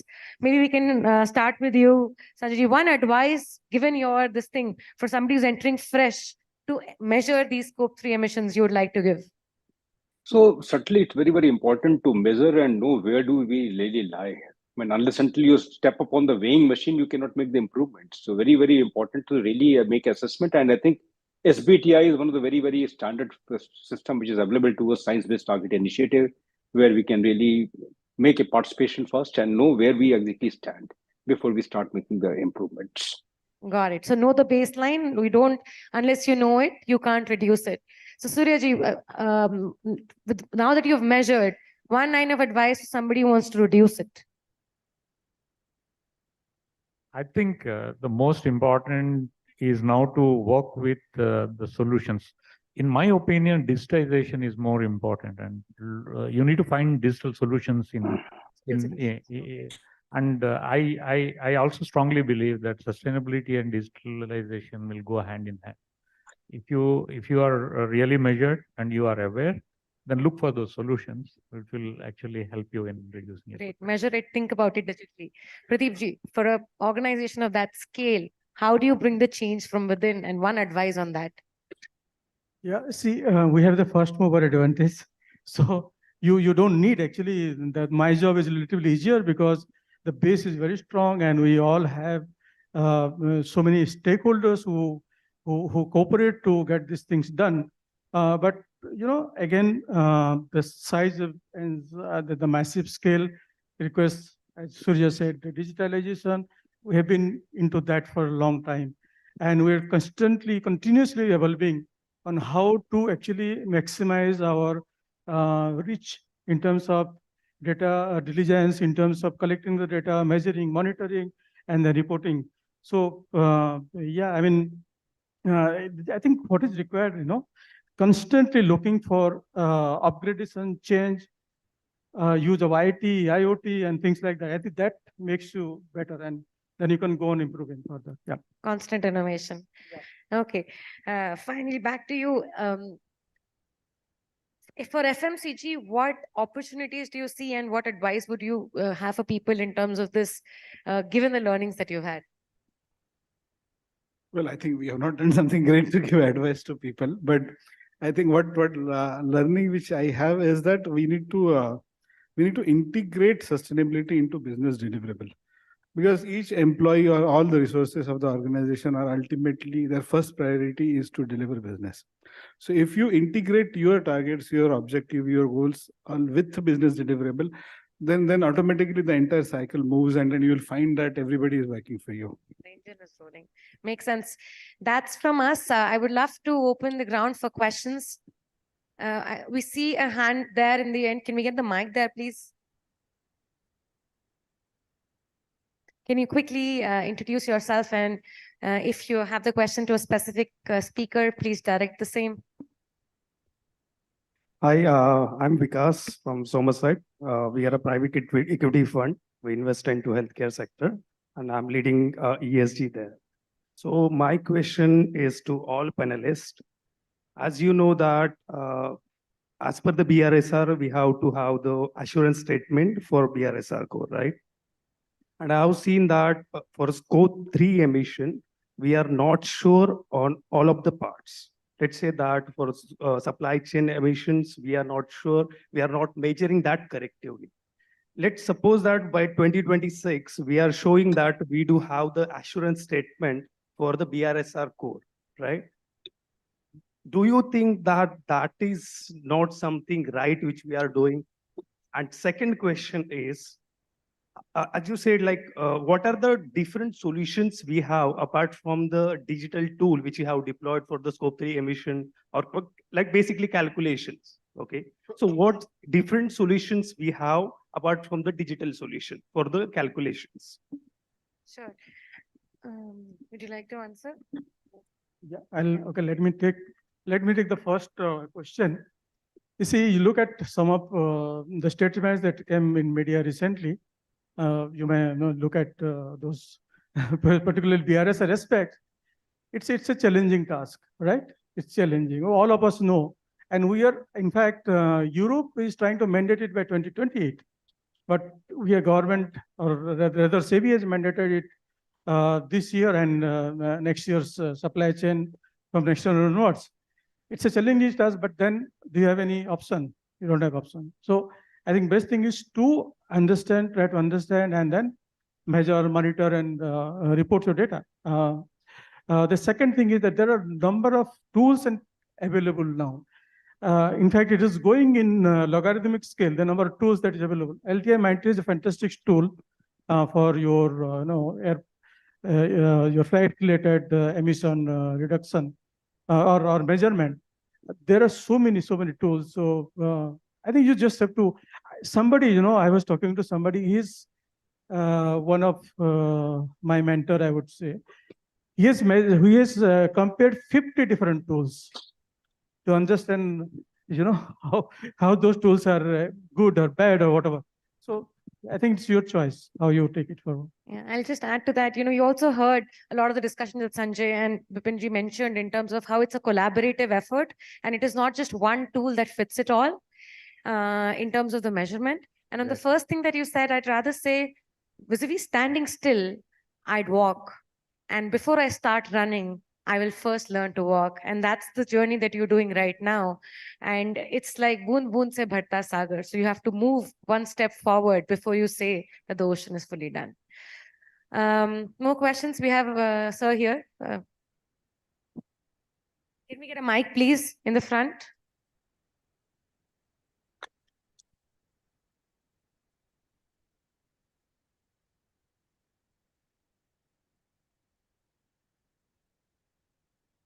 Thank you so much for a wonderful panel on Scope 3. It's always a big learning for everyone, those who listen to it.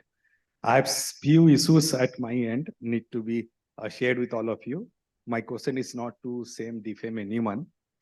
In India, there is a culture of our companies, especially the listed one, forget about unlisted one. I'll not do LCA, life cycle approach, because it's not mandated in India. That's the answer you'll get from Indian companies. EPR, extended producer responsibility, will not do because it's not mandated in India.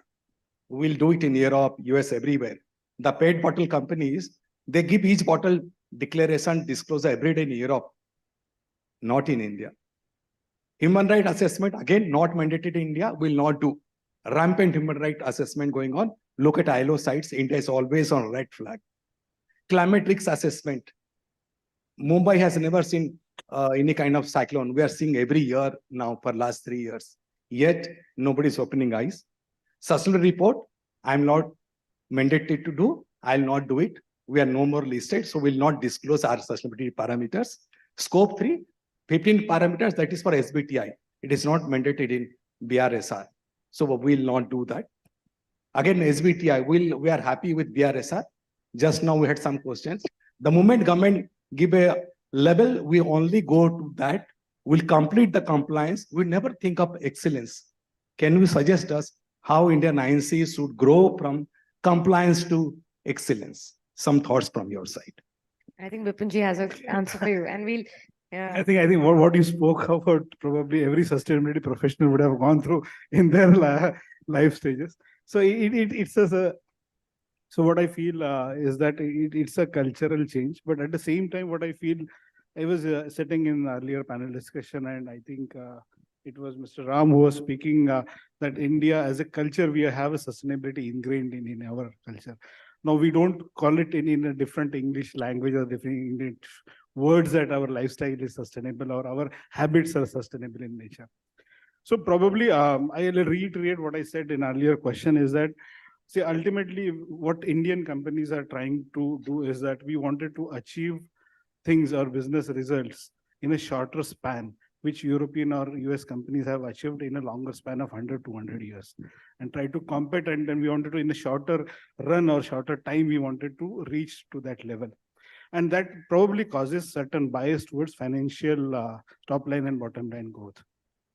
What would probably help is that if we try to integrate the deliverables with business. Like, how do you define sustainability or how you measure sustainability? There are 3 simple parameters. One, what is the credibility of your sustainability reporting?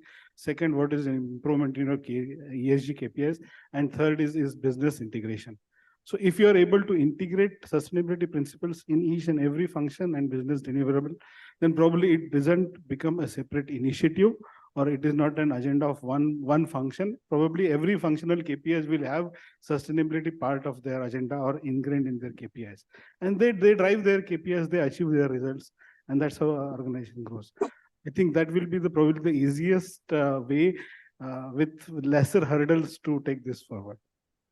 I guess a couple of points I wanted to add is, See, WTO is in place, and there are a lot of safeguard measures to protect the open market economy, right? You can't really say that today I'm exposed to Indian market, so I don't really need to do anything beyond BRSR. The reason behind that is tomorrow your market will no longer be protecting market for you. Anytime, anywhere, any quarter, anybody can import any kind of material and they'll become very competitive. So in such cases, how do you differentiate? And at such scenarios, how do you come out? Then say you will start looking for outside markets. We'll also become competitive. We'll try and export. Then that time you will face this problem. If you say that no, BRSR doesn't talk about SBTA, so I'm not going to follow SBTA. I'm not going to list on SBTA tomorrow. If you want to go to Europe, then you will have no choice except your customer will ask, are you listed on SBTA? What are your targets? We want to see their targets. So it's very dynamic world right now. And if people still think that it's not going to affect us, are I think in a myth. That's the one. I think most of the corporates and most of the boards are completely aware of this aspect of the changing scenarios. And lastly, a lot of FTAs are happening. And that will make even the products import more and more competitive. So with these dynamics, I think there is no choice except to really people follow all these requirements. So just I'll add to, I think Pratyush has a very valid point. This one is how do you develop competitiveness? Second is, can I have the first mover advantage? Irrespective of your size of business, if you just look at that, I think your 50% of your problem is solved. Can I do something irrespective of any mandate to do better in terms of understanding, in terms of measuring, monitoring, and reporting? If you just do that, I think your half of the battle is won. Yeah, I mean that is how we should look at it. So I'll just add one small thing over here. Can I add one small thing to the response? We are a not listed company, but first time our financial auditors have asked us to do a climate risk assessment and submit a report, which we have done. And yes, once we do a climate risk assessment, we find out where the challenge lies inside and outside in the entire value chain. The process with which we have established sustainability in a very good way in our organization is to prove that sustainability adds to the competitiveness of the organization. In terms of cost saving, straight away in terms of getting competitive advantage with the customers also. Once you demonstrate that with the lighthouse projects, I think the entire organization builds up in that direction automatically. Thank you. Great. I think we're really out of time. I know we had a few questions. We can answer them outside. Thank you so much to my fellow panelists. It has been a really nice discussion. Thank you so much for being a patient audience. Thank you so much, ladies and gentlemen. Once again, please zor se talia for this wonderful panel. I'll request you all to kindly stay on stage for a nice photo op opportunity.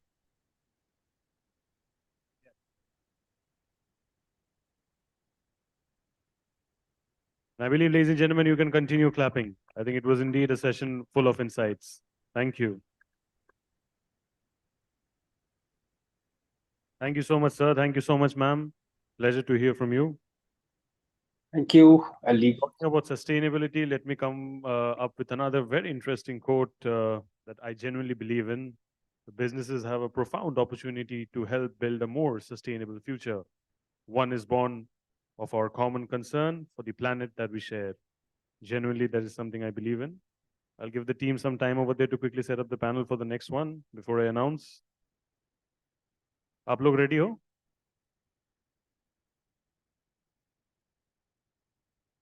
All right, sorted.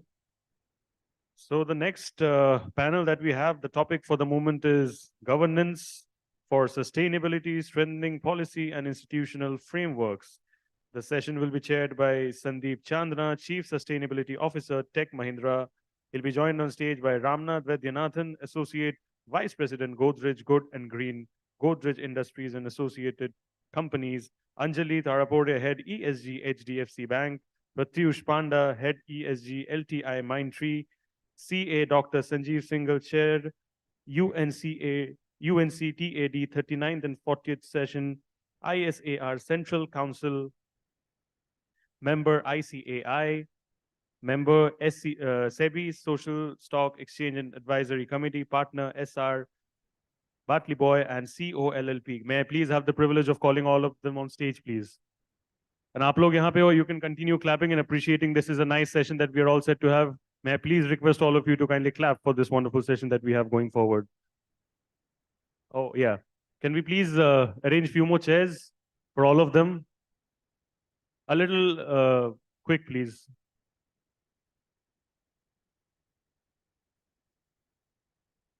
And sir, I believe you will be chairing the session from here. So accordingly, we'll take the chairs. So he will be standing and doing it. So I believe four. So are we ready? Please kindly take your seats. Let's get the energy upbeat in the house, ladies and gentlemen. Yes, that's how we do it. I love it. There's a lot of energy in that side. There's a lot of energy in that side as well. And of course, a lot of energy over here as well. On that note, let's move forward. Sir, the stage is all yours. Thank you. You would be comfortable with this?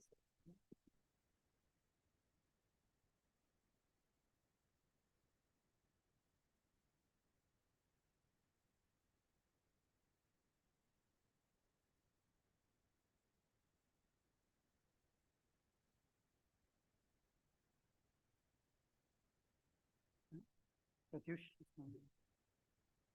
So anyway, by the time we wait for him, one of the panelists, maybe a tea or a coffee, something different. You heard about carbon footprints since morning? You heard about scope 1, scope 2, scope 3? Tiny twist. Now we will take some softer angles. Softer angle is governance. I was speaking to Anjali the other day, and we were kind of discussing how this part of ESG is completely missed out when the discussions around ESG are taking place. Anytime you talk about sustainability, it is being always thought about carbon footprints कितने कम किए, SBTi target लिया कि नहीं लिया, zero waste to landfill हुआ कि नहीं हुआ. You will hardly find at any point of time discussions happening around how is your corporate governance. I was just Googling yesterday. On the ESG part itself, the trend of ESG, that means the people who have looked up at ESG, has gone up 2.5 times in last 2 years. So whatever was happening in 2019, 2.5 times people have searched the word ESG much more in these times. Why? Climate, we of course know. Social, there are impacts. Have you seen how many organizations have had a trouble time in last few years? You have seen a major bank going down. Did anybody ask a question that where were ESGs?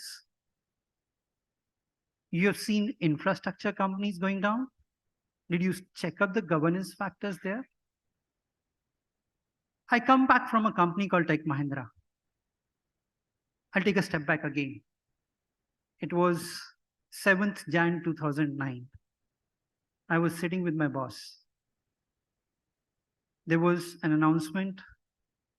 There's a debacle in one of the IT companies called Satyam. The stock price of Satyam about a year back, 2008, was about 540 rupees. The day I'm talking about is touched 5 rupees 60 paisa. How much? 5 rupees 60 paisa. Can you imagine the investors? What would have happened to those investors? The pain. Of course, I'll not go into more details, but very prominently we could manage to handle the merger well. There were policy changes, there were improvements, there was a turnaround in the governance. And the first day when we landed between my boss and me in Hyderabad. Can you imagine the fear of the people or the employees who were really looking at these aspects? There were fear in their eyes. Stakeholders were not sure whether they will get their money back. Suppliers were not sure what will happen. This is a kind of an impact that social aspect has on, or the governance aspect has on the whole aspect of a company, or even a city, or even a country. Now, with this aspect, I would request my very eminent panelists to introduce themselves and a quick one word of achievement, whatever. Pratyush, yeah. I'm Pratyush, looking after ESG sustainability portfolio at LTI Mindtree. For me, the key things for entire sustainability process is the best of the governance that brings excellence in the entire process. Hi, good afternoon. Ram Vaidyanathan. I head environmental sustainability for the Godrej Industries Limited Group, essentially made up of 4 companies. Very difficult to pick out any one thing, but if I had to pick one, I would say transitioning the thought process from looking at ESG as a risk to ESG opportunities for the last few years. And that's been the big shift. Thank you. I'm Anjali Tarapur from HDFC Bank. I head ESG at the bank. In terms of achievements, I think, thank you, Business World, for hosting this today. But the last time you held the Delhi chapter, both HDFC Limited and HDFC Bank were both winners. Today, we stand as a merged entity. So I guess our ESG story is stronger. So thank you, Business World. Hi, I'm Sanjeev Singhal. I'm a partner with a member firm of Ernst & Young and a central council member of the Institute of Chartered Accountants of India, besides being the chair of the UNISR Sustainability Board. And I think one thing that we are proud of at ICI that we are doing is building capacity, both within our members as well as the regulatory standard setting in ESG. Happy to be here. Thank you. Sure. Thank you, everyone. So we start with the lady panelist first, giving first question. So, Anji, we heard about merger. Now, definitely there would have been some challenges in terms of how the governance when the mergers are happening. How did you handle at HDFC? If you could throw some light on it, and then also see that if these kind of challenges have to happen in future, what were the best practices that could reduce these challenges? Thank you, Sandeep. And I think our panel really summarizes what's been going on with all the previous panels when we talk about governance. Just from a merger perspective, most of the time, we assess companies from their financial parameters, but increasingly, all companies are going to be assessed, and the weight between financial parameters and non-financial parameters, which we call as sustainability or ESG, or whatever non-financial parameter disclosures are going to weigh in equal weight with financial parameters. So that is the importance of the role of all of us here in this hall. I have to say that when we were looking at the merger, we looked at ensuring that you were ready on day one, which means we announced the merger in April 22, continued to work through different work streams, ESG being one of the critical ones to ensure that you are able to dovetail your policies. A lot of the work was much easier because we were belonging to the same group. So in terms of your overall governance, philosophy, ethics, and values were all common. But ultimately, it's really about people, processes, and systems. And all these are non-financial parameters. So by whatever garb you want to look at and call it ESG, it's really playing an increasingly important role. Just one moment, I want to just highlight a couple of issues on the importance of what the role of the board will be going forward. And this is applicable to all companies. So boards need to be able to understand emerging risks and recognize that ESG is also a risk. Boards need to be able to review the allocation of oversight responsibilities with respect to ESG matters. It's important to be able to review how ESG is getting embedded in the business strategy. I think boards need to review not the reporting, but the reporting mechanisms within companies. The board needs to be able to verify internal controls. So you're increasingly seeing it's the same rigor that financial parameters go through. I think reviewing policies is important because a lot of geographies today have very polarized views coming out on ESG, and that is a reality that we all need to accept as well. And lastly, it's important for boards to be able to assess their own readiness in terms of education, especially on climate risk. It's an evolving area. And there's a recognition today that ESG as well as climate risk is a key skill metrics of directors. And therefore, companies do need to reach out for help, may need advice, but very clearly, board training is an equal important area that is evolving. Thank you. Thank you, Anjali. And I definitely agree that board's key agenda specifically on ESG has to get more importance during the board discussions. And also, this is one of the best practice that we did, Anjali, in Tech Mahindra. We had all the board members trained on ESG, and then we had ESG assurance being done by a third party at a board level. That means all the board level people or the board directors had to go through a test on ESG. And this was again, like, kind of brought up into a public domain as such. So, the awareness of the board is very, very important. This is like how IT was 5 years ago. Today, every director of a bank, for instance, has to go through cybersecurity training. This is just going to evolve in the same direction. Absolutely, absolutely. Sanjeev, coming to you. I spoke about Satyam. Then we had, few banks and then few infrastructure. And then another very important subject coming into the market is around SDGs. So how this good corporate governance kind of contributing to better SDGs or, helping the companies to achieve their SDG goals? Can you throw some light on it? Yeah, sure. Thank you, Sandeep. In fact, when we talk about ESG, G is one element of ESG, but normally the focus is on E, lesser focus on S, and probably the least on G. Whereas if it is the reverse, if you simply reverse it, probably you will achieve all the targets because it's all about the governance. And if you look at the SDGs, they are also about governance. Whether you talk about gender equality, and when you translate in terms of the pay parity in the companies or giving opportunities, or if you talk of decent work and economic growth, if you talk of life on land, life below water, it's all about governance. And if the governance is not there, there's greenwashing, and then we have to bring assurance. So it's all about governance. I give you a small example of CSR. CSR was mandated way back. But look at the different approaches the companies are adopting. There are good examples and there are not so good examples. I give you just one or two very small example. There is one company called Concentrix. I had an opportunity to look at their CSR very closely.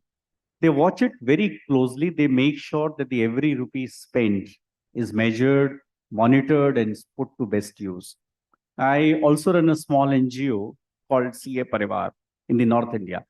During COVID-19, we were really on the ground when the ambulances were charging 2,500 rupees a kilometer in Delhi. We were providing free ambulances. We airlifted oxygen concentrators from China. So if you really make your CSR work, again, that's about governance. So if there is a good governance, I think sustainable development goals achievement will not be a challenge at all. Absolutely. Couldn't have been a better answer. Ram, coming to you now. See, I discussed about few of the infrastructure companies. I discussed about Satyam case, which I was very closely involved with. How do you think these ethical practices or the issues around corruption will play a negative role, or how the improvements can be brought about in the structure that these kind of issues don't come in future? I think transparency and traceability of information, having governance structures that are robust enough to almost act as an internal third-party assurance.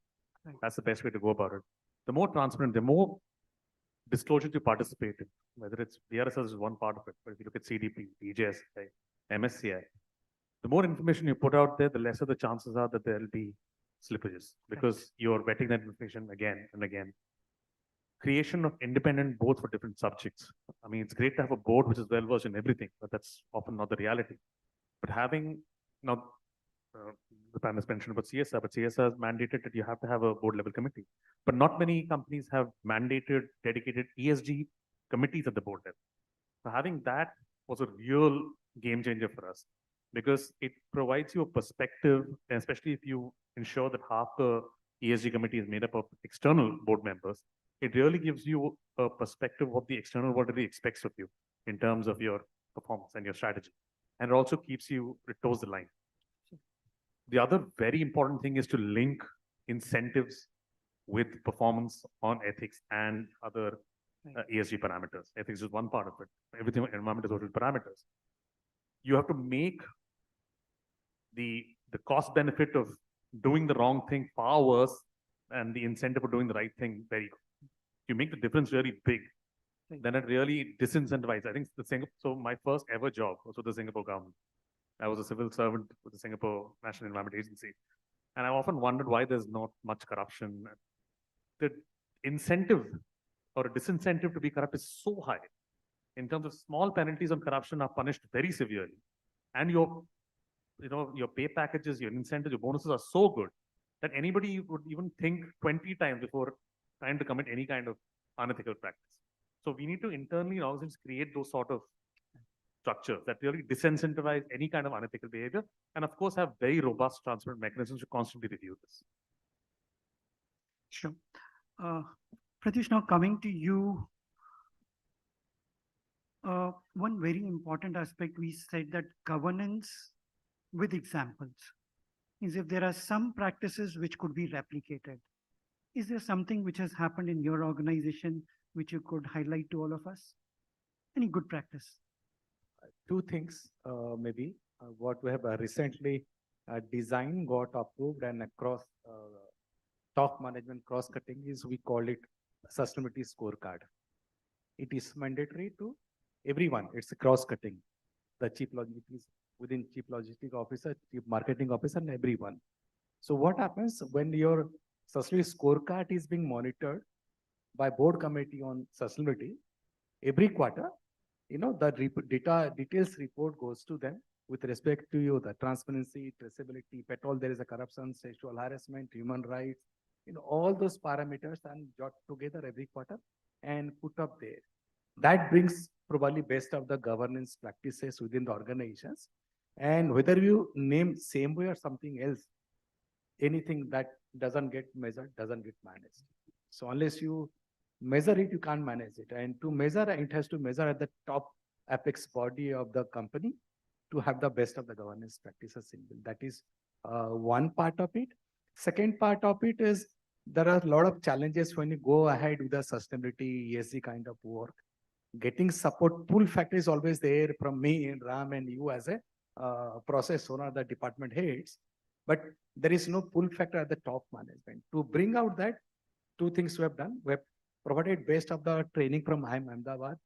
That includes the board independent directors and up to anybody who is a CSCO and the departmental heads.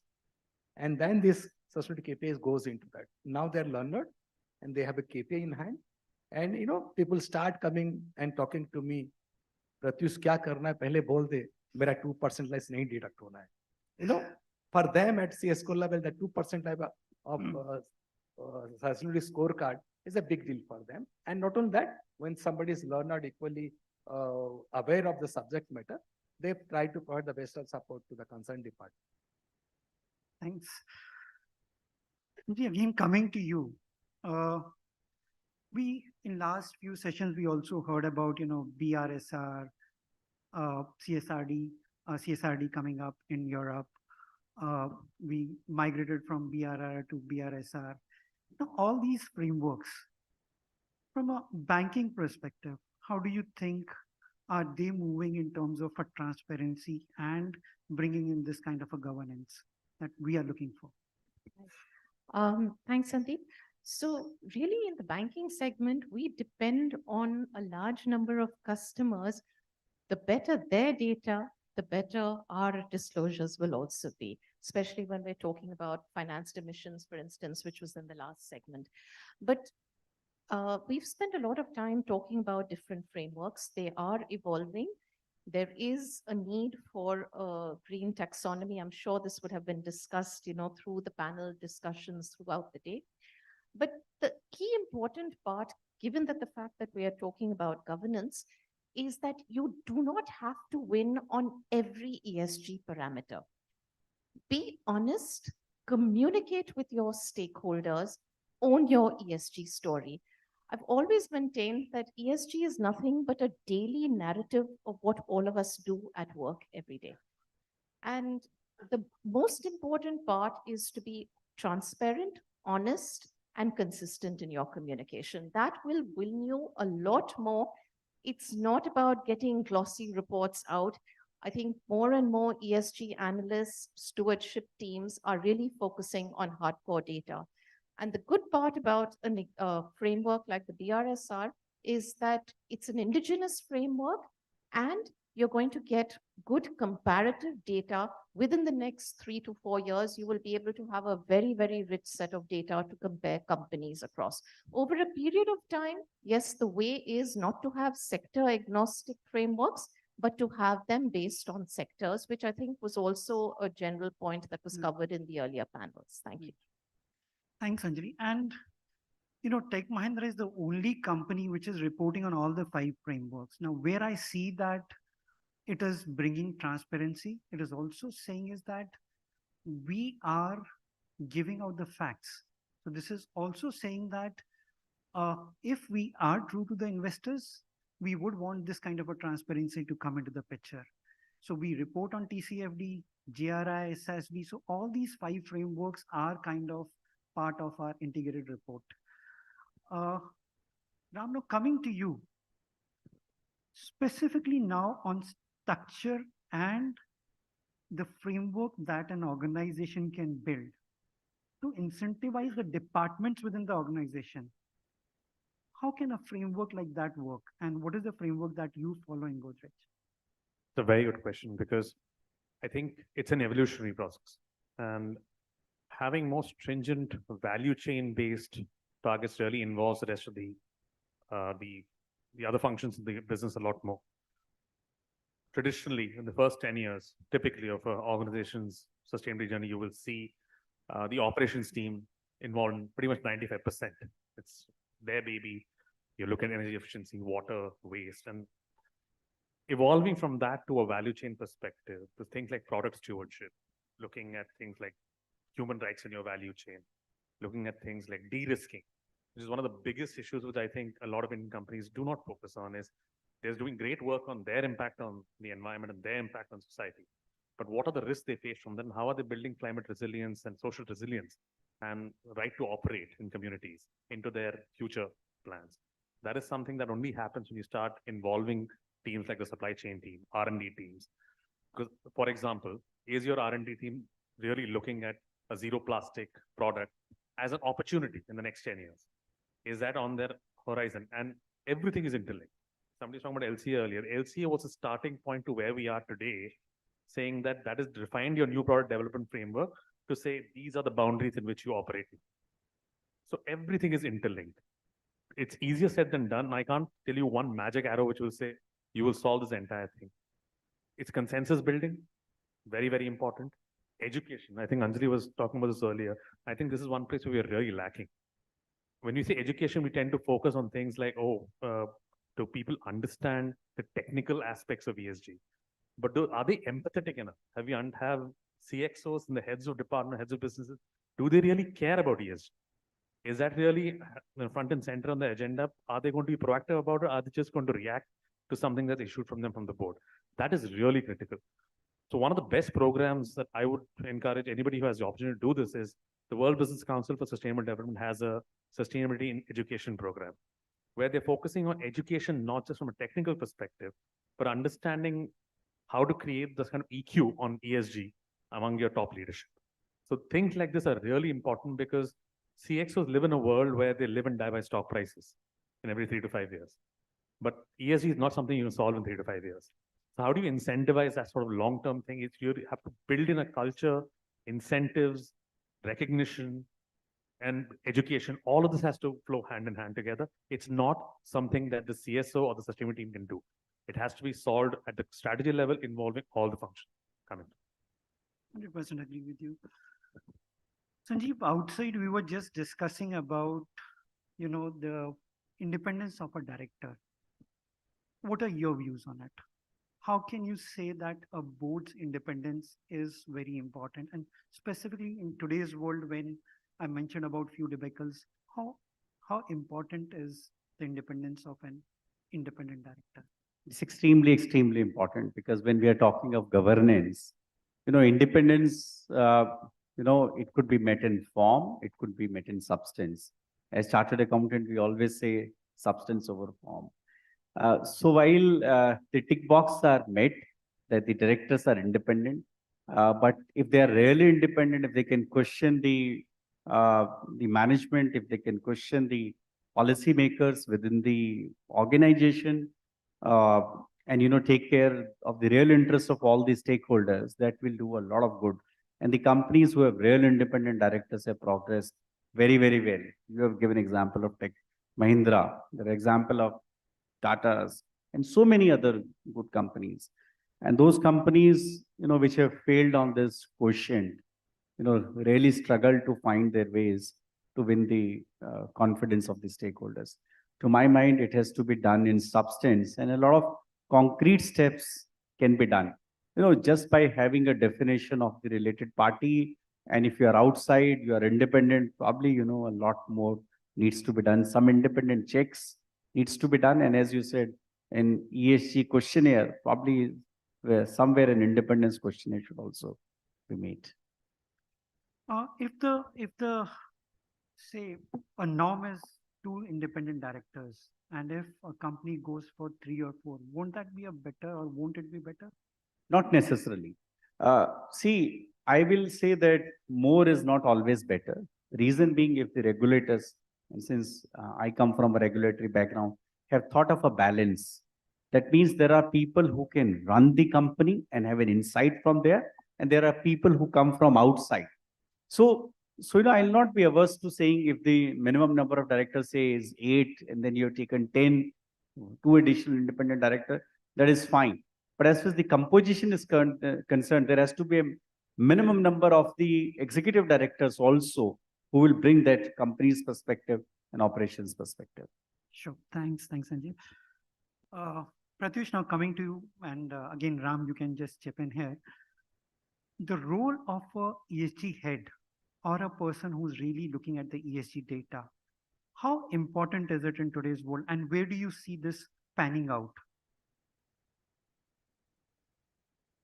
It's really important because, if you look at the sustainability of your own corporate, own business, none of the board members will shy away with this data. For them, it's a prime things. What the basic ESG data, if somebody analyze, anybody who has good hands-on quantitative techniques and all, can easily find out the loopholes within the company just by going through ESG data. Forget about the financial data and all. If somebody goes very deeply, can easily find out. I'll give 2 examples of my previous organization where I served 12 years. Present, I can't talk. One is Farooq Kabrana, sir, from Tata Groups, was independent director. Second one was Shailesh Harivarti. Each time they will come to the board committee as a chair, as an independent director, I have to prepare for at least 30 days before. And literally, I used to keep out 30 FAQs and answer to it. I knew, some question go out of this. And they were so prepared going through all data, all details, and balka khal khalka bal, they will certainly do. And none of those meetings were less than 2 to 3 hours times. If somebody knows where business is going wrong, the best thing is go through the sustainability data. The financial data will only say this many percent growth, that money is plateauing. That's it, nothing beyond. What will happen? The predictive analysis is always comes from your sustainability in ESG. 100%. On a lighter note, when you mentioned what's the role of the ESG head during BRSR, it felt like it was everything. Everything was the role of the ESG head because That is what I really wanted to hear. Yeah, it was all landing up on the ESG head because fundamentally, because of stronger focus on ESG and disclosures like CDP for the last decade, we were in a better place to actually have assured data available. We've been doing this for a very long time compared to some of the other functions. Possibly, we've gone through the rigor year on year when we submit all of our data for third-party assurance. So a lot of them did look towards the ESG heads to say, okay, what do we do about the RSR as a whole? But the future of the ESG, honestly speaking, A, ESG will have a seat at the strategy table. B, ESG will not be a separate function, according to me. You will have to have the managing committees of the board or whoever, any kind of committee, every single member on that committee will have 20 to 30% of their KRAs and their knowledge linked to ESG. You cannot afford to have a CFO in the next 5 years who does not understand ESG because it's fundamentally linked to your financial performance. You cannot afford to have audit or risk teams who don't understand ESG because that has to be built in. Yeah, climate risk and resilience has to be part of ERM and what they do. You cannot have R&D who doesn't understand ESG. You can't have supply chain people who don't understand ESG. ESG, my role, honestly, will become redundant in 5-10 years because it will become intrinsic to every single member of the organization and not a separate function going forward. Thanks so much, So Ram. the best team building exercise in an organization is doing the ESG report. Yes, definitely. In fact, Anjay, I was just coming back to you only saying, what is the last note? So anyway, you have given that. We've got a time's up sign, right, staring at us. Yeah, so thanks everyone. And I hope whatever we discussed, it meant that G is a very, very important aspect of ESG. And when the discussions are happening with the investors, the governance plays a major role. Today, 90% of the investors are really looking at what kind of ESG practices a company is following through. There are discussions immediately after the quarterly results with the investors on the ESG parameters. So with this, thank you everyone, and thank you, great panelists. Thank you. Huge round of applause, ladies and gentlemen, for this wonderful session. Sir, I'll request you to kindly be on stage. We'll have a nice photo opportunity with all of you.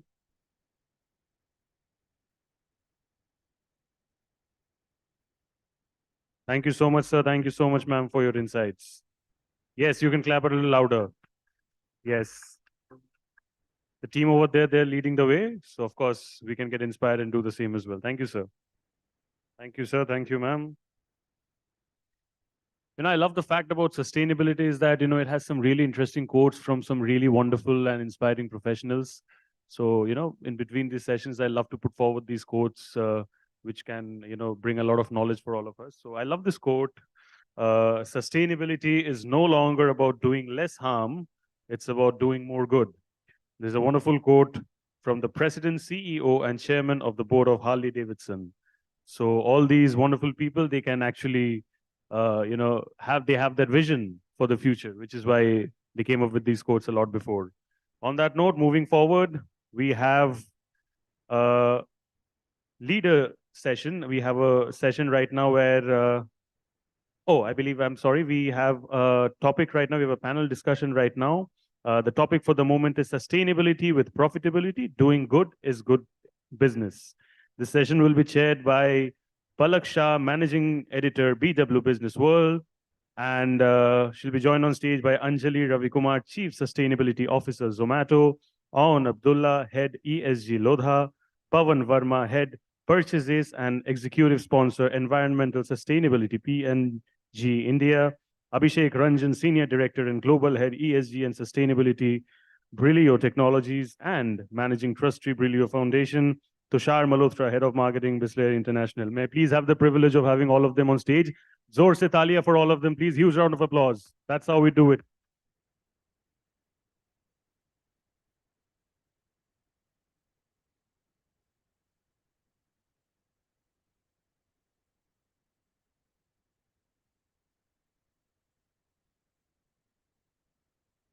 Thank you, sir. Thank you, ma'am. Over to you.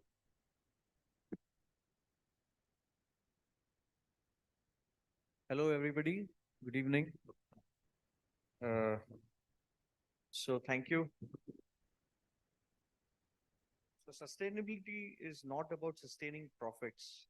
It's more about growing corporate profitability in a way that does not harm the environment and where companies are also mindful of various corporate governance standards. But we live in a world uh, which is just full of publicity stunts and corporate greenwashing.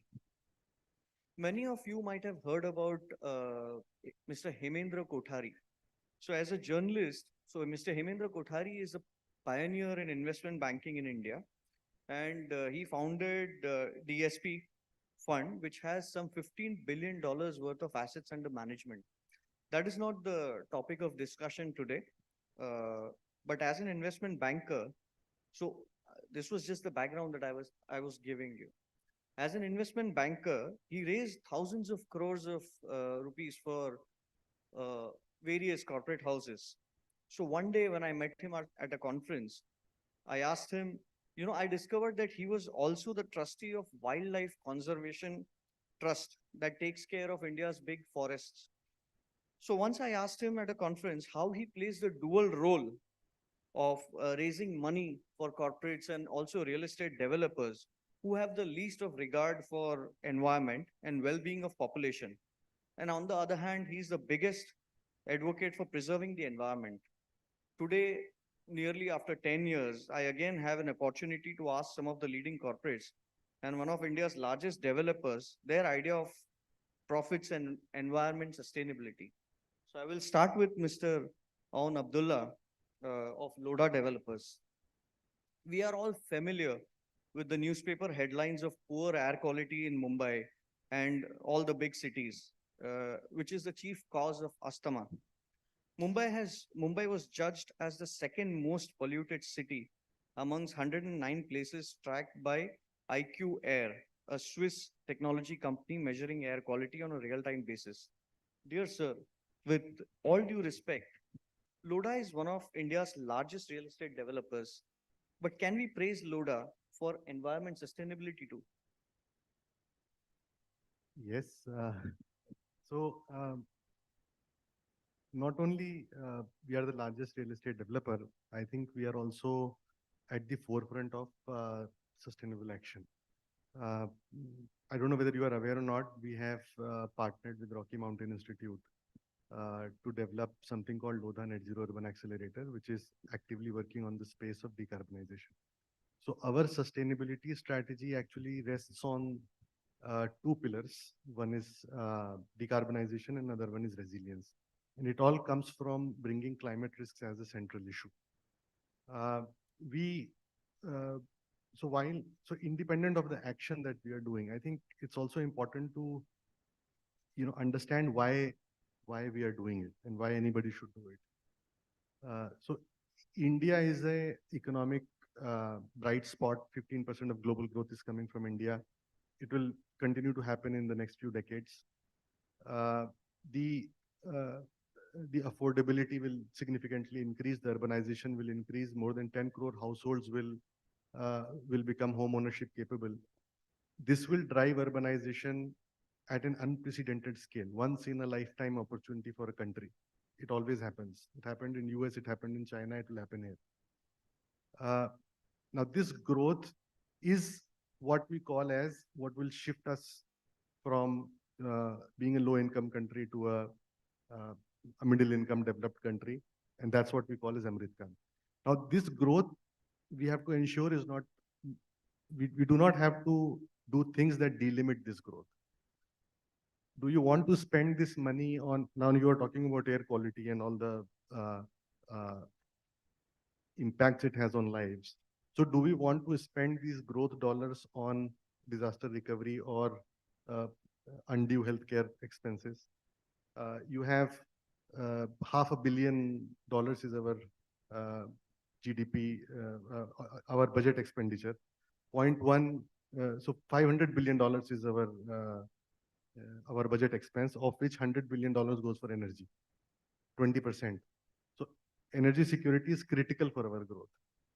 Now, uh, instead of spending the money on disaster recovery, we have to spend this money on growth. Similarly, being the second largest employer after agriculture, real estate and construction, this is the area where the capacity building is going to happen, and this is the area where uh, the the income growth will happen. So, and this is what will create the future market. So that's why, as a developer, it is very important for us that we want this pie to increase. We want to take share in this pie. We want the nation to grow. We want the climate risks not to impact our country as much. And that is the reason that, our sustainability strategy is there. I'll talk more about what we do at Lodha Net Zero Urban Accelerator as we go on, but sustainability is a very important part for us. Okay. One more question I'm sure a lot of people here will have on top of their mind is, developers, big developers are choking the cities.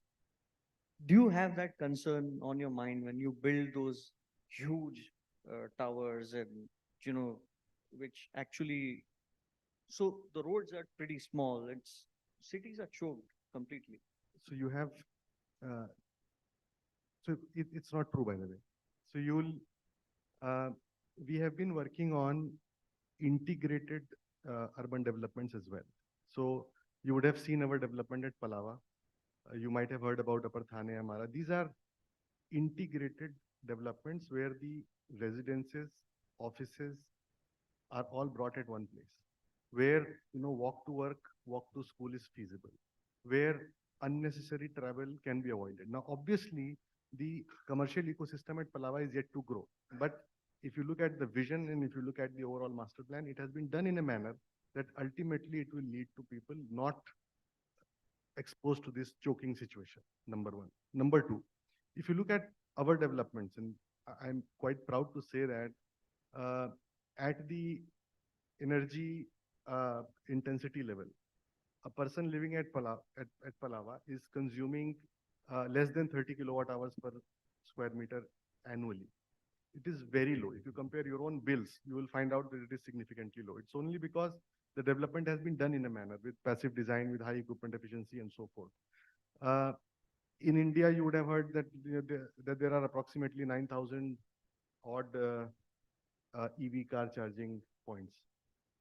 Within MMR region, at Lodha, across our projects, we have more than 110 public car charging points.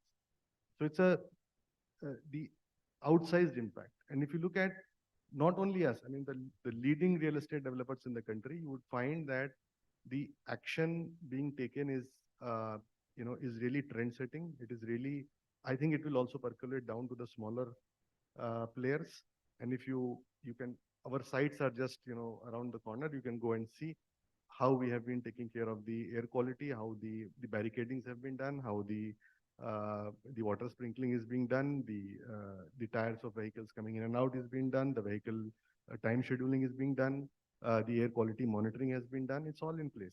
Now it's just a matter that we set such examples which others can follow, and that's where we are, trying our best.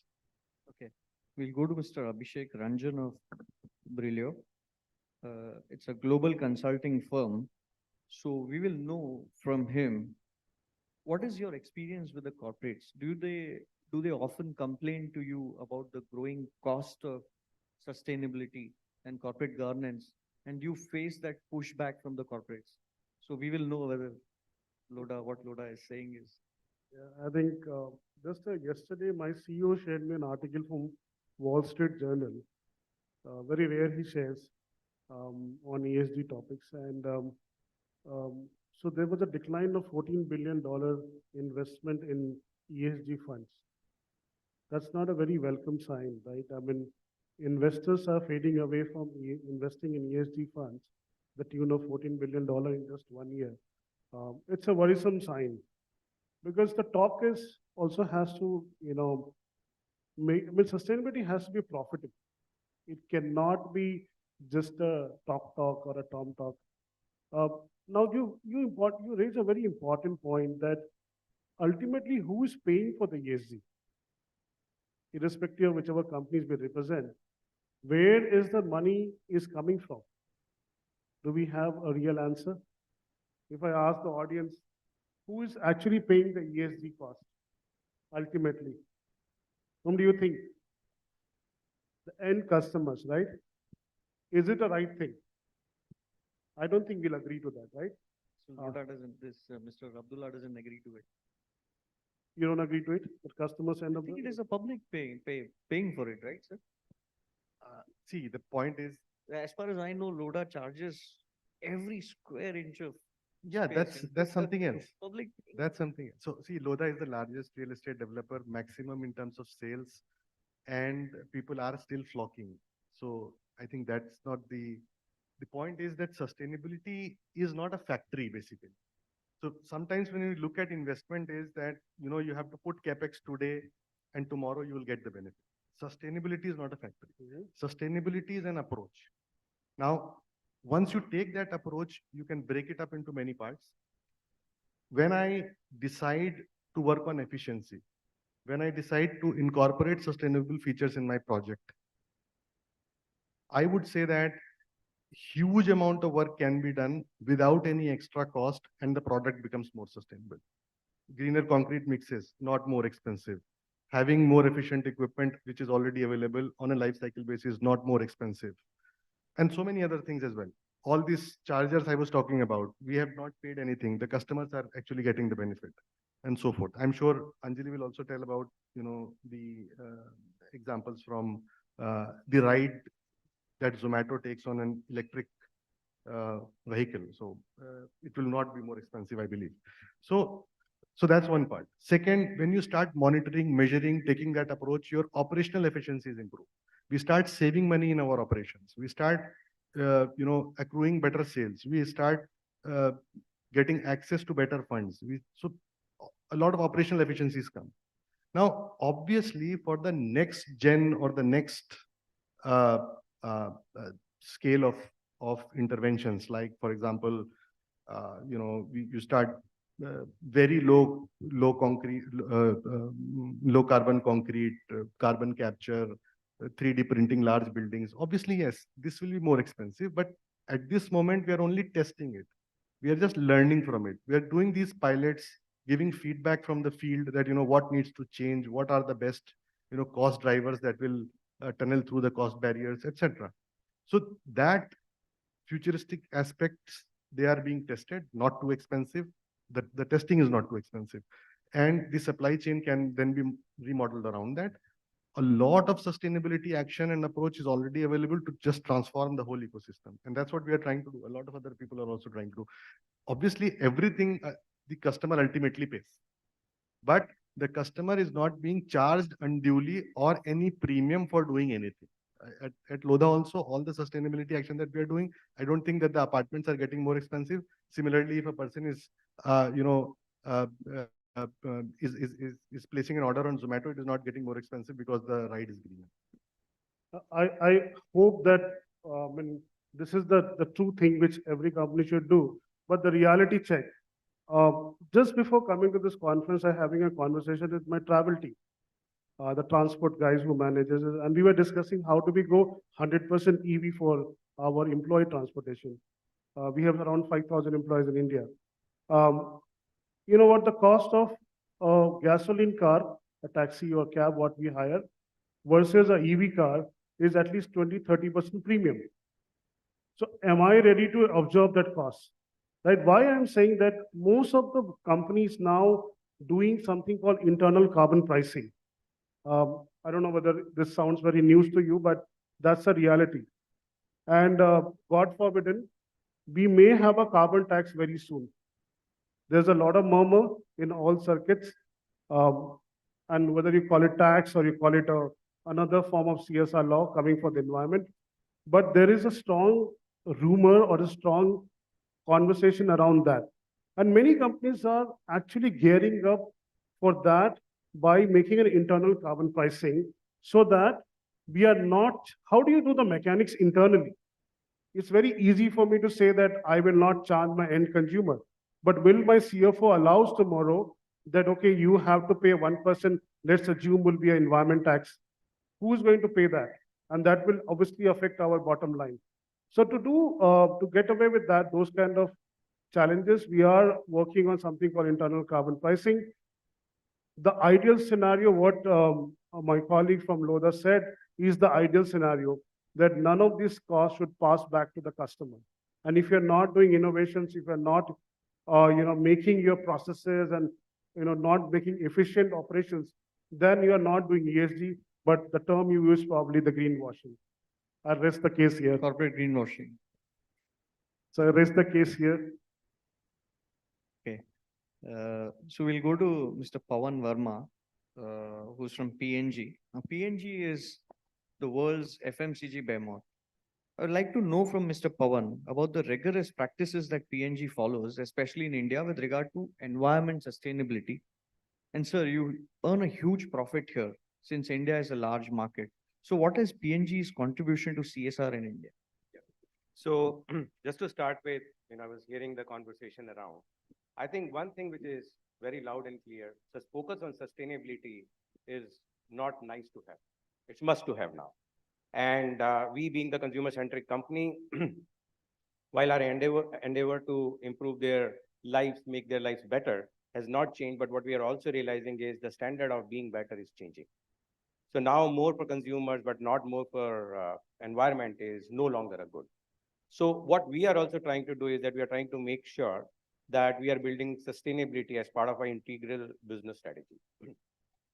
While we are getting a lot of impetus with a lot of consumer landscape which is evolving around, a lot of infrastructure, policymakers, new startup ecosystem which are coming up in India are making this journey in a way easier. So just to take few example, I'll go example by example. We truly believe that if we are intentional enough to drive value, we can add a lot of value to the whole value chain. In 2018, we announced that by 2030, all of our plants will use 35% lesser water per case that we produce versus 2010.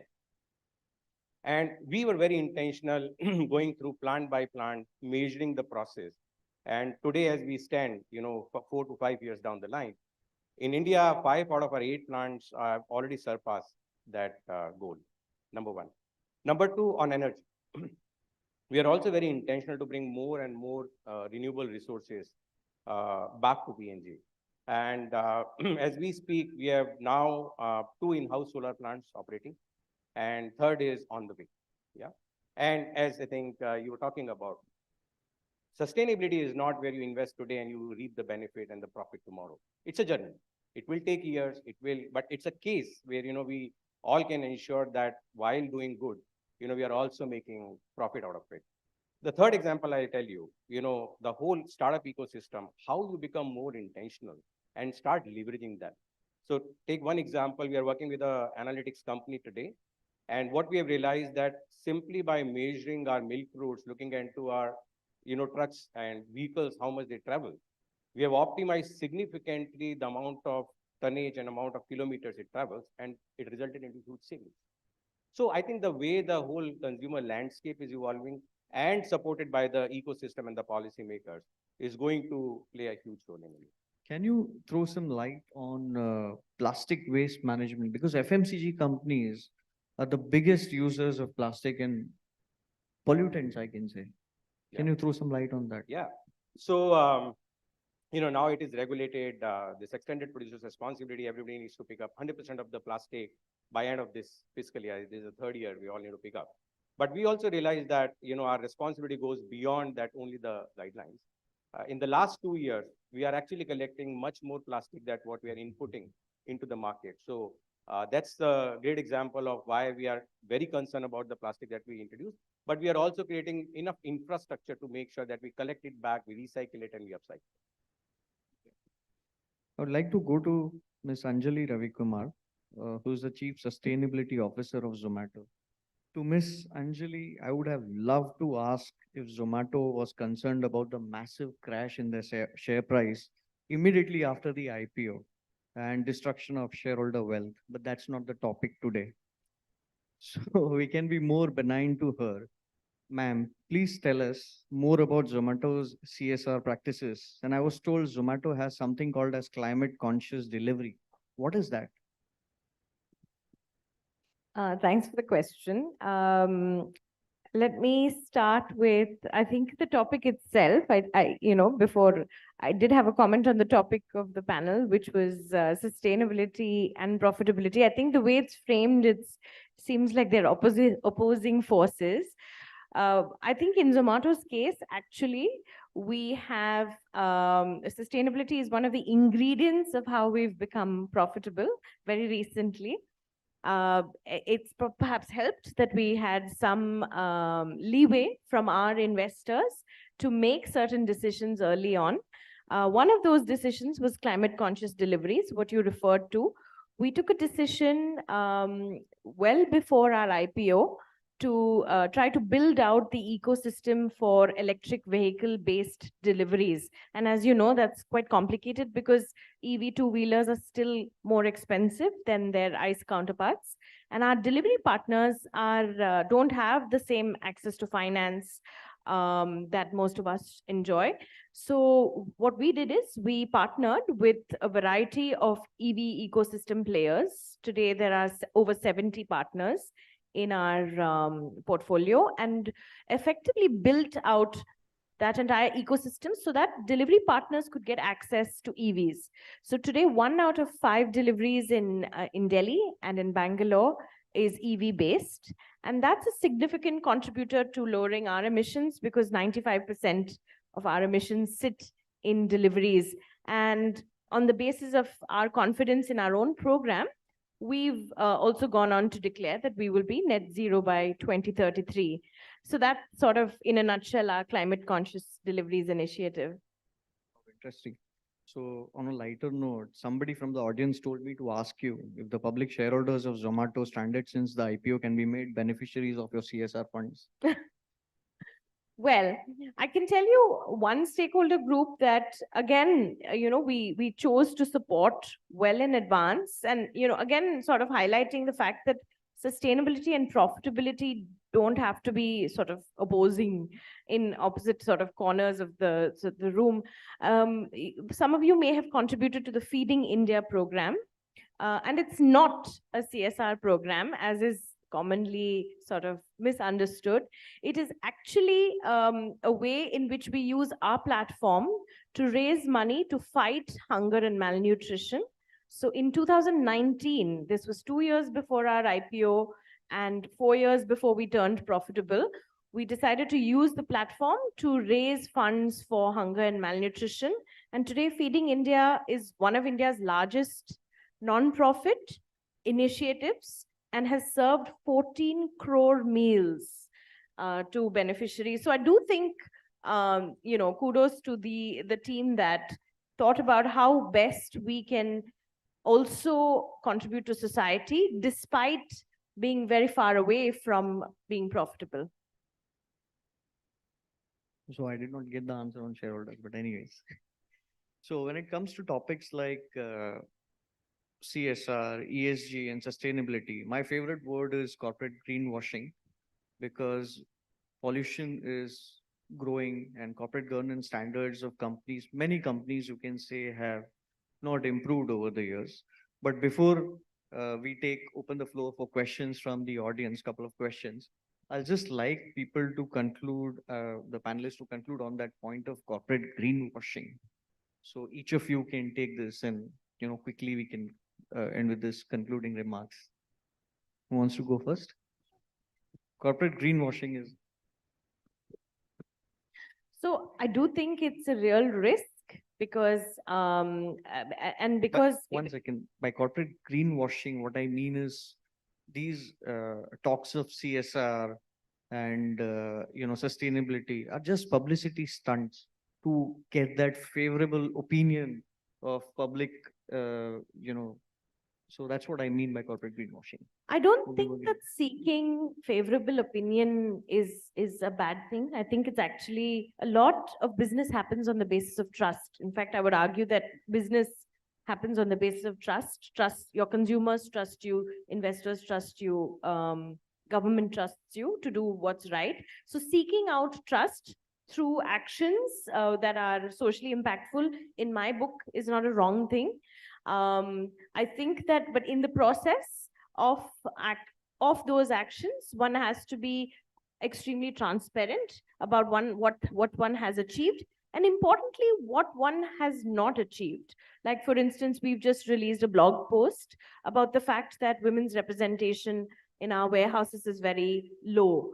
And, diversity is an important sustainability metric. And we've been quite honest about the fact that we've really had a hard time. We were at lower than 5%, but we've run certain experiments to try to figure this out, and we've shared those learnings. I think there's a measure of honesty and transparency that can help you overcome the risk of greenwashing. But setting those standards is what's key. The standards for transparency. Okay, I think Mr. Ravi Ranjan, one second. Abhishek Ranjan, I think he agrees. I think in the world of social media and the social activism is so high, it's very difficult for companies to do greenwashing and just get away with it, right? I think the fact that we all are coming and representing in the public forum like this and probably taking the tough questions from a media senior journalist is that we are willing to scrutinize, right? And the one good thing has happened with the advent of social media, that every single person in this room is a stakeholder of my company or every company for matter. I'm stakeholder to Zomato. The good part is that I invested in Zomato after the IPO. After the IPO. So I made some money so far.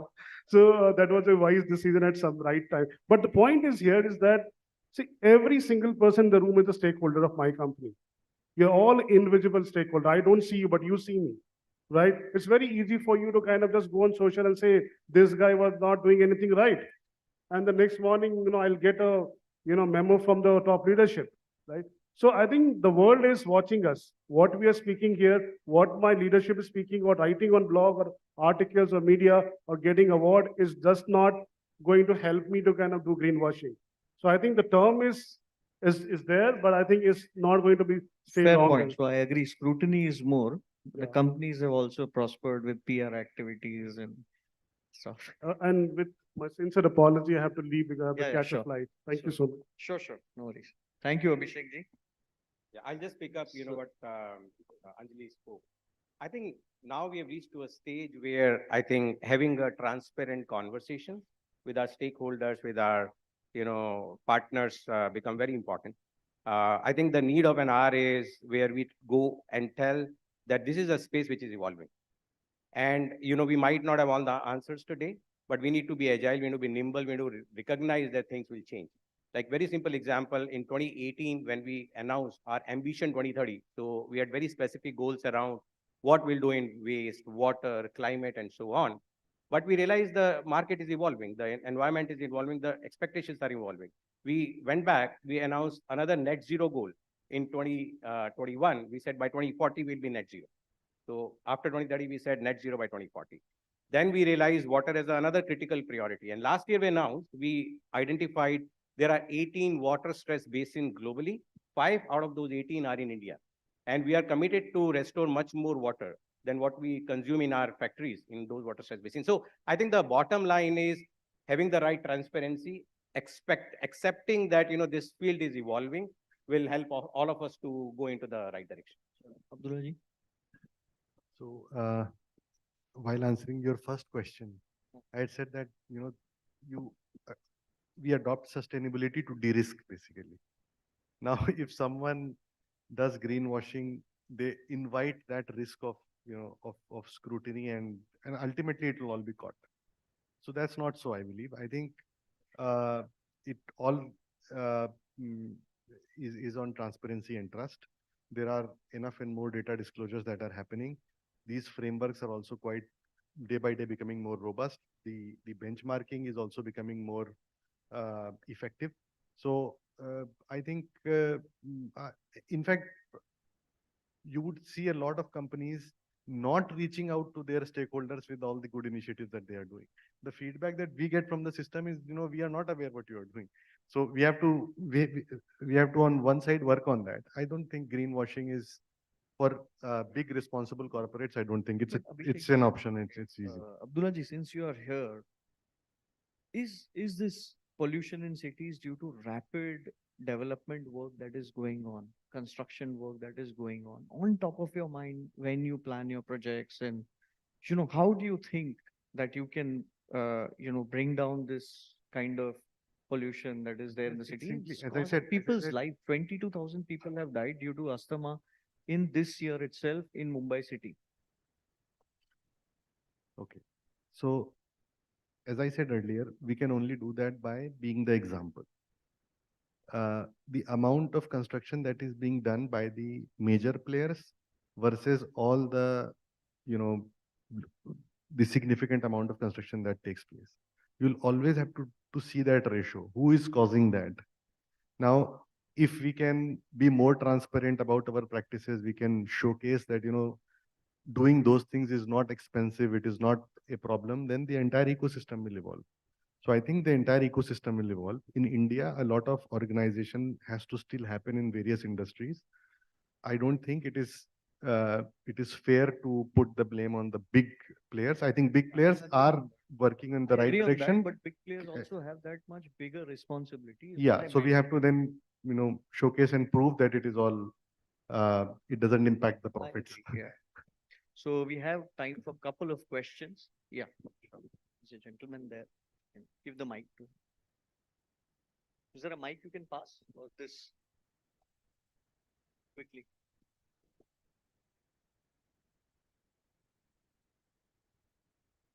Thank you, Palakji. You talk about my heart of minds. That purpose I'm coming here actually.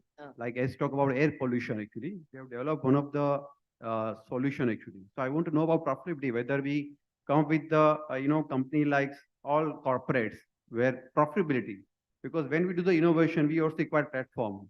So your all the employees are asset, your asset, company asset actually. So we implement this nanofiber to all the windows. So all the pollution cannot come inside, pure air actually. So if I approach the builder, so you validate through your Excel, your different programs. So it will also increase the price of your flats also, because 100% people are getting pure air also. Something you create the problem, but also you supporting the solution, which is the, people are paying. So, and same thing, whether we use the Zomato employees, or other employees, corporate employees, where we also reach out our innovation to them. So we can pass our something to the kind of platform. So how such kind of program can also become? Is I think giving you an idea of unique selling proposition of giving people clean air, people who stay in your, yeah. So is that on your mind ever?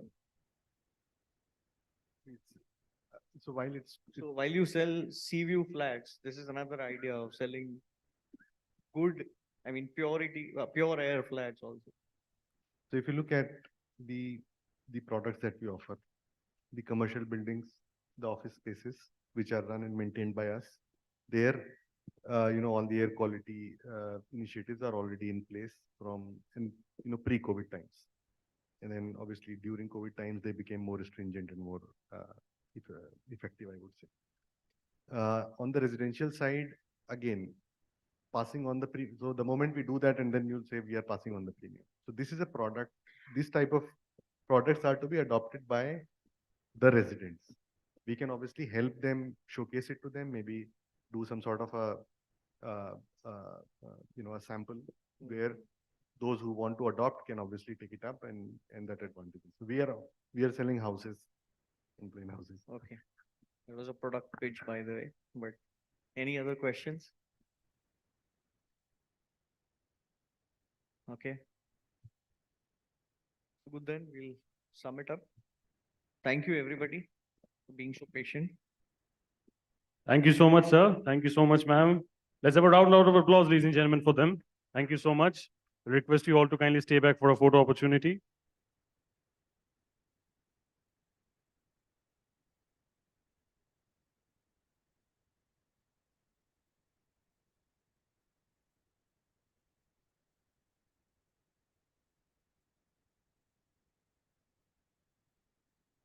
Thank you so much, sir. Thank you so much, ma'am, once again.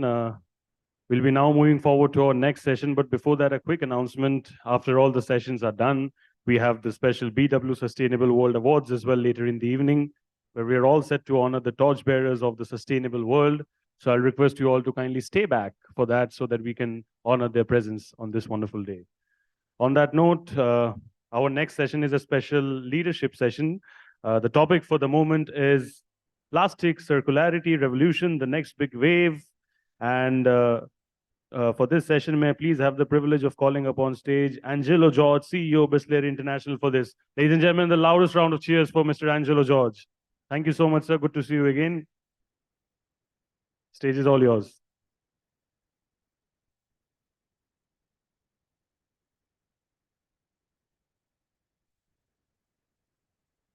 Good evening. My informal induction to circularity started in a journey which I had in Nainital.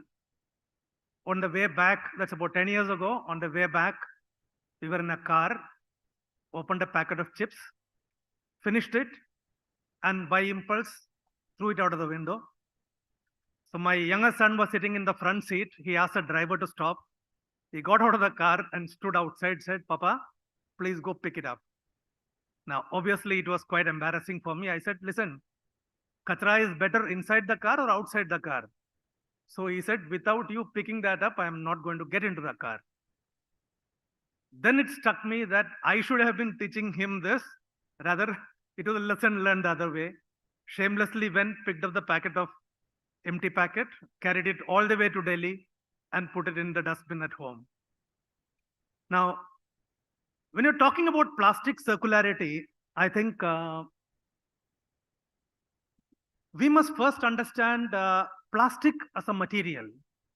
You know, it started with the first patent which was given in 1917, where PVC was given a patent as the first plastic item.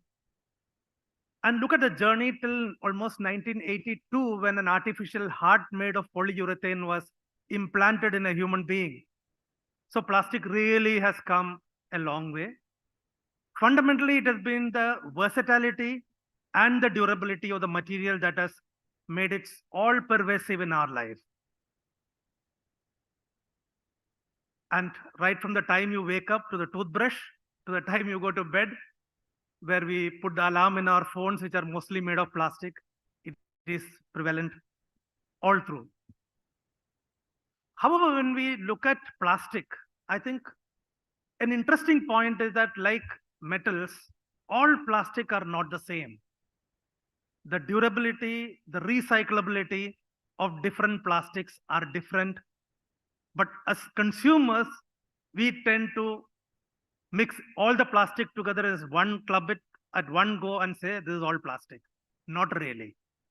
I think this is the first understanding as consumers that people need to have. There are different types of plastic, and some are far more recyclable, repurposable than other plastic.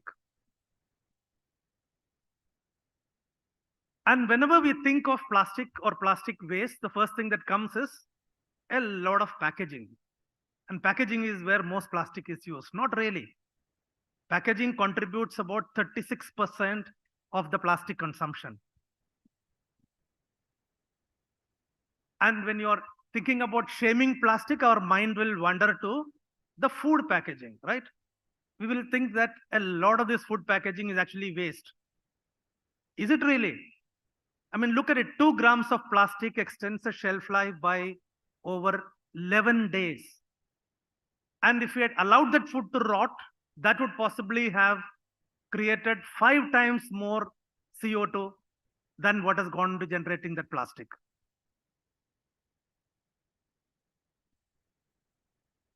I come from Bisleri, one of the most trusted brands in the country, name synonymous with water. Now, a lot of people will be wondering why there are so many mineral water bottles in this country. Is it just a matter of convenience? Not really. There must be a consumer reason for it. I mean, look at those numbers. In the urban India, just about 47% of houses have water connections directly to their homes. And look at those districts which are suffering from acute water crisis, 250 out of 750. And 50% of the districts in this country have contaminated groundwater, arsenic, fluorine, you name it, it's there. So people need safe drinking water. At the same time, it needs to be affordable in a country like India. Now, I'm not here to defend plastic. My job is to sell water. Now, when I look at a packaging material, what are the criteria which I use? The product, the packaging which I'm going to use have to be safe without any chemical or physical interactions with my product. Functionally equivalent to whatever I'm using today, has to be cost effective.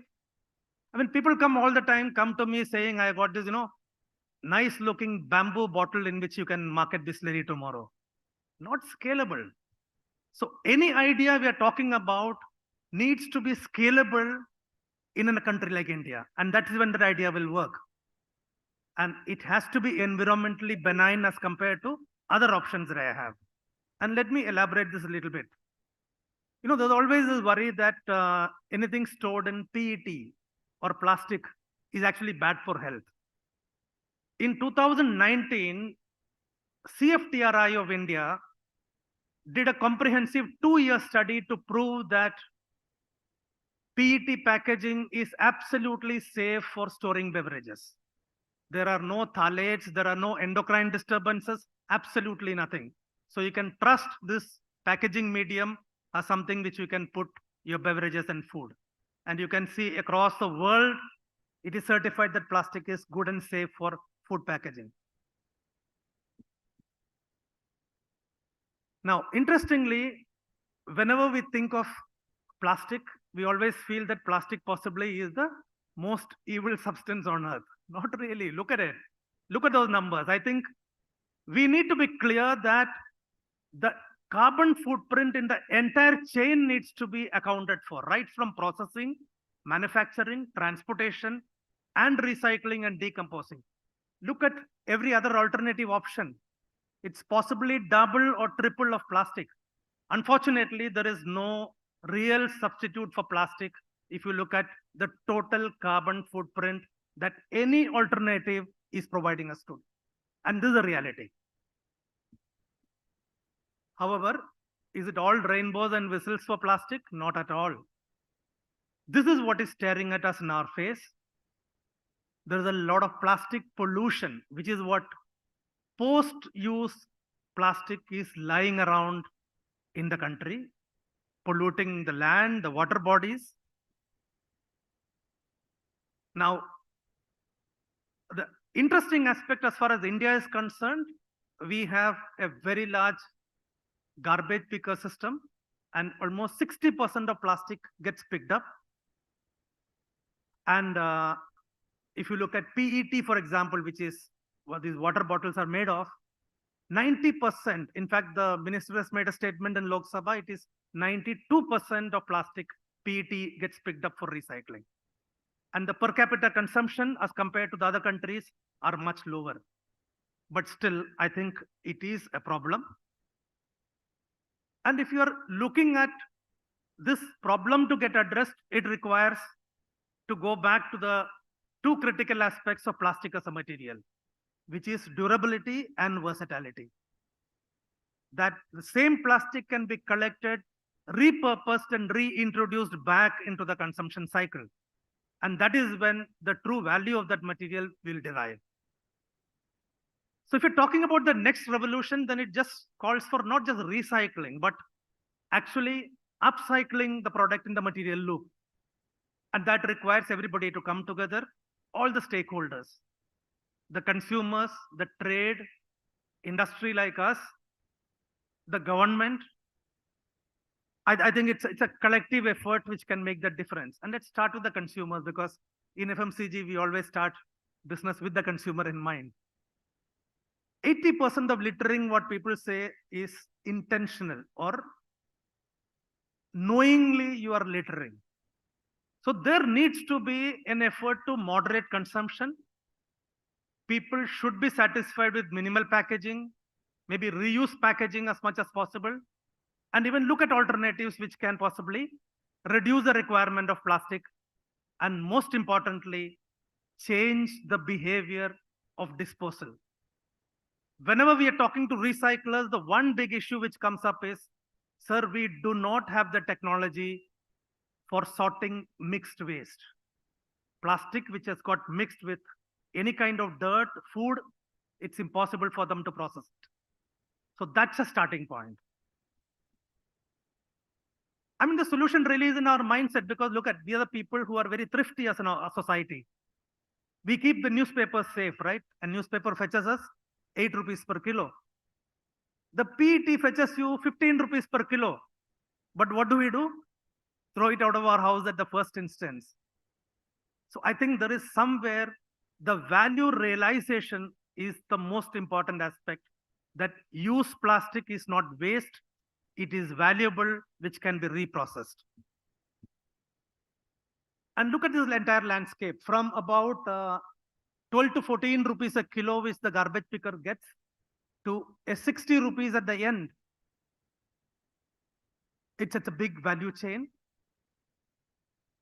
And importantly, I think the second large point is really about circularity investments need to increase. Even today, it's a huge industry. You can see the number of people involved in it, 70 lakh plus, just in the PET reprocessing industry. And what is it going to be by 2030? A $10.2 billion industry. It's significant. A lot of us don't appreciate this, but we have one challenge. While the consumption is relatively uniform, because the urbanization has been very democratic across the states, the problem that we have is 82% of recyclers are located in just 7 states of this country. Now, somebody in Orissa or in a Kerala wants to ship the material. The entire value-added reprocessing gets impacted, because there is a significant transportation cost from those consuming states to the places where your recycling industry is located. Now, this is something which we need to address, because otherwise the plastic in Orissa will lie in Orissa, it will lie in Kerala, it will lie in Assam, and we need to take collective cognizance and say, we need to put up those industries there. That is when the true circularity revolution can kind of happen. The third aspect, innovation, adding value always ensures that it will attract capital investments. You saw that at the final output level, it was about 60 rupees per kilo on PET. A couple of kilos go to make a t-shirt, which gets sold for about 800 to 2000 rupees, depending on the branding you put on that. That is true value addition possibility. Look at some of those shoes, they have branded it as ocean plastic. Adidas ocean plastic shoes are upwards of 16,000 rupees. How much PET goes into that? Possibly 150 rupees worth of PET. Look at that significant value addition. That's a kind of possibility in this industry. But we need to be innovative, and we need to make this entire process of recycling interesting. I mean, we don't have, look at that, t-shirts from recycled plastic. Those are costing upwards of 2,000 rupees. And I don't think there can be a better ambassador than the Prime Minister of the country wearing a jacket made out of PET bottles. So there is tremendous scope for value addition and getting that product back into the consumption cycle, rather than, a lot of people think, what do I do with plastic? Mix it with bitumen and put it on the tar road. Absolutely criminal. I mean, it's like you are throwing your gold chain out of your window and saying, okay, iska purpose khatam ho gaya. I've attended this party, now I don't require it anymore. Do we do that? Never. Interestingly, the government is doing a lot of stuff. The regulatory landscape has been changing right from 2016, the EPR rules. And the last one really is about the national green credits, which has been proposed now, rewarding voluntary actions by individuals, farmer collectives, and corporates. You do anything which is going to benefit the environment, they're going to create a tradable platform where these credits are going to be enabled to be traded. So if I'm doing what is more than my requirement, I'm going to get those credits, which I'll be able to trade in the platform. We are actually actively working with the government to create some of these things. And it's not just limited to plastic. it's limited to a variety of things which are going to be benign to the environment, water conservation and a lot of other items. Under the Prime Minister's LIFE mission, there's going to be a big initiative by the government. I think it's been very thoughtfully done. And some of the initial drafts have already been released last week. Interestingly, there are a lot of global best practices. Now, some of those you can see are very developed countries, and we'll always reflect back and say, okay, it can work in a Norway and maybe in a Germany. But we are not at that stage of development. But you must look at a country like Bangladesh. They have not had plastic bags for over 15 years now. You cannot find even one plastic bag in entire Bangladesh. I used to work there as part of my responsibility at one point in time. I used to be amazed. A non-vegetarian country, people go out to buy fish every morning. And how do you manage? In jute bag, they carry their steel vessels and collect their meat and fish in steel vessels. So people adapt. Look at a country like Sri Lanka. You go to see the beaches in Sri Lanka, absolutely clean. And why is that? Because they have a mechanism where every shack is held accountable for the beach in front of him. And every 30 minutes, 1 hour, they ensure that they go to the beach and clean up their portion of that. Now, is Sri Lanka a richer country than us? No. So it doesn't matter. We can adopt some of these best practices and possibly put it into practice in our country. Now, that brings me to the last point. I think as a representative of the industry, we have an accountability as well to ensure that plastic circularity is moving into the next level. And let me share the Bisleri story. Our chairman has a vision that used plastic is valuable and must be recycled. And we were one of the first companies in India to import a plastic recycling machine from Japan in the early 90s, where nobody in this country would have talked about any commitment of circularity, EPR, nothing was there. And we were actually working towards creating value-added products. We were also one of the first companies to become plastic neutral, as I would call it, that you are not putting more plastic than what you recycle. In fact, we recycle about 104% of our plastic, and last year numbers have just been released. It's 107%. And we also replenish water to an extent of 108% through rainwater harvesting, taking care of restoring water bodies, and also putting in check dams in the rural areas. So there's a lot of work which we do in this, proudly do in this area. And I remember when the first mandate came that if you are an FMCG company or any company using plastic packaging, 70% you must recycle. And we had a discussion internally and said, why not 100%? And that's how we ended up here. And if you look at the 3 Rs, this is what we've been doing: reduce our plastic consumption by 10%. And our focus on reusing of plastic has made that the 20-liter business almost a 30% of our overall business, because we believe that that jar can be used multiple times. And you have seen our recycling numbers. We firmly believe that as a company, that we have a role to educate consumers about the value of used plastic, and also educate them about cleaning it and segregating it before disposing.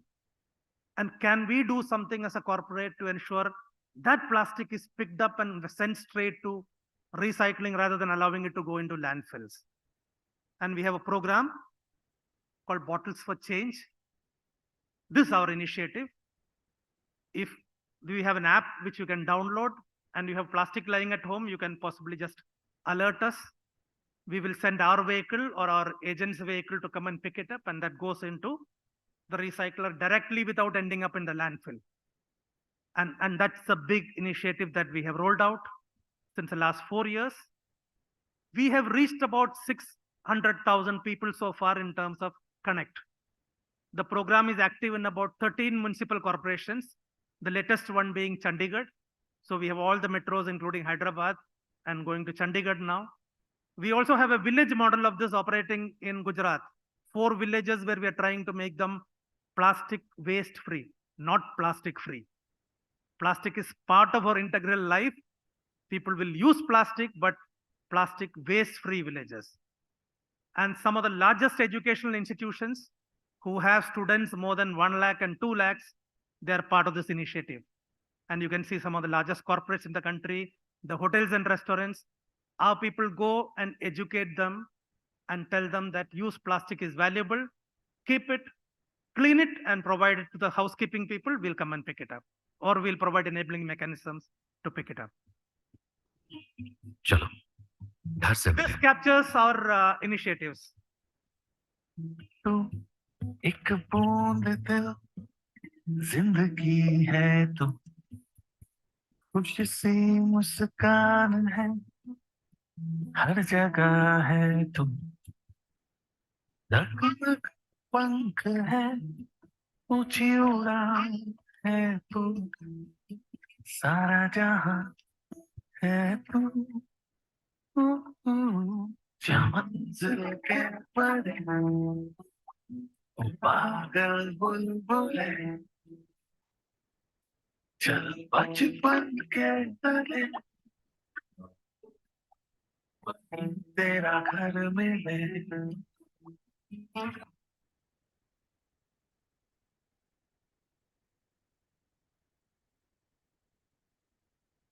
So to sum up, the next big wave in circularity calls for a collective effort, both from consumers who need to moderate consumption and promote reuse. And most importantly, a significant behavior change that I should not be littering, I should be cleaning up my used plastic and figure out a way of reaching it to recycler directly.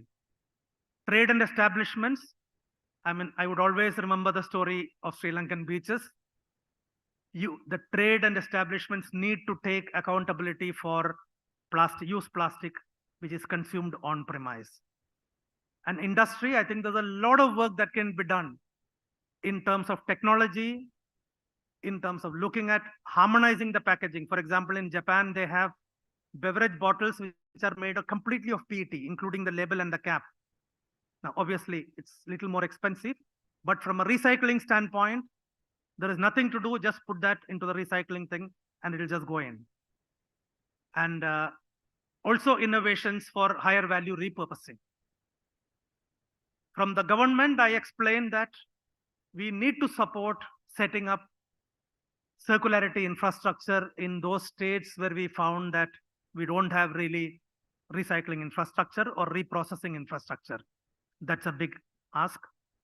And the last one is catch them young, make circularity part of the curriculum for kids, because I learned my lesson from my son. I'm sure there are a lot of young kids who can teach their parents who possibly missed out this learning in the past. Thank you, and thank you, Anurag and Business World, for this opportunity for me to be here as part of this wonderful conference. Thank you. Thank you so much, sir. Round of applause for him. Sir, I'll request you to be on stage for a photo opportunity. Sir, I'll request you to be on stage for a photo opportunity. Thank you. And sir, it's a privilege to hear you. We got to hear you in Bangalore as well. You were brilliant there. You were brilliant here as well. Thank you.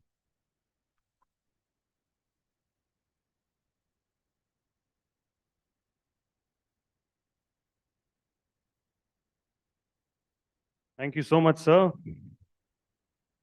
You know, ladies and gentlemen, everything we make pollutes. The most responsible things we can do is to make each and every product as well as we know how so it lasts as long as possible.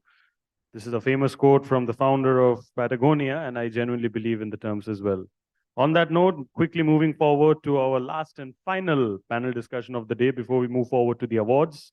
I request you all to kindly be there to honor and be a witness, all of them who are getting honored today for their hard work and efforts.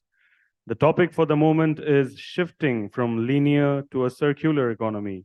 The session will be chaired by Sudhir Mishra, founder and managing partner, Trust Legal, noted environmental lawyer, Raju Goyal, executive president and chief technical officer, Ultratech Cement, Bhagyashree Bhansali Jain, CEO, The Disposal Company, Harshavardhan Honmode, EVP, Yokohama Off-Highway Tires, Surajit Bose, Head of Sustainability, Hindustan Coca-Cola Beverages, Pranjal Goswami, Chief Sustainability Officer, Gokul Das Exports. May I please have the honor and privilege to call out all of them on stage, please. Thank you so much. And ladies and gentlemen, let's clap for all of them. I think the final panel discussion of the day. Let's show some more energy on the house. Yes, thank you so much. Welcome, sir.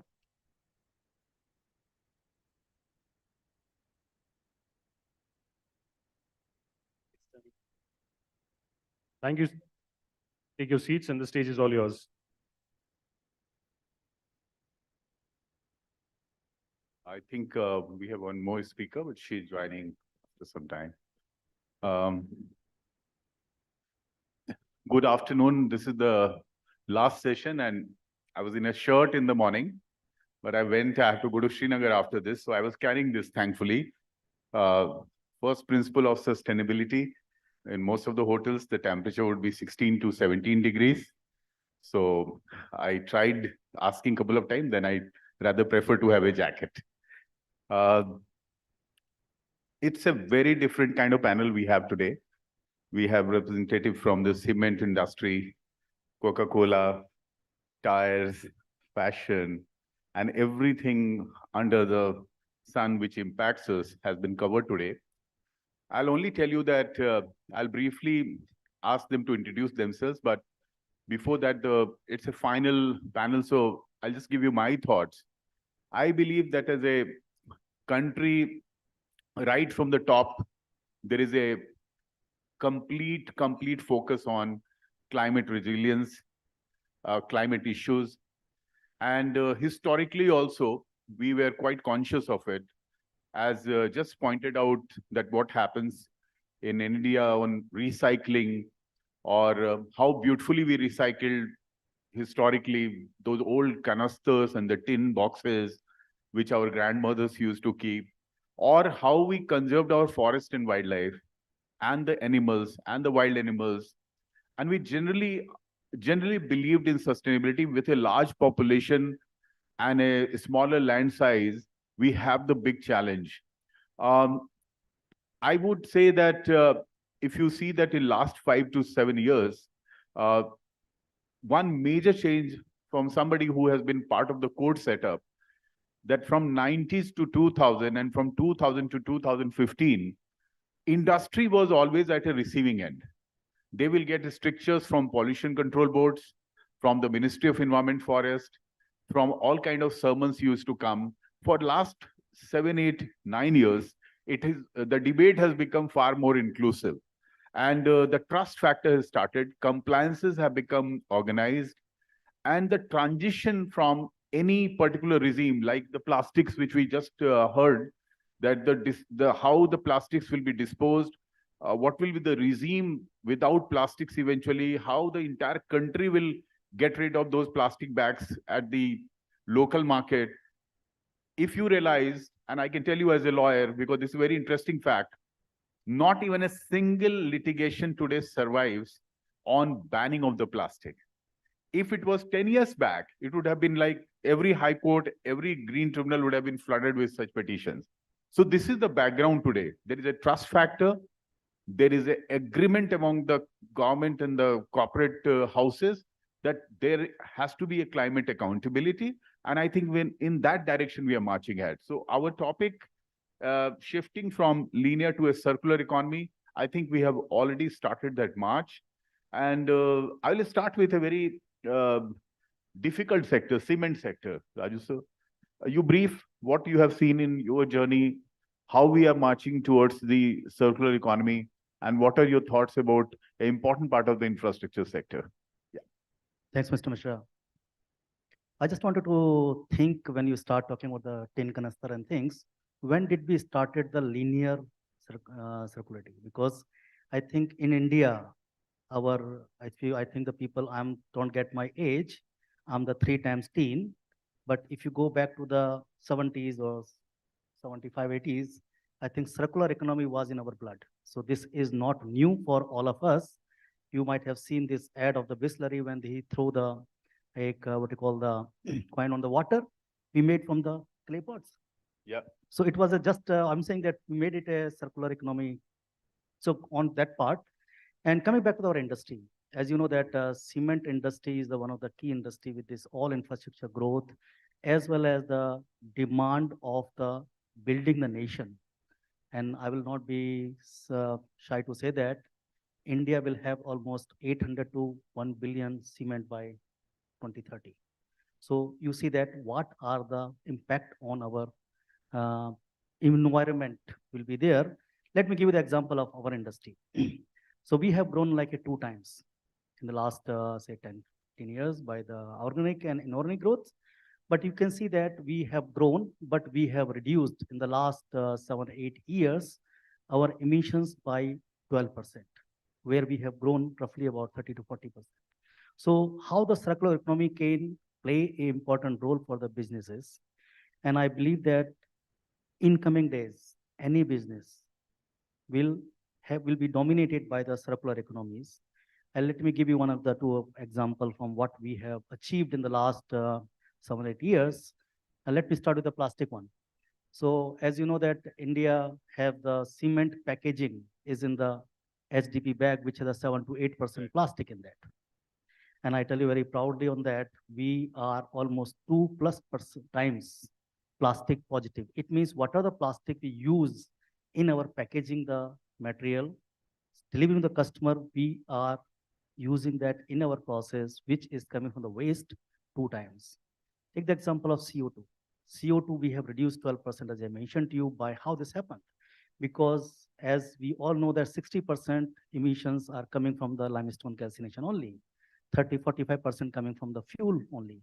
So we have increased roughly about 3-fold using the MSWs, all the biomass and all the fuels, which is the part of the circular economy. And we have done about 300% increase in the last 3-4 years.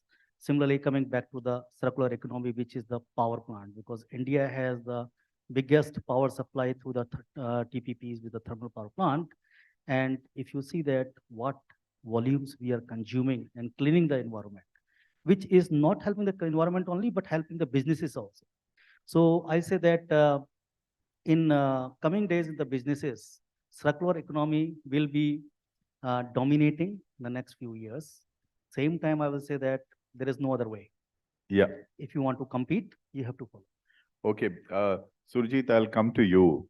And the reason is you run a global, you are part of a global setup, which is present in more than 150 jurisdictions. Coca-Cola is a very important company. It's associated with the children to the old, and you deal with plastic and water both. Now, what are the global practices which you think are in sync with India's circular economy? And what are few of the areas you are still working to bring it at par with the best standards in the world so far as the responsible circular economic march is concerned? Thank you so much, Mr. Mishra. It's an honor and a privilege to be here today. And thank you so much, Business World, for inviting. I come from the FMCG industry, so my experience and on the question that you have posed on the global best practices, I'll answer with respect to the circular economy. The most important aspect I feel is with respect to circular and economy. The word economy is very important. And Indian economy is very, very unique thanks to the way our population and demographics is all across the country. So different best practice models which are there globally, some of it we obviously can take and bring to practice, but we have to be pragmatic as well. The second is, when we look at circularity, it's not just about plastics, it's also about glass. It's also about aluminum, because these are also growing and they have different kinds of a circularity footprint and different best practices as well. One of the very interesting things is particularly on plastic and on PET, which is a very well understood subject. And internationally, there are excellent practices to ensure recirculate within the new bottles, which what we call the bottle to bottle recycling. in talking about it, one of the first things that comes to my mind is, before the sun rises in any Indian city, all the good quality plastics are actually picked up. And today we must also understand what's happening in the linear economy, which is that almost 92 to 95% of all the PET in the country is going into textiles and fibers. So the regulation as well as global best practices is saying that use the PET in making new bottles, the bottle to bottle recycling. And that is what will keep it in circulation within the economy. Having said that, we certainly will have to ensure that this happens within the Indian context, how this raw material actually can remain in circulation, create jobs, be low carbon, and how this can be incentivized. I'll pause there. Yeah, that's good introductory thoughts. And Harshvardhanji, I'll come to you now. You are part of one of the large tire company. It's a global brand. They would be having, when we were outside just deliberating the flow, you talked about the Japanese, how they are ahead than the rest of the world. So few of the practices which India has opted on the tire manufacturing from Japan, and what are the other areas where you think that we can opt more out of the Japanese experience? So the tire part is really a tough one. It's known to be dirty. It's an uninvolved category for the consumer. You talk about the tire only when it goes flat. Not before that. You don't even know what you are using on the car, right? So the Japanese, and I think this is an Asian trait, not really only Japanese. Like you mentioned that we were already fairly sustainable living on many of our daily pieces. Same is with the Japanese part. So they were very conscious, but like the earlier panel said, the whole focus was on environment. And in the last 20, 25 years in the tire industry, the focus has been on energy and how to use less energy to make the tire. But coming to the circularity part of it, now there is a lot of understanding that, what do I do of this tire after it has got used? Being a small place in Japan, the whole economy is already built around how the tires are picked up, how they are taken back, they are recycled. In Europe and US, you have to even pay for your tire to be disposed of. And that payment takes care of how it is disposed of. In India, you just go and change the tire and you don't know what happens to the tire which was left behind. But engineers, as Indians are, there are many things they are doing with those tires. So we have found out multiple uses, and this is not necessarily Japan teaching us. This is the jugaad of India which teaches us. So a lot of road construction happening right now. Safety on roads being connected again with the tires. You will see a lot of tires getting used on the turns, on the ghats for avoiding accidents. We are using a lot of used tires for creating the props for safety because they can take the impact if there is an accident. A lot of data now coming from highway authorities. They are working, rather we are working with NHAI to help them utilize most of the used tires there. There are multiple uses of tires post their life in terms of new technologies coming up in building roads. The good part of tire is it doesn't go out, right? So it lasts long. And how to use that part of it to put it into something which we expect to last long. So roads. So there are technologies now to mix it with bitumen and other things to make roads out of tires. Or if you see your playground areas nowadays have those rubberized mats, most of it is recycled tires. So quite a few things happening and a lot of nice material which is pulled back like the carbon black or steels and other thing that is going back into the production again. So people are working around this, not necessarily imports from Japanese, but this is a global concern. Yeah, good thoughts. Pranjal, coming to you, and I'm very grateful you're part of this panel, because I'm sure many of us will like to know about the fashion, the clothes, and what happens with them. I'll just tell you about one matter which I was handling in National Green Tribunal. When National Green Tribunal was the most important forum in 2012 to 2014. After that, it slowed down a little bit. That was about a Bhilwara dyeing industry, and the kind of they didn't set up effluent treatment plants and other stuff. What we learned at that time, that how much water is actually wasted, and how dangerous it is if it becomes part of the entire drainage system. So I always wanted to talk to somebody from a very responsible company, a larger textile company or a fashion industry, that talking about sustainability and textile is oxymoron for me, right? So what do you think? What actually is the role of, because it's like we don't even consider it as a problem. We go to malls, all of us do that. How much money goes in constructing one jeans, and how do we become responsible about it? I think this is the most important question for the circular economy. Thank you, Sudhir.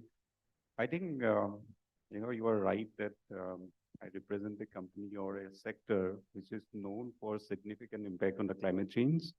We are one of those part of the value chain where we consume a lot of water, a lot of chemical, and we probably part of a value chain where we are reason for biodiversity loss. I just like to give you some numbers. That's why I have the paper with me right now. Why this is sustainability in the apparel sector is important, and why more so the circularity. I think it's a $1.5 trillion economy with 300 million people employed across the value chain. I don't talk about the geography in that. We consume almost 115 metric ton of fiber every year. We produce almost 100 billion garments for 7 billion people every year. And out of those 100 billion garments, only 1% is recycled. You could say that the value of 99% is wastage right now. That's the kind of economy we are right. And we keep on talking about the steel and cement industry, coal mining, all this. Yeah. So, and it's like, it's a fantastic panel. We have food, we have house, yeah. We have gadi, we have kapra. So, I mean, this is but when we talk about circularity, we have been talking about circularity for a long time. It is not only about a waste management approach. It has to be integrated right from the, entire life cycle. We call it cradle to grave life cycle.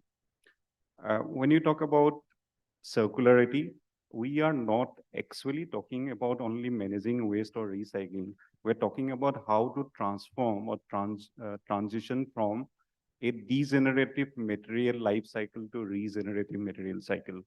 So what is the elements of circularity? It's like you keep a resource in economic value for longer time or create new avenues for business.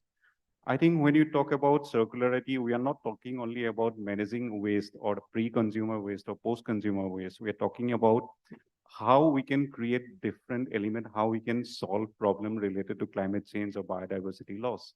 That's one point. The other point is that whether it is so smooth, can we really shifting from linear economy to the circular economy is linear or smooth? I think it's not. There are a lot of challenges. I can talk about the challenges within the sector is that we don't have the infrastructure. I think we heard about the plastic, that most of the recyclers are concentrated in few states. But we do not have the infrastructure for the textile as well. And that's why we have 92 million tons of waste going to the waste, but there's nothing, recovered. And for apparel industries, the basic element is fiber. And the basic challenge for circularity is that, removing or extracting individual fiber from a blend of fibers, because it is not only pure cotton or pure polyester. So many different mixers are there. So there are technical challenges. There are challenges related to finances, access to finances, because it's to shifting from linear, which has been there because there a lot of money has already been invested for decades perfecting the linear line of fashion industry. I think now there's a time we need to rethink about how you use resources, how you manage resources, how you produce resources, and how we can go to a stage where we basically promote dematerialized growth so that circularity become part of it and linear economy become redundant in few years. I think there's a need for circular. I will come back to this. Okay, more. Yeah, good. thanks. So I'll just read something which I got, that anti-waste law in France, officially known as the LOIAGEC, requires every product marketed or imported in France after January 2023 to be accompanied by a product sheet which provides compulsory sustainability and circulatory information of the fashion item. Now, when I got this, and I'm telling you how it will move now. Basically, because of the nature of the textile industry, nobody talks about these taboo issues. And you said about the 90% or 99% actually. For me, as a person who works in this field, it's like this is something we need to go and attack now, because this will not get it sorted. We just can't keep on sitting over it. Yeah, you want to say something?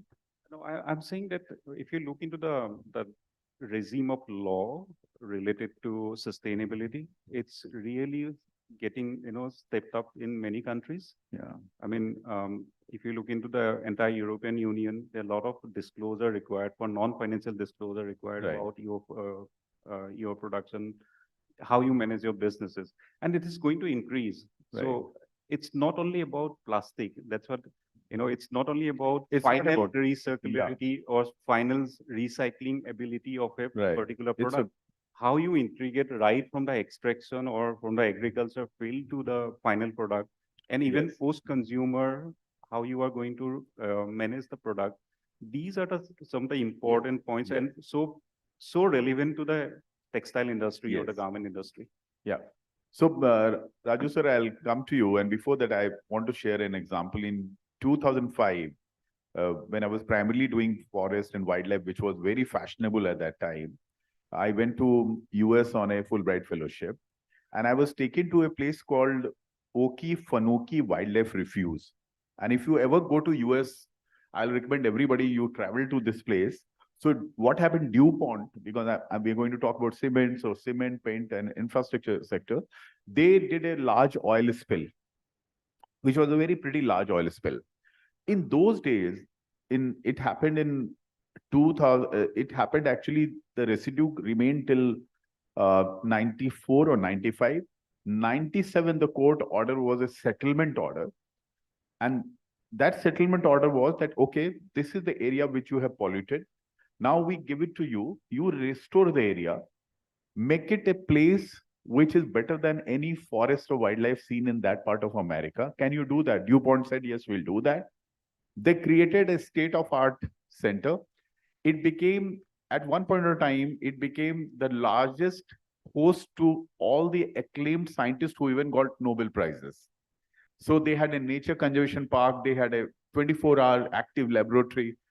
In India, ultimately, the corporate houses have to come up with their own set of examples, their own set of players, or own set of things. Okay, this particular cement industry or this particular steel company will show one big example of sustainability or survival of the planet. What are your thoughts on this? So thanks. I think it's a very loaded question, but let me try to answer from related to my industry. Actually, as you know that cement industry is known for the 7% of the total CO2 emitting globally. So we have a big responsibility on that side. So what I give one example of that. You take the example of the forest. I take the example of the heat, because our industry is very highly energy intensive industry on that side. So what we have done the last, so I believe like a three principle of that, as I think if I can summarize that, what say that we call produce, adopt, and design.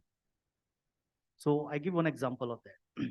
So 7-8 years ago in India, this all the waste heat coming out from firing the furnaces goes to the atmosphere without making anything. And we use roughly about 1 ton of cement need about 10% to 12% of the coal.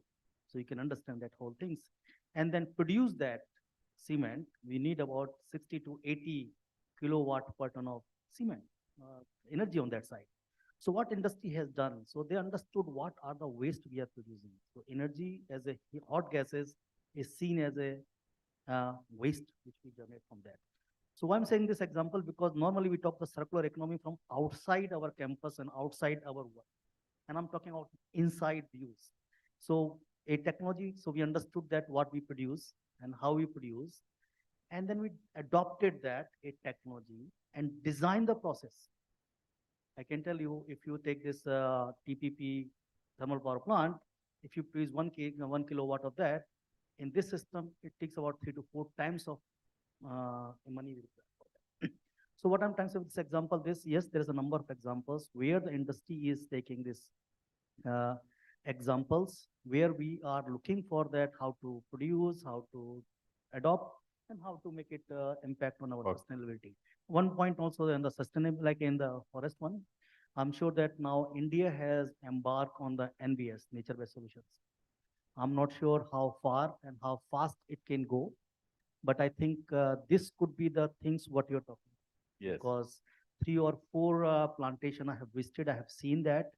I think this is going to be a game changer if this clicked in India. Right. Because all the farmers, they can produce it and they can adopt that, and industry can take the leverage on that. Yeah. Sujit, I will come to you for a very specific thing. Tell us a little bit about how you handle water. I know this is a difficult topic, and some of your projects where students and children have been involved, or they have been shown the community reach program. I have been told, even on affidavit I have seen, so I'm saying otherwise also. So what do you think, what you want other Indian corporate houses to learn from them?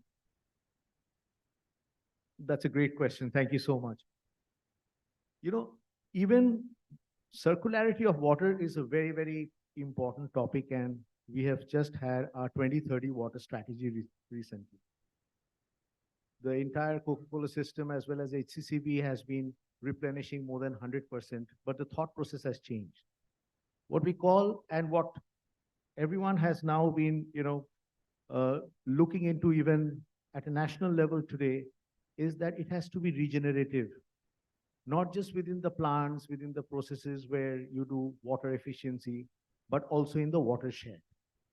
And the focus has moved to the priority watersheds. There are different kinds of plants, different kinds of sourcing operations of, agricultural commodities. But what's important is, where do you put the money?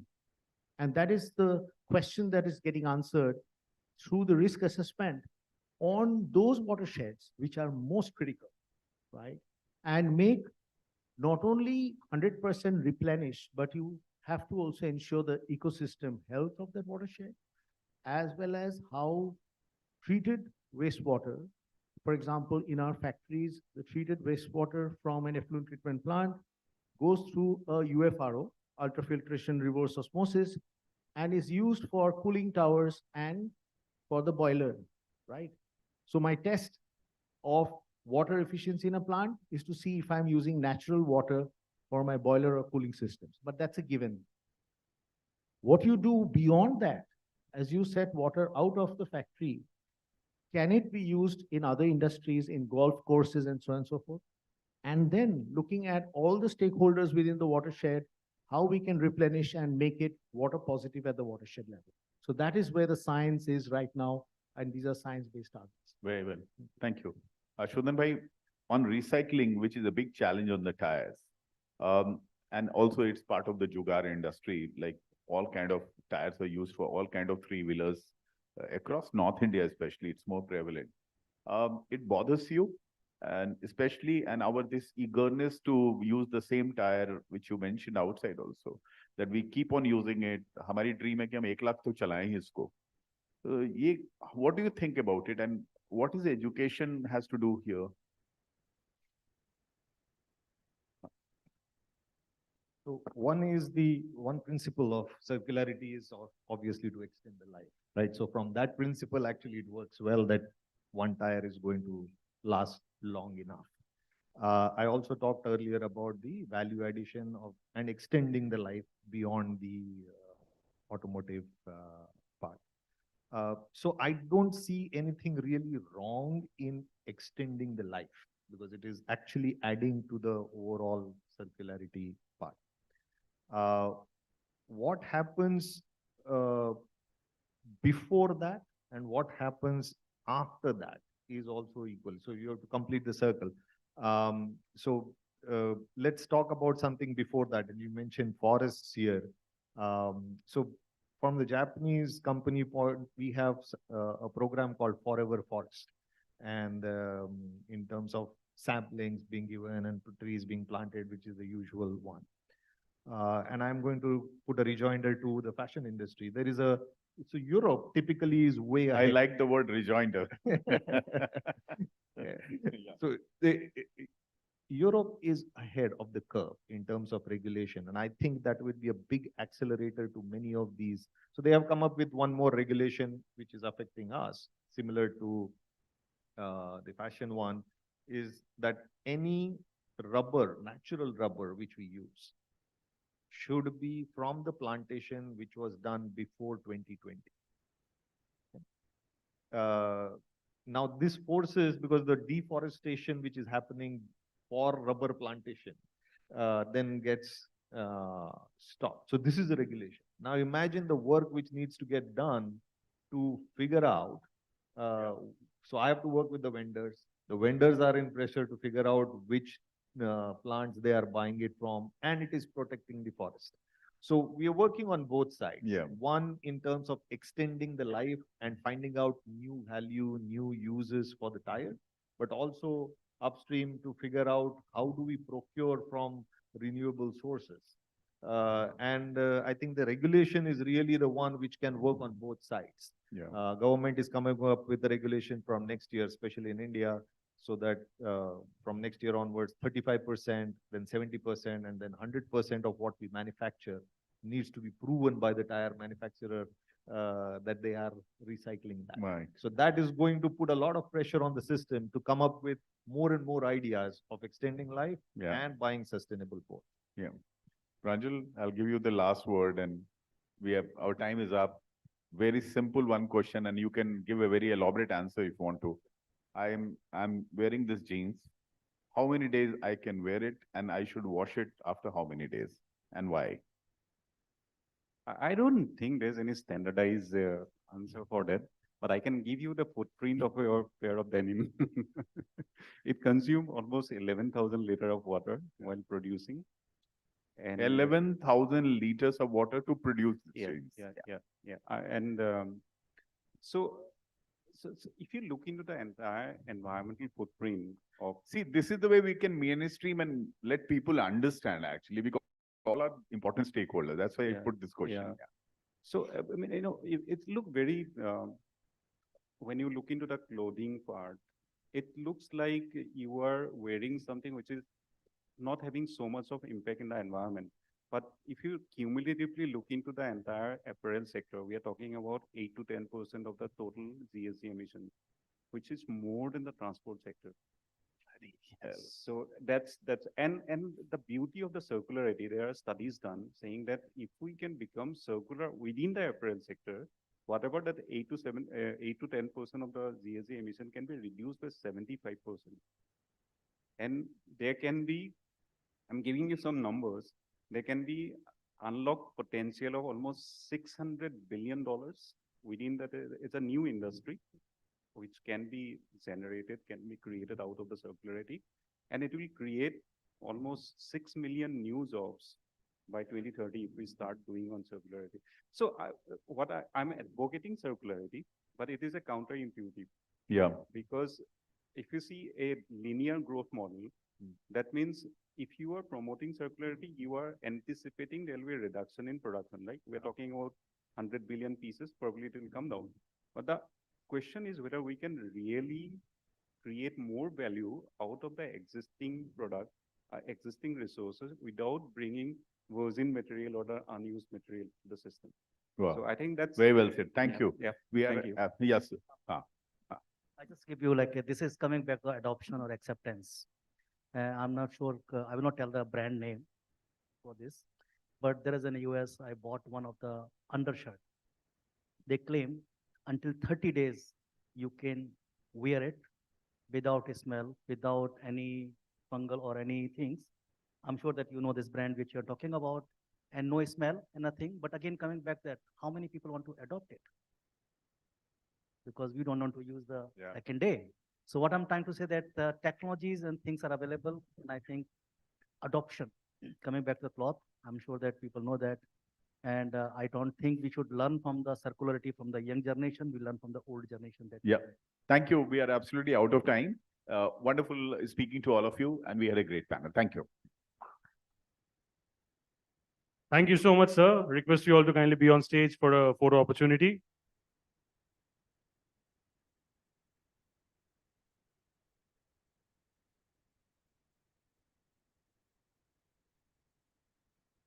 Ladies and gentlemen, the final panel discussion of the day. Loud round of cheers, ladies and gentlemen, for this. Thank you so much.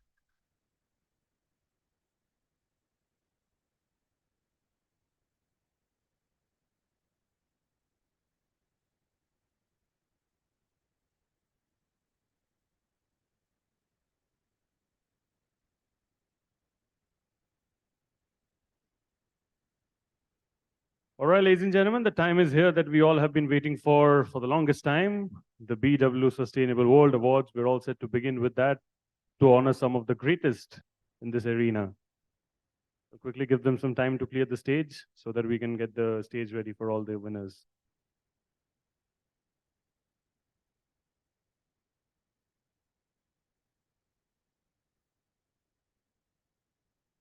Can we please quickly get the stage cleared?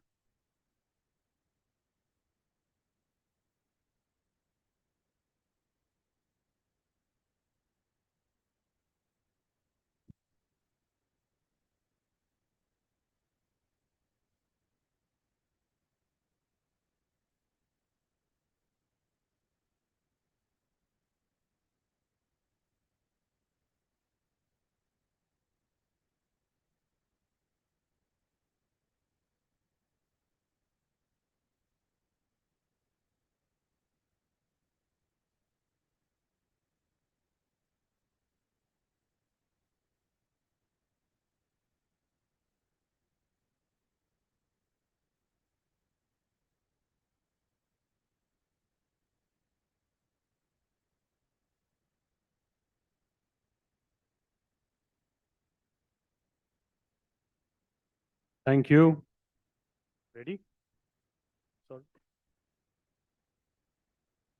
All right, ladies and gentlemen, we have finally arrived at the highly anticipated segment of this wonderful evening, the BW Sustainable World Awards, where we'll honor the torchbearers of Sustainable World for the year 2023. Today's award ceremony is being live streamed on all BW Business World platforms, including our social media channels and www.bwsustainabilityworld.com. Once again, ladies and gentlemen, join the celebration of this wonderful evening by using the hashtag BW Sustainable World Conclave. Before we move forward with the conference, it's important to thank our partners for the day.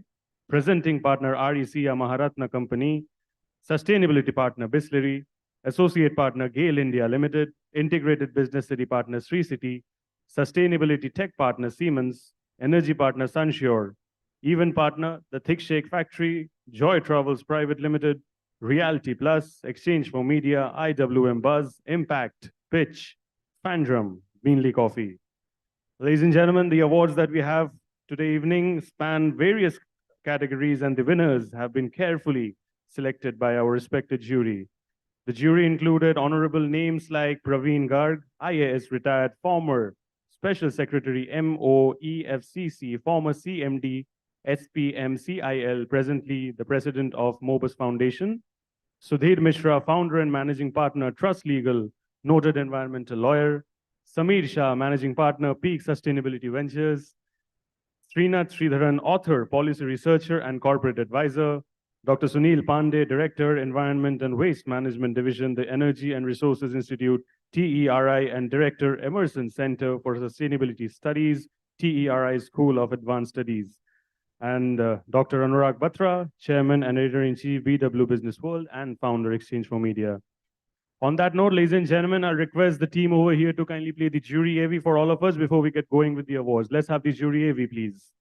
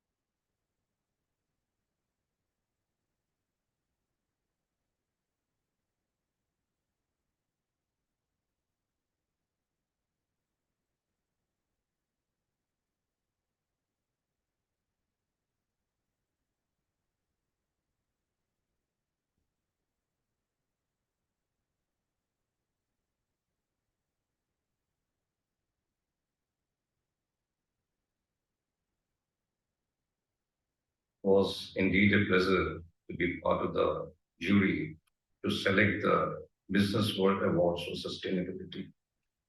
It was indeed a rigorous and a robust process to select the best or the second best from the multiple entries.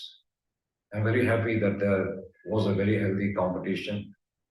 Entries were in quite a number, and it was difficult to make a choice to select the best two out of that. I'm very happy that Business World has instituted this award on sustainability.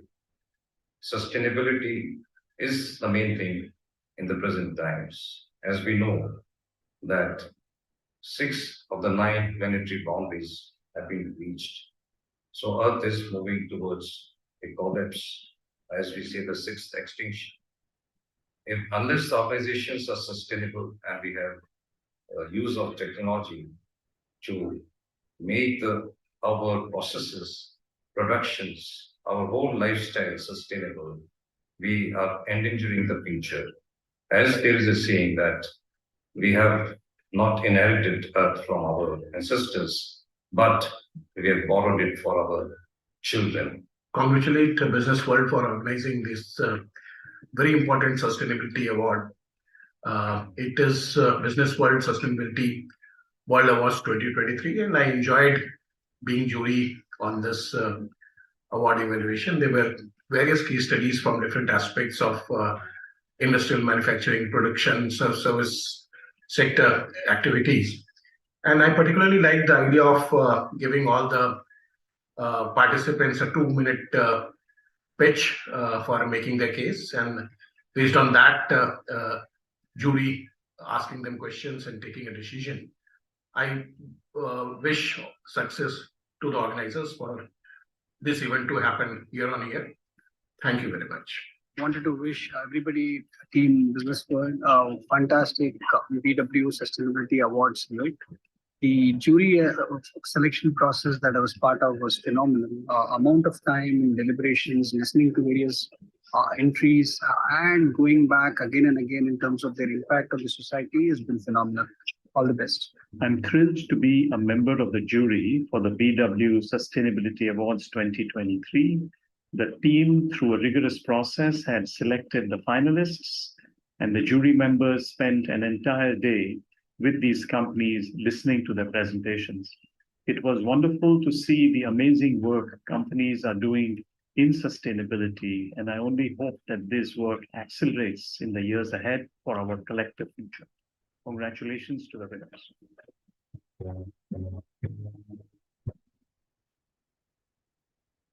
Thank you so much, my friends at the console, for playing the AV. Ladies and gentlemen, evening, can we please have some more excitement? आप लोग ज़रा और ज़ोर से चिल्ला सकते हो, ताली बजा सकते हो. It's all about honoring the good work that has happened in this year. Thank you so much. Now, may I please have the privilege of calling Dr. Anurag Batra, Chairman and Editor-in-Chief, BW Business World and Founder, Exchange for Media, to join us on stage and officially open the award. Ladies and gentlemen, the loudest cheers for Dr. Batra. Yes.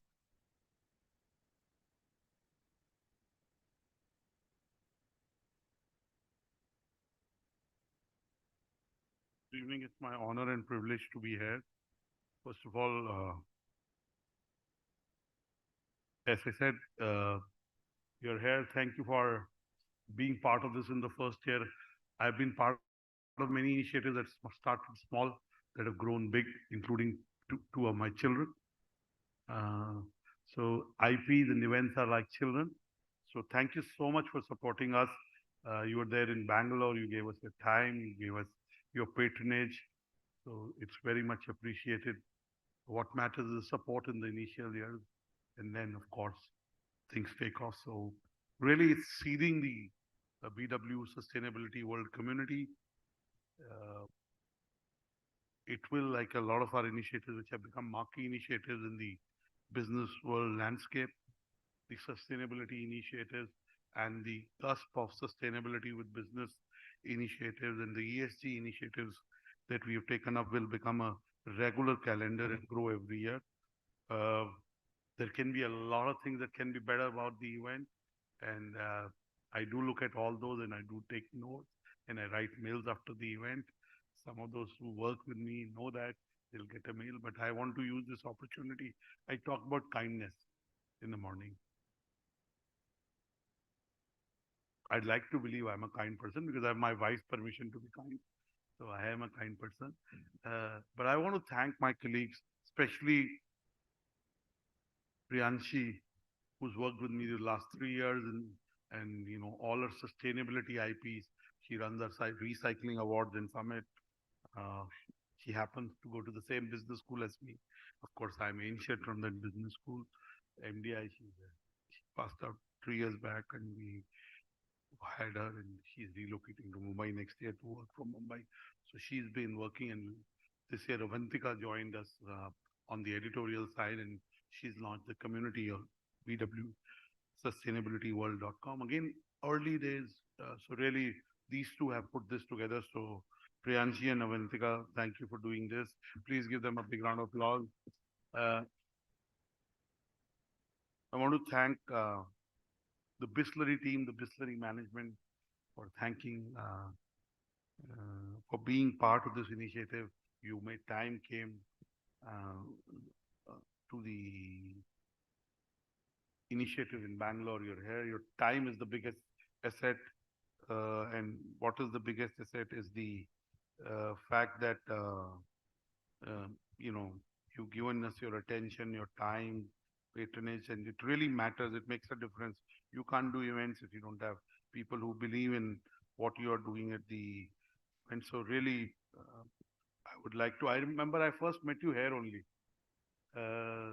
in one of the 8th floor, you know, boardrooms. So really appreciate all the support you've given to us in our various initiatives and your whole team. But I'd like to especially mention Mr. George. He's here. So please give Mr. Ignello George a big round of applause. He's the CEO of Bisleri International and really it's a brand that is a really marquee brand in the space, I'd say. I also want to thank the jury members. Some of them are in the room. Mr. Sudhir Mishra was my friend and we collaborated on a lot of things. Mr. Samir Shah, my friend Gopal Jain of Gaja Capital, many years back introduced me to me when Samir came back from Hong Kong running Satwa Ventures. And I hope you don't curse Gopal for that. I hope you don't. But since then, once he told me what he does, anything we do in sustainability and ESG, I do tend to call him and run it past him and get his ideas. And really, he's a very meticulous and a very involved and a deep person. And I enjoy meeting him. And whatever I can do for him, I mean, there's not much I can do for you, but whatever you know, you're self-capable, so I do. You know, I make time, take him to my friends who are relevant in Delhi. He's raised a large fund in the ESG space. He was throughout the day in the jury meet, gave his time. Sudhir gave his time. So thank you, all the jury members who are not there. Mr. Praveen Garg retired as a joint secretary. He was a Ministry of Environment, and again, fantastic person. He couldn't come here today. We wanted. So all the jury members, this is the inaugural award. I've done many initiatives which have become aspirational. I have no doubt as we put more resources, more energy, more content, and they become a calendar event, it will become big. I don't want to do a big speech. I just want to say, like all our BW Business World Awards, we do it through a jury process. It's an honest process. No process in the world is perfect. Though I'm a Hindu, the only two things that are perfect is one is Lord Shiva, Nirvikar, and my wife, of course, she's perfect.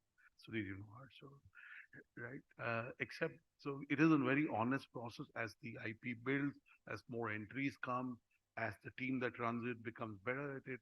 In the second, third year, it is at a different level. So it's a very honest process. We do our awards honestly, super honestly, not for anyone, not against anyone. We follow process, even if it means sometimes some people are not happy with it. We do our India's most sustainable companies ranking. You know them. And again, Minia does it. So Sustain Labs Paris does it for us. And we totally believe in their value system and their domain knowledge. So we let them do whatever ranking they do. And sometimes I have relationships with large companies and they call, why are we in number 15? Why shouldn't we 3? Okay, meet Minia and Noor. They'll tell you why, I don't know. So I just want to say it's an honest award. So congratulations, keep doing the work. The work that all of you do in this room really makes a difference. It makes more difference than any other domain. No work is not impactful, but for the work you do, possibly in my view, has more impact than any work that in any domain that happens. So kudos to you, keep doing work. At some stage, I do want to do a clean tech prize or a sustainable prize, which is substantial, $1 million, $2, $3 million. Hopefully at some stage, we'll get somebody to write a check for that, become a process oriented platform to give him a funnel of investee companies, So really, we have big plans for this domain. So thank you for being here. Don't want to stand between you and the awardees. Thank you to all the jury members for making time. Thank you, Mr. George, for your patronage in the first year. It matters. That's why I make a lot of emphasis in saying that. And I remember when I started Exchange for Media, Impact Person of the Year is in the 18th year. The spectacular ceremony. We have the governors here, and the winners are venerable. You can look at the winners. I remember the first year I did it. I remember Santosh Kanekar used to be MD of Diageo. No, he used to be Director Marketing. MD was somebody else, and Abanti was the senior person. And I remember, there was time I used to get haircuts. This is 18 years back. And I got this idea. I called Santosh and I said, it's a great IP for Johnny Walker because Impact Person. Look at where is Impact Person. We did it in the room in Taj London, which is a smaller, banquet. And now we have to do it in the lawn. Most years we did it ITC lawn because we get 700 CEOs and CXOs. So really, and I can talk about IPOs. Today, the reason I was not there whole day, 12 to 3:30, I did the first leg of the jury meet of BW 40 under 40. Aman Gupta of Boat was chair and other venerable jury members. And Aman won this award 4 years back, and he makes it a point to say that this was his first award. He got it honestly, And he today saw the jury, and at the end he said, "Maja aa gaya." He talks in Hindi a lot, and he said the quality of entry. So I've seen how the 40 under 40, and there are other people who do 40 under 40s for commercial consideration. We don't. And everyone in my team is wired like that. They will not even consider it. So I just want to say that the initial years matter. I'm emphasizing your presence matters. Thank you. God bless you. Look forward to carrying this issue of Business World is a B school issue, our annual ranking of B schools. But the next issue is a sustainability issue. So do also, there is the COP, which is happening from 30th November to 10th or 12th December. So the team is there, the editors are going there. So really it coincides with that, and we feel we have a responsibility to cover developments in this sector more aggressively than anybody else. So really you can contribute to it, you can be part of it. The winner stories are in the issue, the sustainability issue, which is the next issue. So I'll give a halt here. I know some of you have flights. We'll run the awards tightly.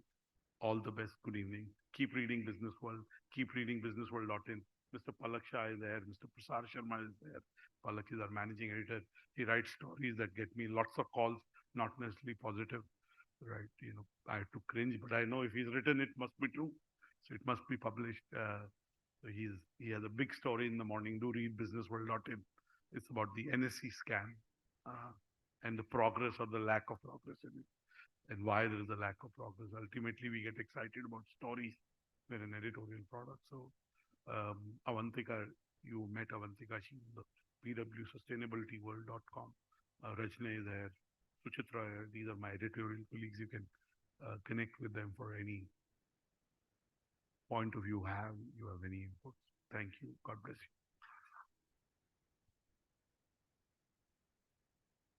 Thank you so much, sir, for your wonderful insights. Looking forward to the awards. Ladies and gentlemen, before we commence the award ceremony, I request all the winners who are winning today on this prestigious occasion to gather on the left side of the stage for a magazine photo shoot whenever you come on stage for your trophy. We also request the winners to stay back till the end for a group photo opportunity as well with all of you together. On that note, as mentioned, today's award ceremony is being live streamed on all BW Business World platforms, including our social media channels and bwsustainabilityworld.com. Once again, join the celebration of this wonderful evening by using the hashtag BW Sustainable World Conclave. Ladies and gentlemen, to begin the awards, for the first set of awards, may I please call upon stage Dr. Anurag Batra, Chairman and Editor-in-Chief, BW Business World and Founder Exchange for Media, and Angelo George, CEO, Bisleri International. Stage, please. Can we please have both of them on stage for the first set of awards? Talion ki goon zor se for all of them. Yes, thank you.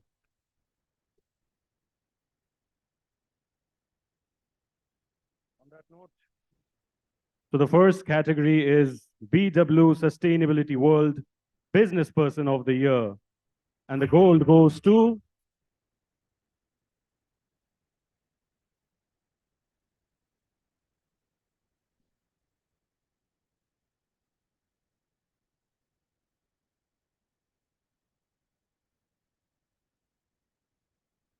Tania Singhal, founder, Minzo Carbon and Solarize. Can we please have her on stage, please? Loud round of cheers for Ms. Tania Singhal. Thank you so much for joining. Congratulations.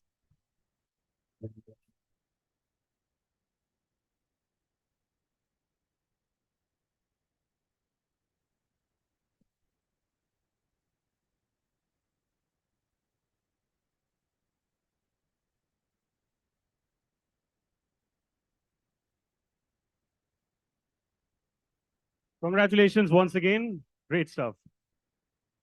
Yes, please. I'll hold the trophy for you.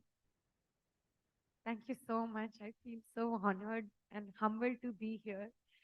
Well, I started my sustainability journey in 2010. There wasn't even a solar policy at that time. Today, I have a 0.5 gigawatt solar portfolio. My plants power millions of homes. And I'm on to my next journey to get more and more individuals, us, in this climate change and have a climate identity and make a change. And thank you, Anurag. This is the second time they've done it. And I just love the process. So thank you so much. Congratulations once again. Talion ki goon zor se. May you continue to inspire with the way you are doing. Thank you. On that note, the BW Sustainability World Business Person of the Year and the silver goes to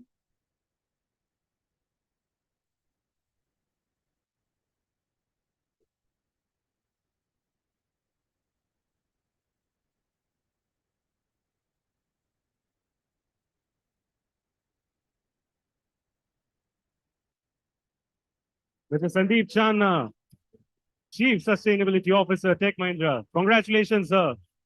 Talion ki goon zor se please for Sandeep, sir. What a beautiful moment. Congratulations, sir.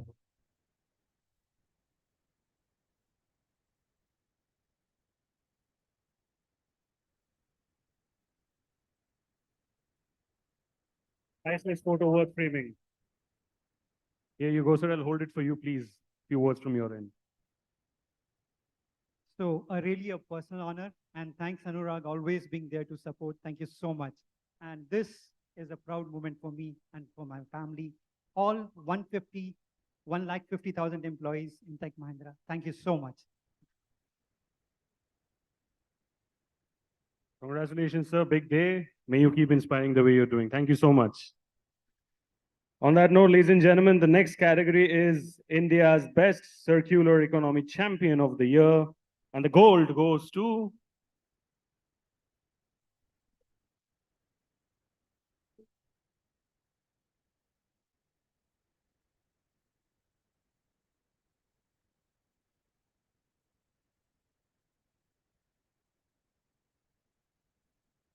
Dalmia Cement Bharat के लिए जोर से तालियां. May I please invite Mr. Mukesh Kumar Sinha, Assistant Executive Director, on stage, please. Thank you so much, sir.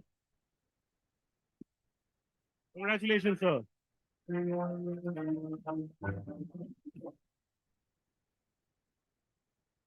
Can we please clap during the moment when the photo is being taken? Yes, thank you.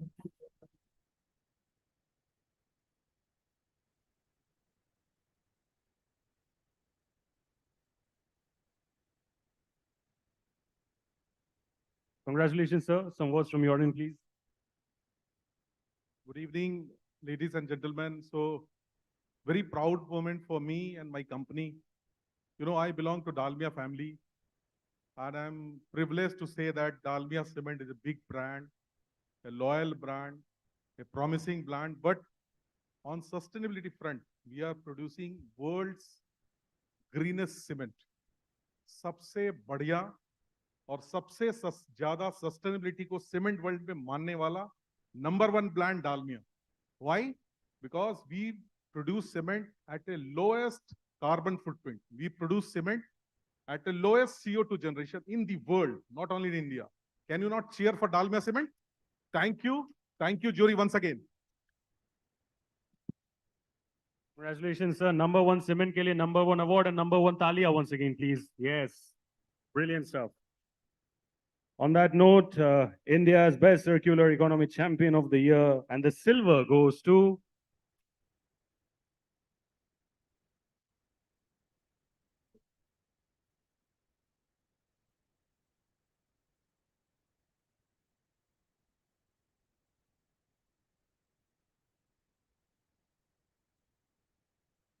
and the silver goes to Godrej Agrovet for Oil Palm Plantation. Ladies and gentlemen, may I please invite Ramnath Vaidyanathan, Associate Vice President, Godrej Good and Green, Godrej Industries and Associated Companies, on stage, please.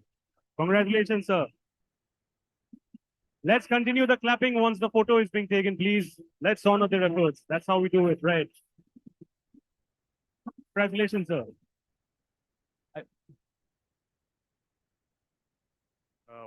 Not much else to say. Thank you, Mrs. World, for this fantastic accolade. And the next challenge is to extend this from oil palm plantation to agrovet to all of Godrej. So hopefully greater circularity and more awards to come as well. Thank you.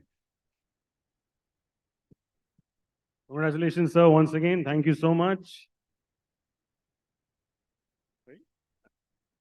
Okay, on that note, the next category is India's Most Green Infrastructure Company of the Year, and the gold goes to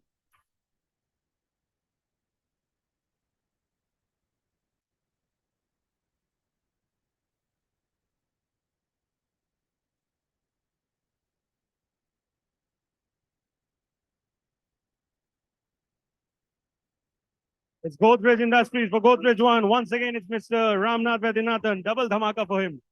Hello, sir, please. Welcome. Congratulations once again.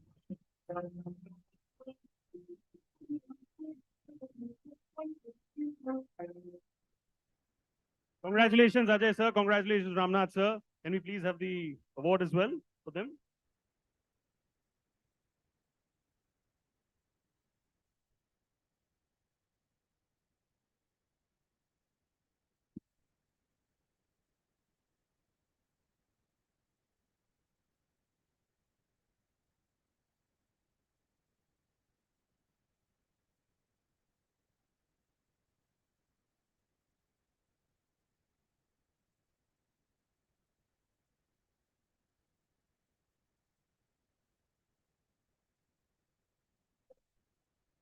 Congratulations once again, Taaliyon ki goonj of the highest intensity for all of them.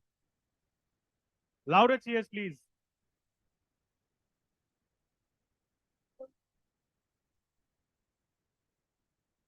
Sir, some words from your end, please.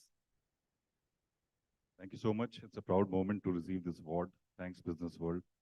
And like Ramnath had said earlier, that we'll keep taking it to all our sites and campuses across the country and probably global also. Thank you so much once again. Thank you, sir. Once again, congratulations. On that note. All right, so the next award is for India's most innovative sustainability project of the year. And the gold goes to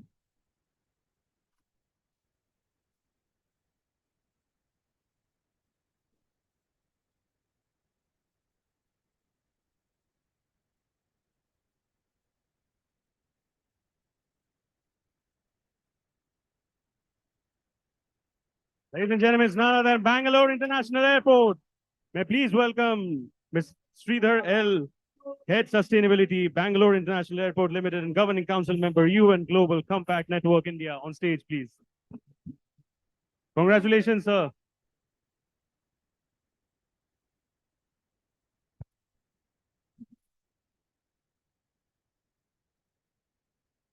Some words from your end, please, sir. I'll hold the trophy for you. Thank you very much. We have set out on a sustainability journey with a strong sustainability vision for 2030, supported by 6 key strategic pillars and 3 core foundational values. This is possible with the help of the strong management commitment and support and the tireless efforts of the teams across the organization. This is a journey. We strongly realize this is one of the milestones in the journey. Thank you very much for recognizing and motivating us. And we have a job left to do much more.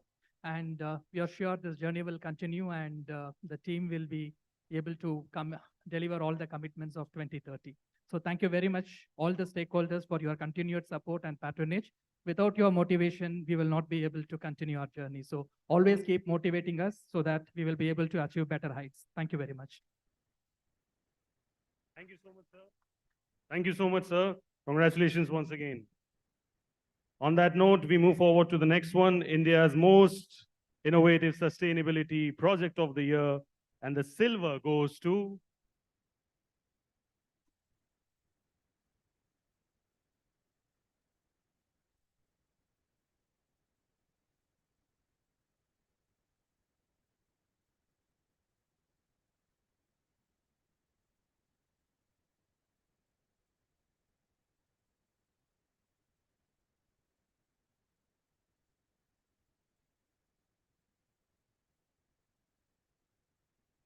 ladies and gentlemen, let's give it up loudly for Spree City.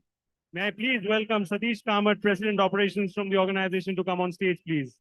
Hello, sir. Welcome back and congratulations once again.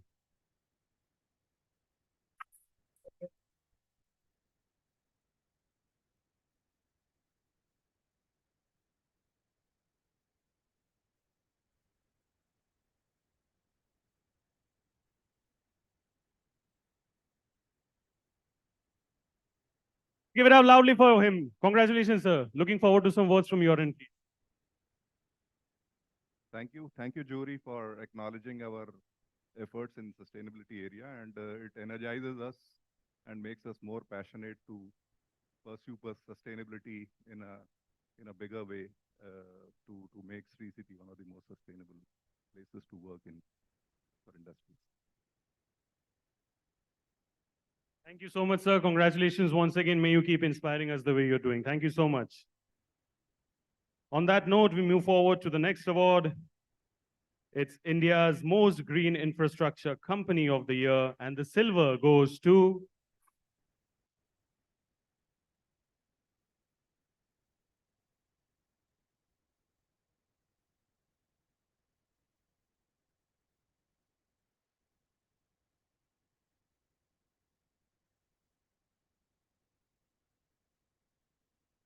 let's give it up loudly for Rajiv Gandhi International Airport, ladies and gentlemen.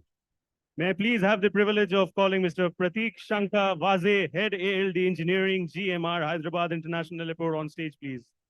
Congratulations, sir. Once again, can we please clap louder and appreciate it a little more?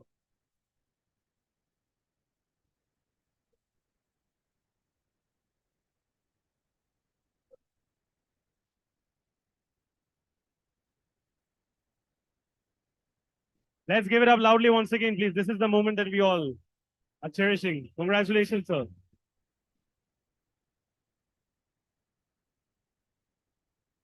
Post from your end, please.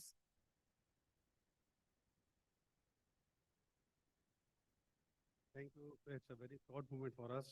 And I would like to thank Business World and jury for recognizing our effort towards sustainability. And we will continue to do it. Thank you.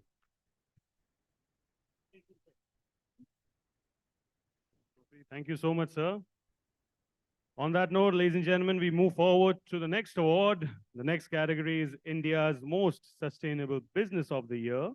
And the gold goes to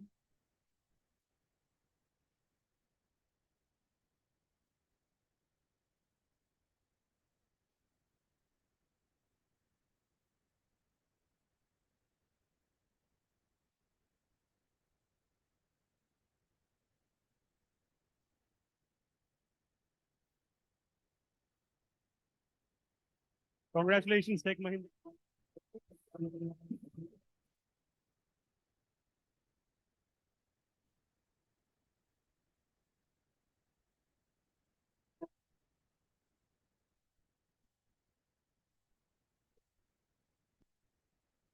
Congratulations, sir. Some votes from your end, please. And again, Anurag and jury, the team, no words, but only one word, that we are on the journey and we will make it successful. We are on the successful ESG journey, we'll do it. Thanks. Thanks.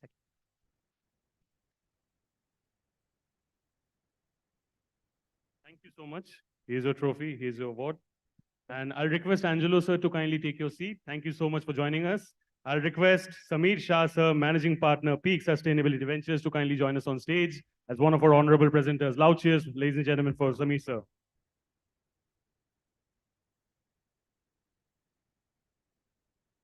All right, India's Most Sustainable Business of the Year. The second gold goes to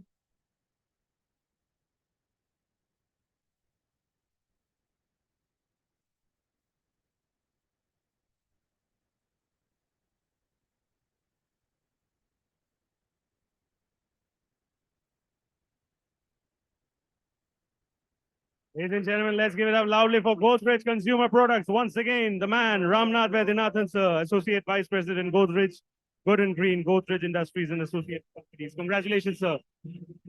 It's a hat trick for you on stage, I believe.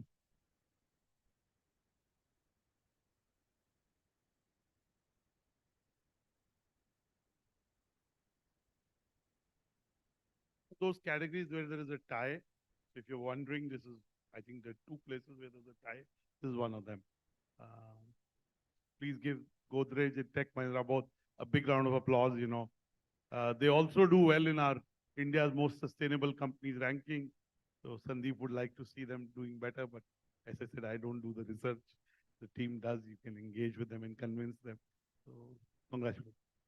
Congratulations, sir. Hat trick for him. Let's give it up loudly for him, ladies and gentlemen. Yes. Quite a lot of trophies for the day. Brilliant stuff. On that note, we move forward to the next award is India's Most Sustainable Business of the Year. And the silver goes to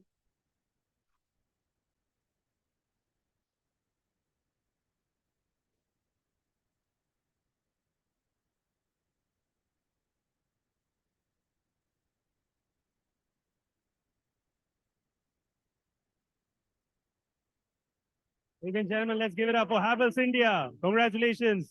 Nitin Singh, Vice President and Head of ESG and Internal Audit. Havells, congratulations, sir.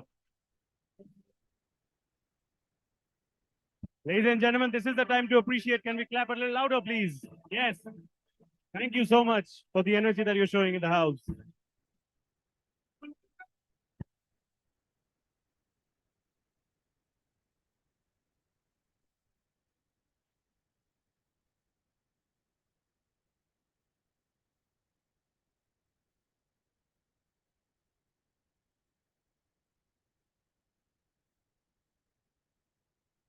Congratulations, sir, once again. So looking forward for some words from your end, please. Thanks, Business World. It's an honor to receive this award. At Havells, sustainability has always been on the topmost agenda, and it's not about today. It's not about yesterday. It's almost a decade back when we first launched our sustainability report. And this year, we've launched the ESG 2.0 framework, where we have decided that this decade of action in the areas of emissions, water management, energy efficiency, and so on. So looking forward to receiving many such accolades like this, Business World. Thank you so much. Congratulations, sir. A lot of these accolades coming your way in the future. Thank you so much. On that note, we move forward to the next award. It's India's most sustainable startup of the year. And the gold goes to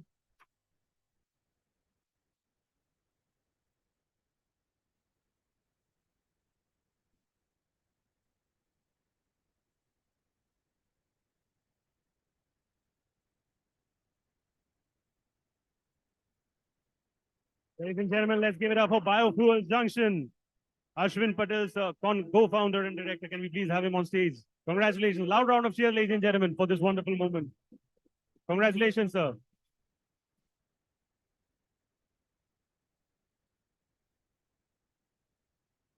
May the appreciation keep coming. Yes.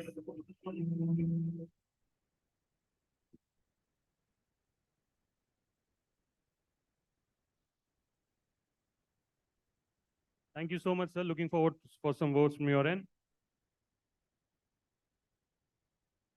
Thank you, Business World and juries, for recognizing our work. And it's very happy and honored to be here amongst, galaxy of large corporates. What can be more satisfying than getting recognized for the work where you help farmers, you help the rural economy, you help the corporate, and most importantly, you actually help the environment. So really, thank you very much, and looking forward to more such hands. Give them a bigger round of Kudos to you, sir. We are loving the smile on your face in this beautiful moment. Thank you so much. Request Sami sir to kindly take your seat. Thank you so much for joining us. On that note, I'll invite Sudhir Mishra, sir, founder and managing partner, Trust Legal, noted environmental lawyer, to come up on stage as an honorable presenter. Let's give it up for him, ladies and gentlemen. Taliyon ki goonj once again for our honorable presenter. Thank you so much, sir, for joining us. So, India's most sustainable startup of the year, the silver goes to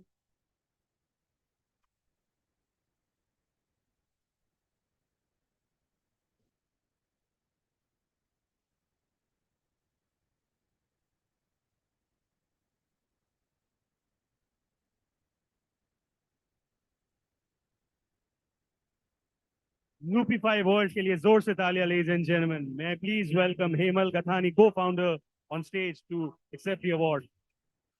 Congratulations, team. Great stuff. Let's give it up for this wonderful duo. Thank you so much.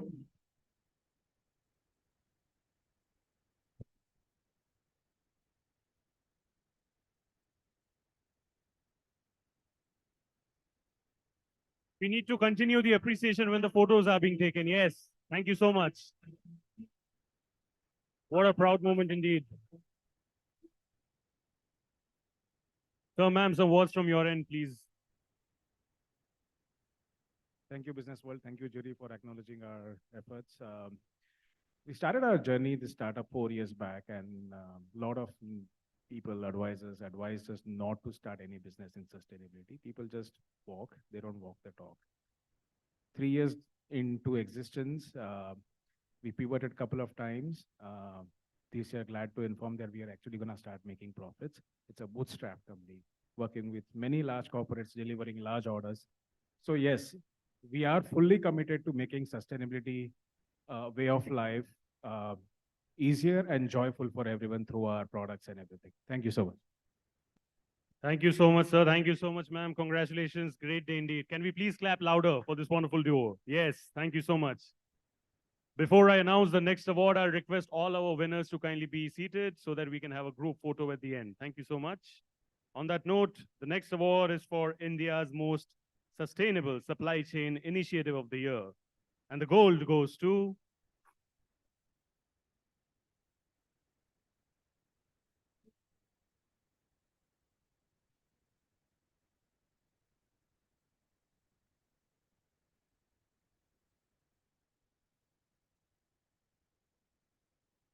Ladies and gentlemen, let's give it up for Marico.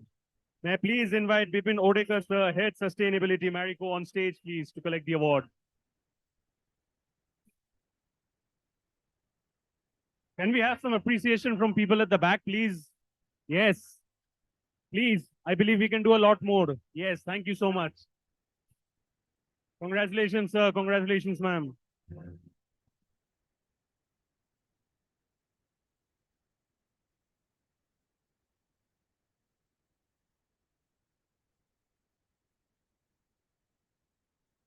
This is the moment that we need to appreciate. Please. Moment worth framing.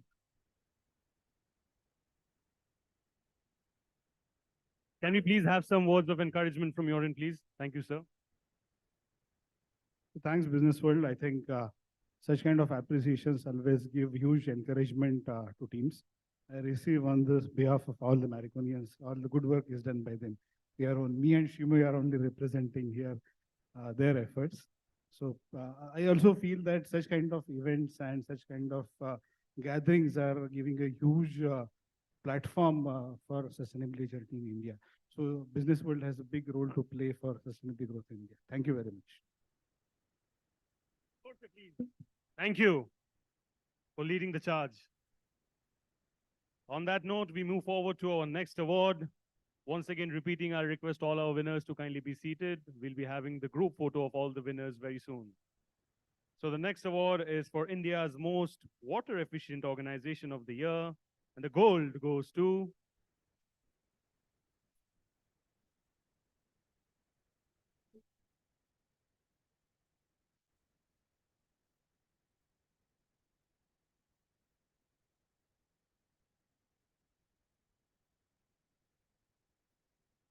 Honda Motorcycle and Scooter India, leading the way. Congratulations. May I please invite Mr. Vishal Saxena, Operating Officer, Production, Planning and Control, kindly come up on stage and receive the award. Let's give it up once again. Congratulations, sir.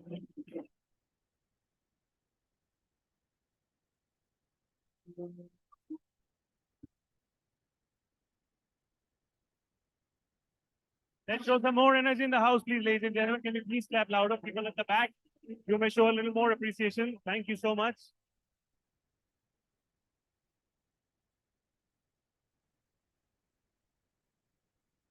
Thank you, sir. Looking forward to some words from your end. I'll hold it for you. Good evening, ladies and gentlemen. I'm thankful to Business World for acknowledging our initiatives. And it is definitely a proud moment for me as well as my organization. And really, I'm too much honored to represent my organization for such a magnanimous event. I must tell you one thing, that one of our factory, which is situated in Kolar district, Karnataka, that factory, we have not extracted even a single drop of water, groundwater, for last 8 years, and we are running on rainwater. Besides that, we are running that factory on 98% renewable energy as a part of our commitment towards sustainability. Thank you so much. You are indeed a trendsetter, and that's what the appreciation is for. Thank you so much for your efforts. Congratulations, and loud round of cheers once again, please, for their wonderful way of handling work. On that note, we move forward to the last and final award for the evening. As the India's most water efficient organization of the year, the silver goes to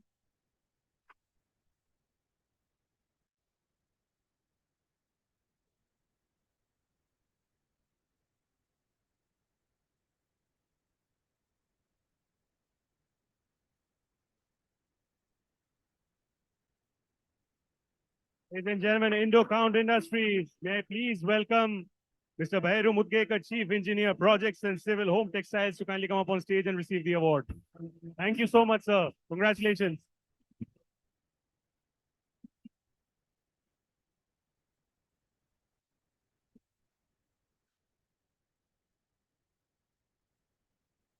This is a token of appreciation for the hard work. Can we please clap louder and make it more special for them, ladies and gentlemen? Thank you.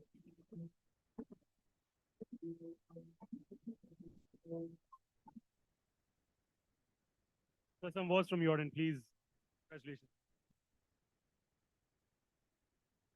Thank you, Business World, and the juries for recognizing us for our efforts into sustainability work.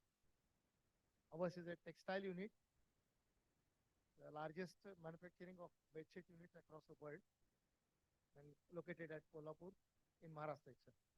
Thank you, ladies and gentlemen. Thank you, jury. Thank you, sir. Congratulations, sir. Great stuff. Keep up the great work and keep inspiring people the way you are doing. We have the photo over there. Thank you so much. On that note, ladies and gentlemen, we come to an end of the awards. Can you please clap for yourselves? Because you've been a fantastic audience right from the morning. You've shown a lot of patience. You've shown a lot of energy throughout. Yes, sir. Thank you. On that note, we'll now like to welcome all our winners for today. Can we please have all the winners on stage for a great, great group photograph? Can we please have all the winners? Winners ke liye zor se taaliyan, ladies and gentlemen. I'll also request Sameer sir and Angelo sir to come up on stage as well for the group photo. It's indeed an honor to have you over here. Can we please have all the winners on stage, please?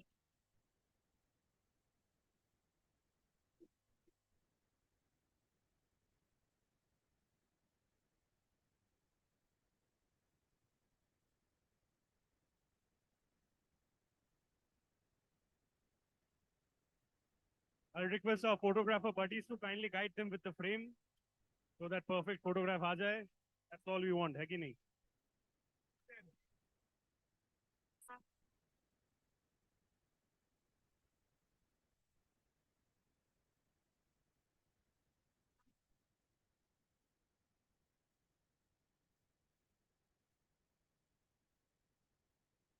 Ladies and gentlemen, this is the group winner photo. Can we please clap? People over there at the back, thank you so much for being a wonderful audience. Can we please clap and appreciate them for the hard work that they have done? The frame is perfect, looking all good and cool. That's exactly how we want.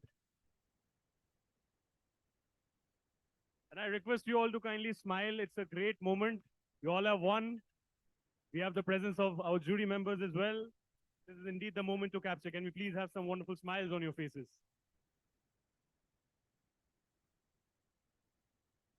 This is the paparazzi moment for all of you. So you can look at multiple cameras.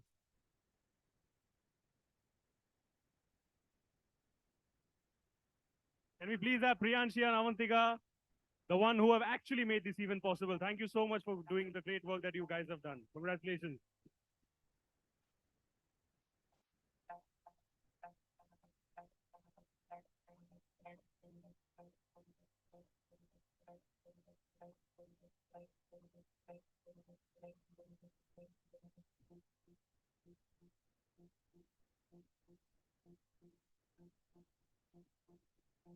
Can we please have a group view over here as well before we have all the winners? Can we please have a group view over here as well, sir? All the winners over here, and then we can have the photograph. Aap log le lo pehle. All the winners over here, please. This is the moment. Congratulations. Do you want to say hip hip hooray? Zor se? Hip hip hooray, yes. Yes. That's when the photo comes the best. Ramnath sir agrees. We'll take a group photo as well with me as well. You all have been a great, inspiration in every way. I want all of you to say hip hip hooray in the loudest way possible. Can you do that? Hip hip hooray! Yes. Congratulations, sir. Thank you so much. This is me, your host, Shubhojit, signing off. I'll see you very soon. Thank you so much. God bless. Take care. Stay safe, and thank you.